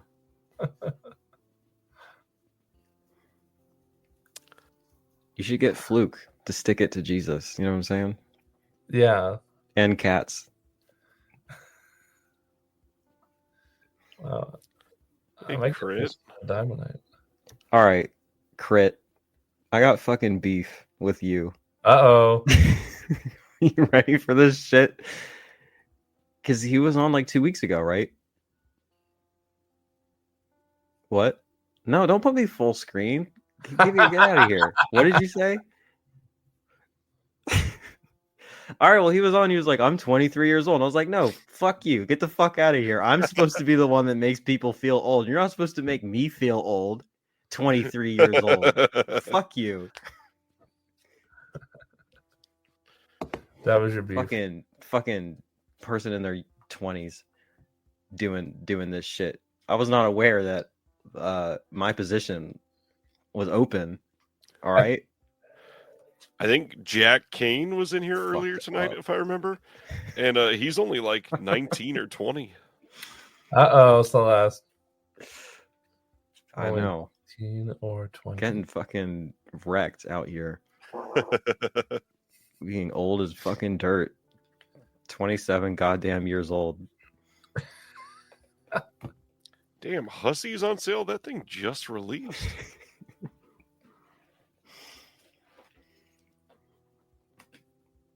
In all seriousness, I wish I was doing what you were doing at 23.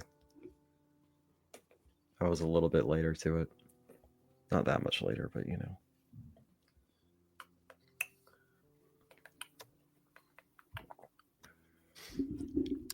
I'm Dangerous Tonight has the one and only Dr. Will Dodson on the commentary. The one and only. Thank God there's not more of them.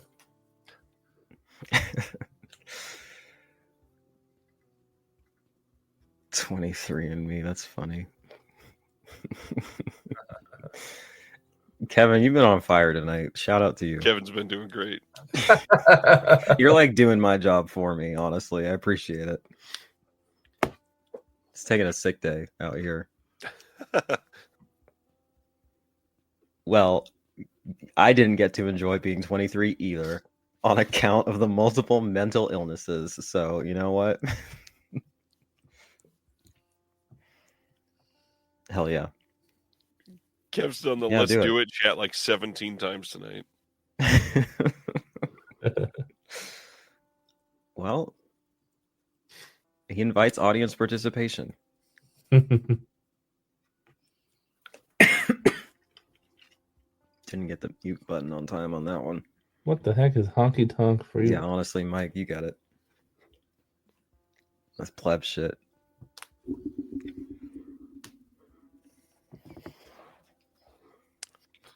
I don't think we recommended a single title on that last page. I would not be paying attention, straight up. Sorry, Well, Leviathan is kind of okay, I guess. There you go. Kind of okay, I guess. It's pretty mid, but you know, if you're into that kind of thing, I like Leviathan. a have lot. at it. Oh, okay. Well, there you go. A second perspective. Lorna the Exorcist has girls spitting blood into each other's mouths, so it has to be good. Like I will not believe that it's anything less than great. Losing Ground is great. Get Losing Ground. Hey, do you have that one, Jeremy? Nope. It has her first film on it too, and they're both very good. Oh, okay. Let me put it in my cart. I was trying to catch up to where. Instant Defense. You were on your own wavelength tonight. Go very, off. very different area. But all right, here it is. Roz Williams. Sure. Sure. Rest in peace. As Cult Epics is releasing a documentary on Roz Are you Williams. saying that I look like Roz Williams? Because I kind of do a little bit tonight. Similar vibes going on. Jess Franco doesn't disappoint is a hell of a statement. I wouldn't go that far. But as long as there are girls spitting blood in each other's mouths, I will have gotten my money's worth. So That is a crazy statement. Jess Franco doesn't. all right, Crit Pick, I will hit you up. I think you are doing cool things, and I admire that you are doing it earlier than I did. I will grant you the youngest person in this space now. No, Jack Kane. I fucking aged out of it. Who is the fucked up. oldest on the stream? Adam says he's 57. Apparently, it's me. Is it Stan Geezy? Is Stan Old over hag. 57? I think Stan's over 57. I guess.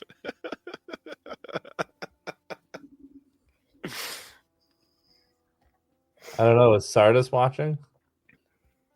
Probably not. He's probably asleep. Damn, people are going to be catching strays on this conversation straight up. Who else is old as fuck around here? Yeah, which one of you fuckers are? Where's Aaron Penn? Get his old ass out here. I love you, Aaron. I'm sorry. 67? He's probably doing his own stream. All right. All right.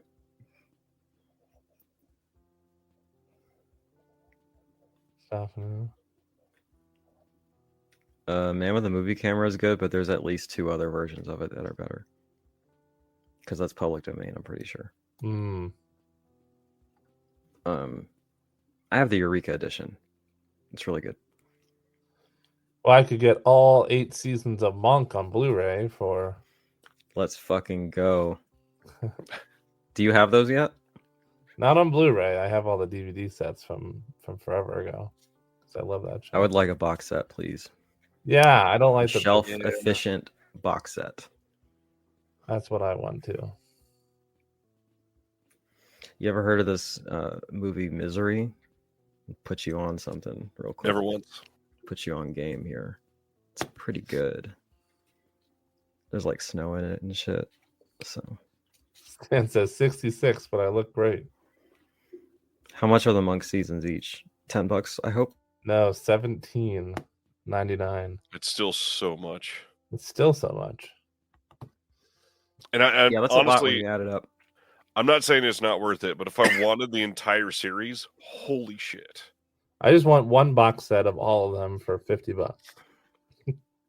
Look, maybe I shouldn't. Maybe I shouldn't say this. This is blasphemy in this space. So maybe I'll keep that thought to myself.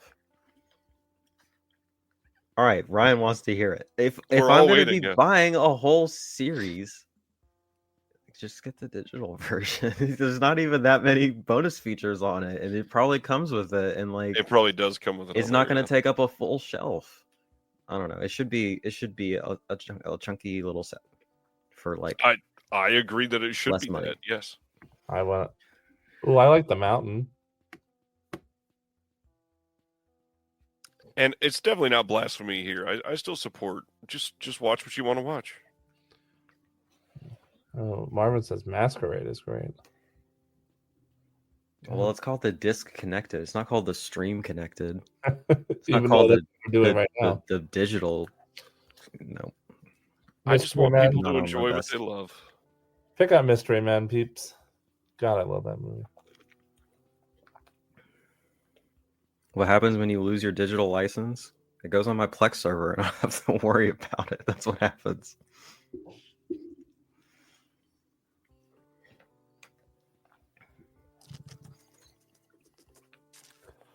How do you feel about what Ragnar said, Celeste? Columbo would take Monk in a fight. I've never seen Columbo, but I think most human beings would take Monk in a fight, so I won't dispute it.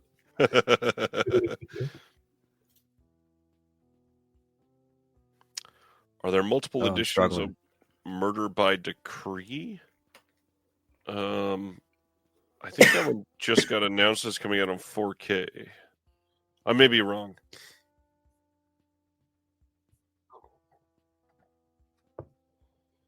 Now I have to look at Masquerade since Marvin just brought that up.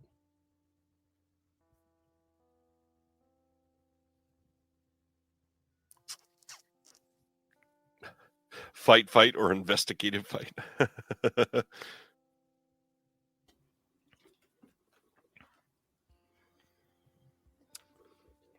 I've been wanting to see Neptune Frost. I've still not seen that. Yeah, that's been on my list as well. Yeah, I should watch Columbo, I think. That'd be a good...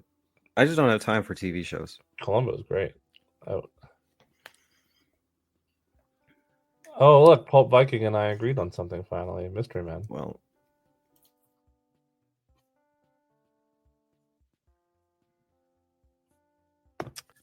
Night Gallery is a classic. Absolutely recommend. Oh, and there's Instant Defense is making sense. Yo, I might be at my limit here. I can't finish a sentence. Oh no. Nostalgia by Tarkovsky's on sale, and it's still more expensive than the Amazon pricing error made it.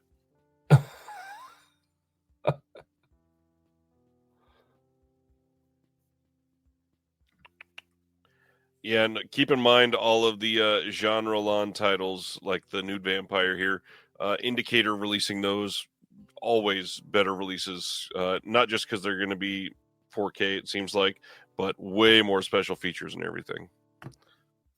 I should be asleep too, Kev. I was exhausted before this started. I got to get up at 4 a.m. and get in line for record store day. It's not even a good record store day this time. There's like nothing good. You don't want Scarlett Johansson's original album on vinyl? No. Featuring the Yeah Yeah Yeahs and David Bowie? No, I don't. I can't with that one.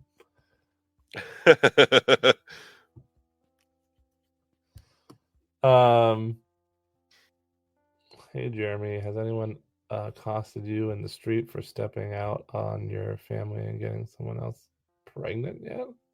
No, they have not. I think there's a joke we're missing there. There must be. I don't remember what that would be in reference, though. Any thoughts on A24 edition suddenly popping up at Walmart and soon to be Barnes and Noble, I believe? Ooh. I don't know. It's probably a good thing. It's a Dave Grohl joke. Dave Grohl, that's right. I should have picked up on that right away. Yep. Sorry. Everybody's typing Dave Grohl now. Yeah, I'm glad that the A24 stuff will be more widely available. It's good that they're the same price, but also that's way too expensive for the Walmart crowd, I think. Yeah, for sure. Very sorry, Brendan, for not picking up on that sooner. Sibner says ScarJo doesn't come with the album, which is definitely a bummer. Y'all, I might have to tap out. I can't stop coughing. I have a cough drop. Let's see if it helps. Maybe I not. have many myself.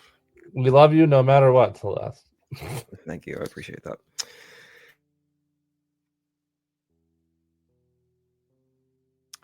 Wave I is have bringing these medicated lozenges that I bought, and they taste like fucking shit, but they did help for a bit. So maybe I have to bite the bullet, so to speak. I'm very sensitive to taste, so it's kind of miserable for me. But we don't require you to stay. If you gotta go, you gotta go. But Kev is laying into you. He says this wouldn't have happened if you bought the hat from Kino Lober. That's true. You wouldn't be coughing right now. Is it medicated? Like in advance. It was pretty impressive. It's worth $40.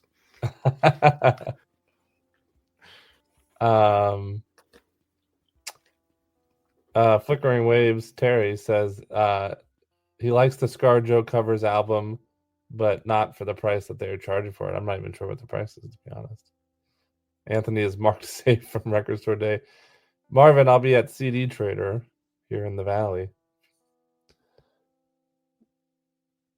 If you want to join me at 4 Foo a.m. Fighters, I agree. COVID free. Good for you, bro. Flexing on me. Oh, that'd be interesting. I'm alcohol free, so take that. Oh boy. Oh, What were you going to say, Ragnar. Jeremy? Here, it's fine. Oh, well, Journey suggested the screenplay books being on sale. That'd be interesting. I think he was saying they would do well at Barnes and Noble. Right, I think so too. And not that it's happening. Mm-hmm. I could see them do very, very well. Yeah, there. I think they really could. And it would be nice to pick them up there instead of fucking on the website with shipping. Ragnar's getting their dog a new bed for Black Friday. And David has to walk his dogs. Signing out. Bye, David. Sardis is here. He heard me say he's not asleep, or that he is asleep. He said, I probably stay up longer than most of the young people. I don't think A24 will do good in Walmart. People who shop there won't spend $60 on a movie. That is true. And welcome, Sardis. Thanks for... I guess he's been here the whole time. He says he's not masses of Walmart. Sardis DM'd me to say he's not asleep. He always watches It's Cold in the Living Room. Tell Jeremy I appreciate him sponsoring me. My pleasure. I still need to get Prison Girls. This is one of the 3D Film Archive releases that they just did. Hmm. The Queen is really good. The Queen? Oh, okay. Yeah, it's a really great documentary about drag queens in I forget what city. It's either New York City or like San Francisco or something, but it's like it plays out like a drama. It's really good. It's really sad too, but it's really good. Well, actually, no, it's not that sad. I'm confusing it with something else. I need to get that Rawhead Rex, upgrade my Steelbook, because I actually really like that movie. Oh. I think it's fun. Rawhead Rex. Is that a hot take? I really like it. It's a hot take. I can't it's say like that a fun movie. kind of like a creepy folk horror thing, but it's like it's got a beautiful aesthetic to it, and it's got a goofy guy. I don't know. I like it. He like pisses on a priest or something. It's pretty good.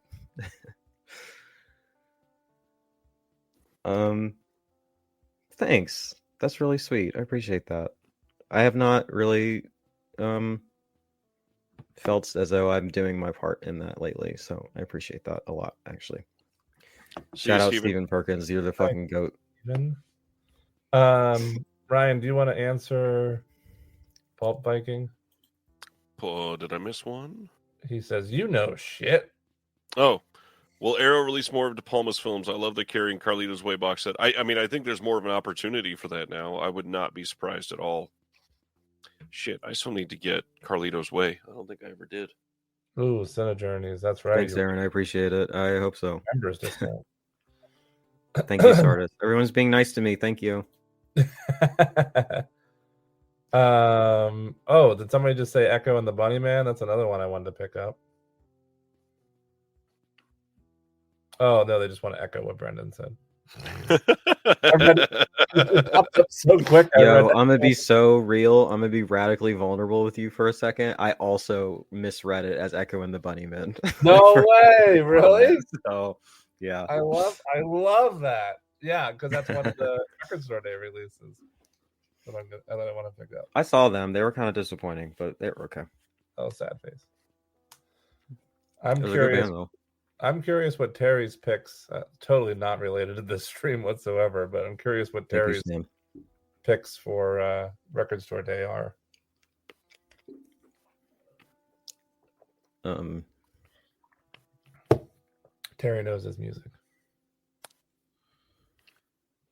Don't forget, all these Road to movies got repackaged into a box set, and it's literally the exact same discs and will be cheaper than these individual releases, even on sale. I agree with Christopher. Walmart is the last place I want to buy physical media, even though Ryan and I drove way out of our way. Oh, I was like, the Sacrifice is fucking already on sale, but it's just a pre-order option. Well, yeah, I mean, and then you could throw it in if you need free shipping or whatever. And the Blu-ray's on sale. Oh, I have the Blu-ray.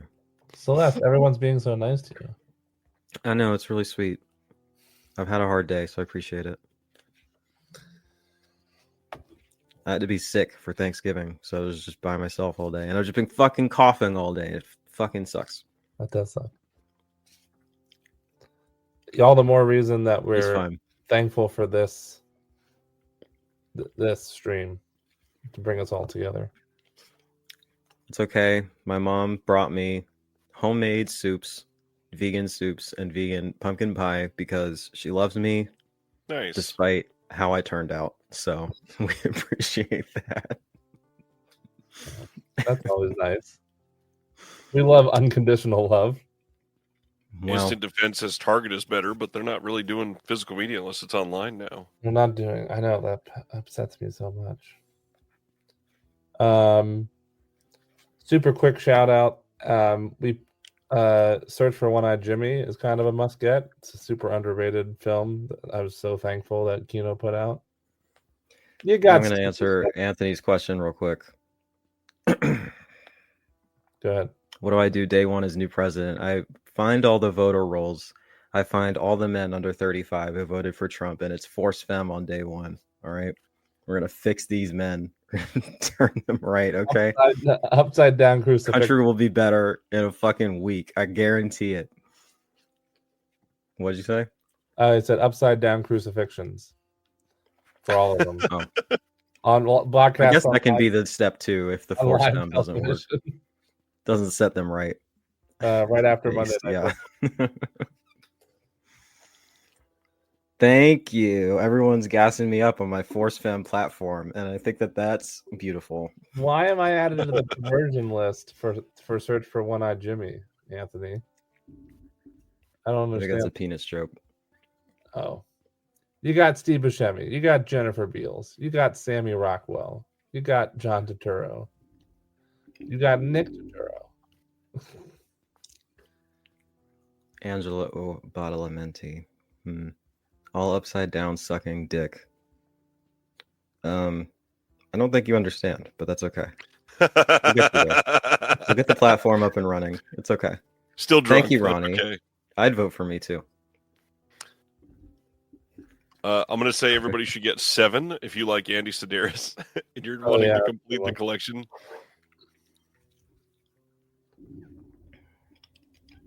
Stan knows what's going on.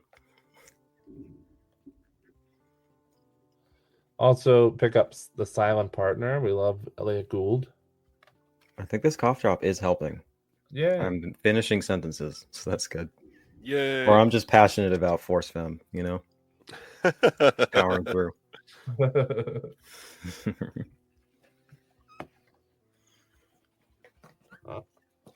Celeste requires everyone to open up a haberdashery to sell a certain type of hat on day one.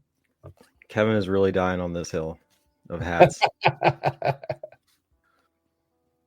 That's oversaturating the market if everybody has to open a fucking haberdashery. Jim is Maybe going I'll to send the stimulus checks. Those would be stimulus hats. What is the Nickel Flick sale in the morning there, Jim? I want to know what they're doing.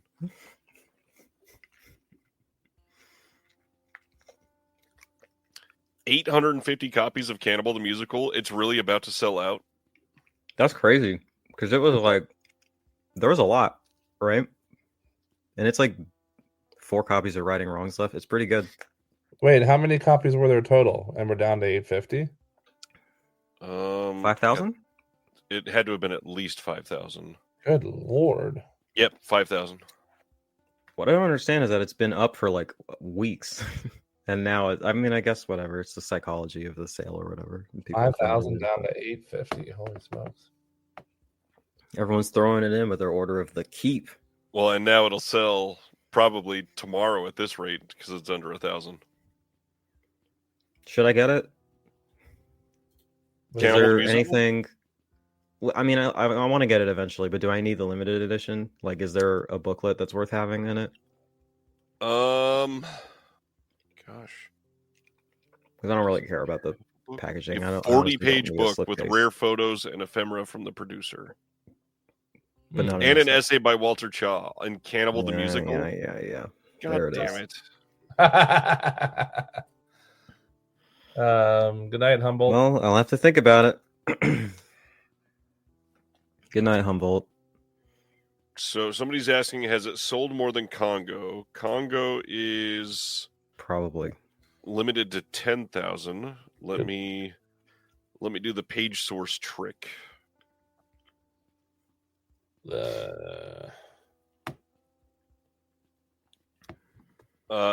Wow, Cannibal and Congo have sold very, very nearly identical numbers.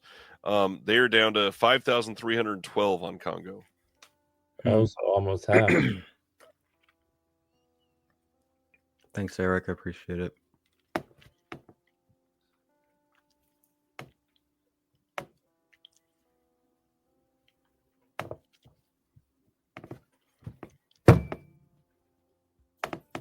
Damn, Jeremy, what are you doing? So, Beating the shit out of your cat or something?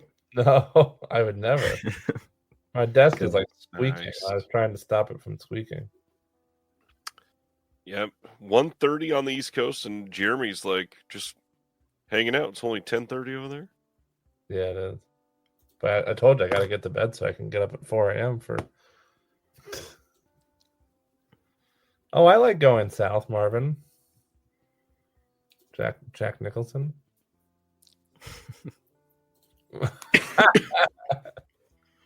Tell us how you really feel. I did it silently.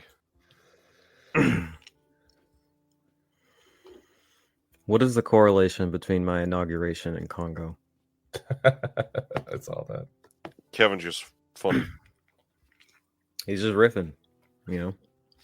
as you do. You do. Will this be the year that I finally get Terminal Invasion? Probably not. Probably It not. should be. Oh yeah, you saw it. Whoa, really? The keep already halfway sold out? Not surprising. That's crazy. Well, and that includes all subscribers too. Don't forget, Right. Sure. and But, retailers. I mean, and really, stuff. how many is that? It's a good question. They've never said that. I would guess less than 1,000. And how many was the keep? Was that the one that was 12,000? 12,000. Yeah. Good Lord. To think that in an hour and a half, it's almost half sold out. Yeah, that's Kev crazy. wants I to was not know- expecting that. I mean, it's one of the most wanted titles ever. True. Ever.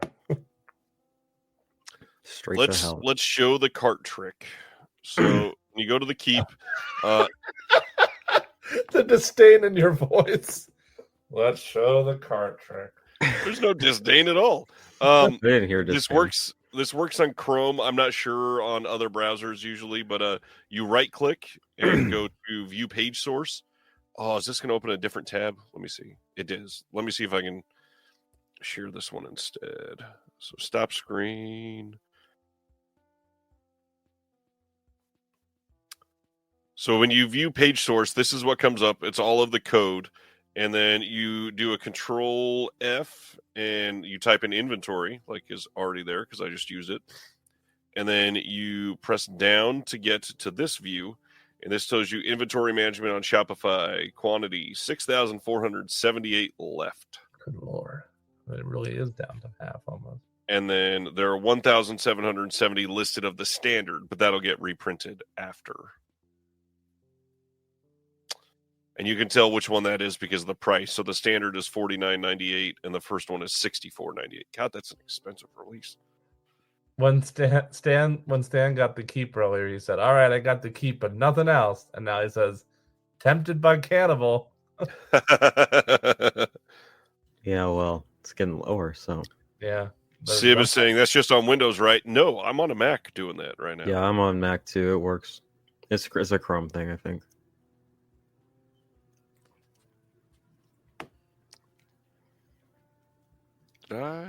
Boy, I love illness. Let me tell you what.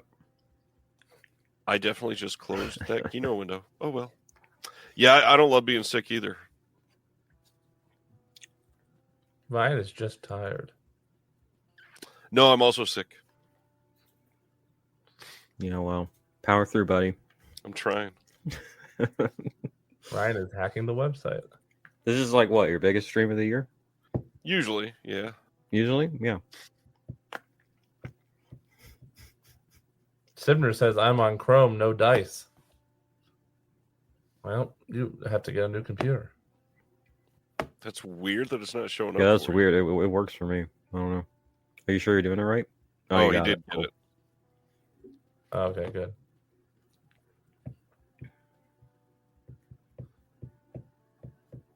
Oh, yeah, you got to go onto the page of the title to do it.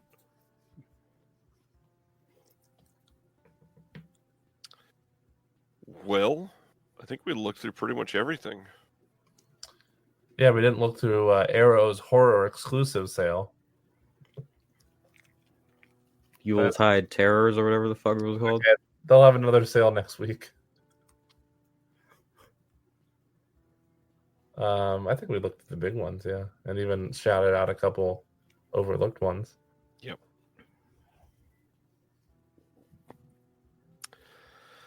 Well,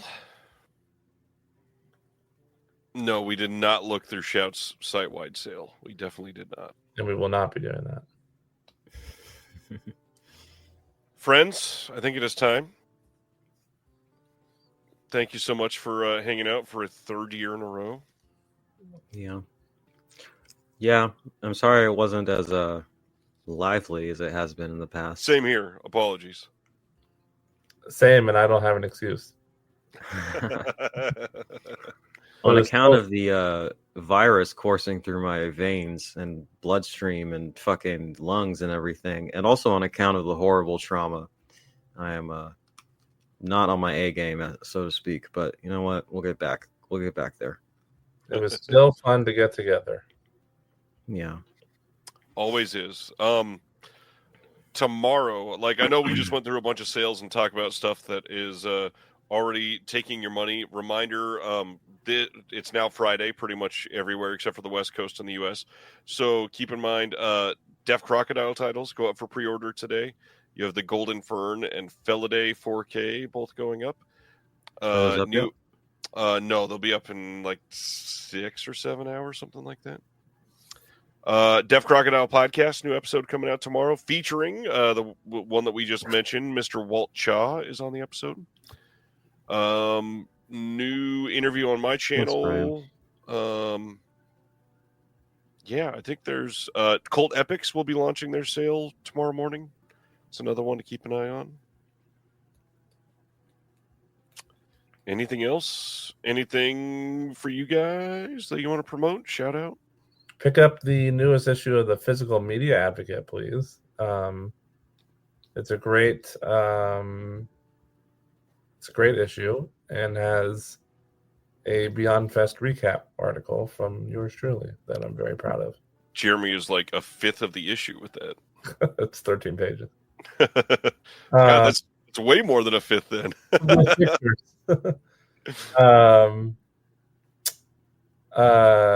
Thanks, Marvin. Patty Boy, I'll be going to one of those. Hope to see you there. With channel friend of the channel, JT Molnar, doing a Q&A. He's gonna be like, "Who are you, and when did I do that?" All right. I'm gonna say within the week. Hell yeah, dude! I got the goated fucking femboy Trent with his fishnets and shit. Hell yeah. You distracted me. Within the week. Within the week, I should have my analysis of Immaculate up on the channel. Nice. First new upload in like 6 months. I've Oh, been sitting and on it for your all that video time. with Aaron So- too. Oh yeah, that's up too. Go on Cinejourney's channel. I recorded a conversation with our friend Aaron West, talking about a bunch of horror movies. He made a list, and I read it live. So, Love it. Punk Vacation for all of us. It's true. Shout out the man Chris doing the thing. I don't know what the fuck is gonna happen with my channel, but that video will be up, so watch it. And I have a Patreon if you want to get on the ground floor for investment opportunities and stock bonds. Yes. There's something in it for you, I'm sure. Invest. Oh man. Get in now while the getting's Buy. Sell. while the getting's good. New crypto soon. And just as we're closing Eyes out, on this space, you know what I'm saying? Stan ordered Cannibal the Musical. Right on. I am All right, crazy. all. I'm fucking insane, dude. Have a good night. Have a good weekend. Spend in a responsible way, and we'll see you next week. And Hail Satan. thanks everyone for tuning in. have a great one. Thank you for watching The Disconnected. On the way out, make sure that you are subscribed to the channel, that you've liked the video, and that you've copied the link to be able to share it with someone else that may appreciate this.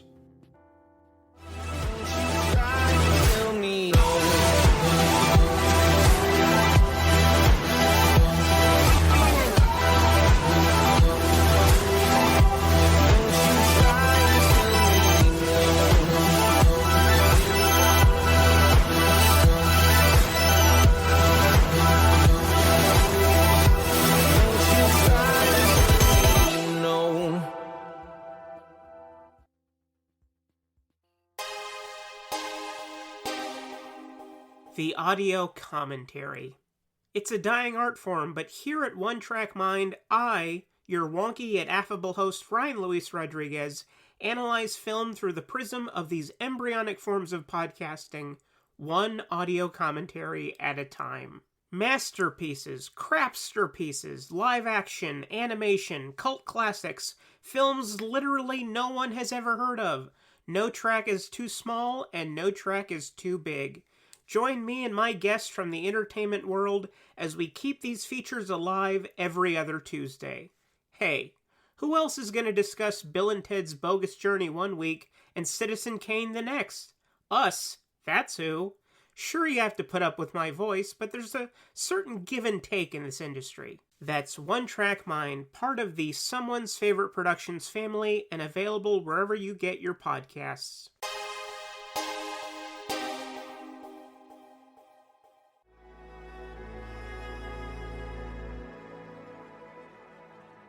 Thank you for listening. To hear more shows from the Someone's Favorite Productions podcast network, please select the link in the description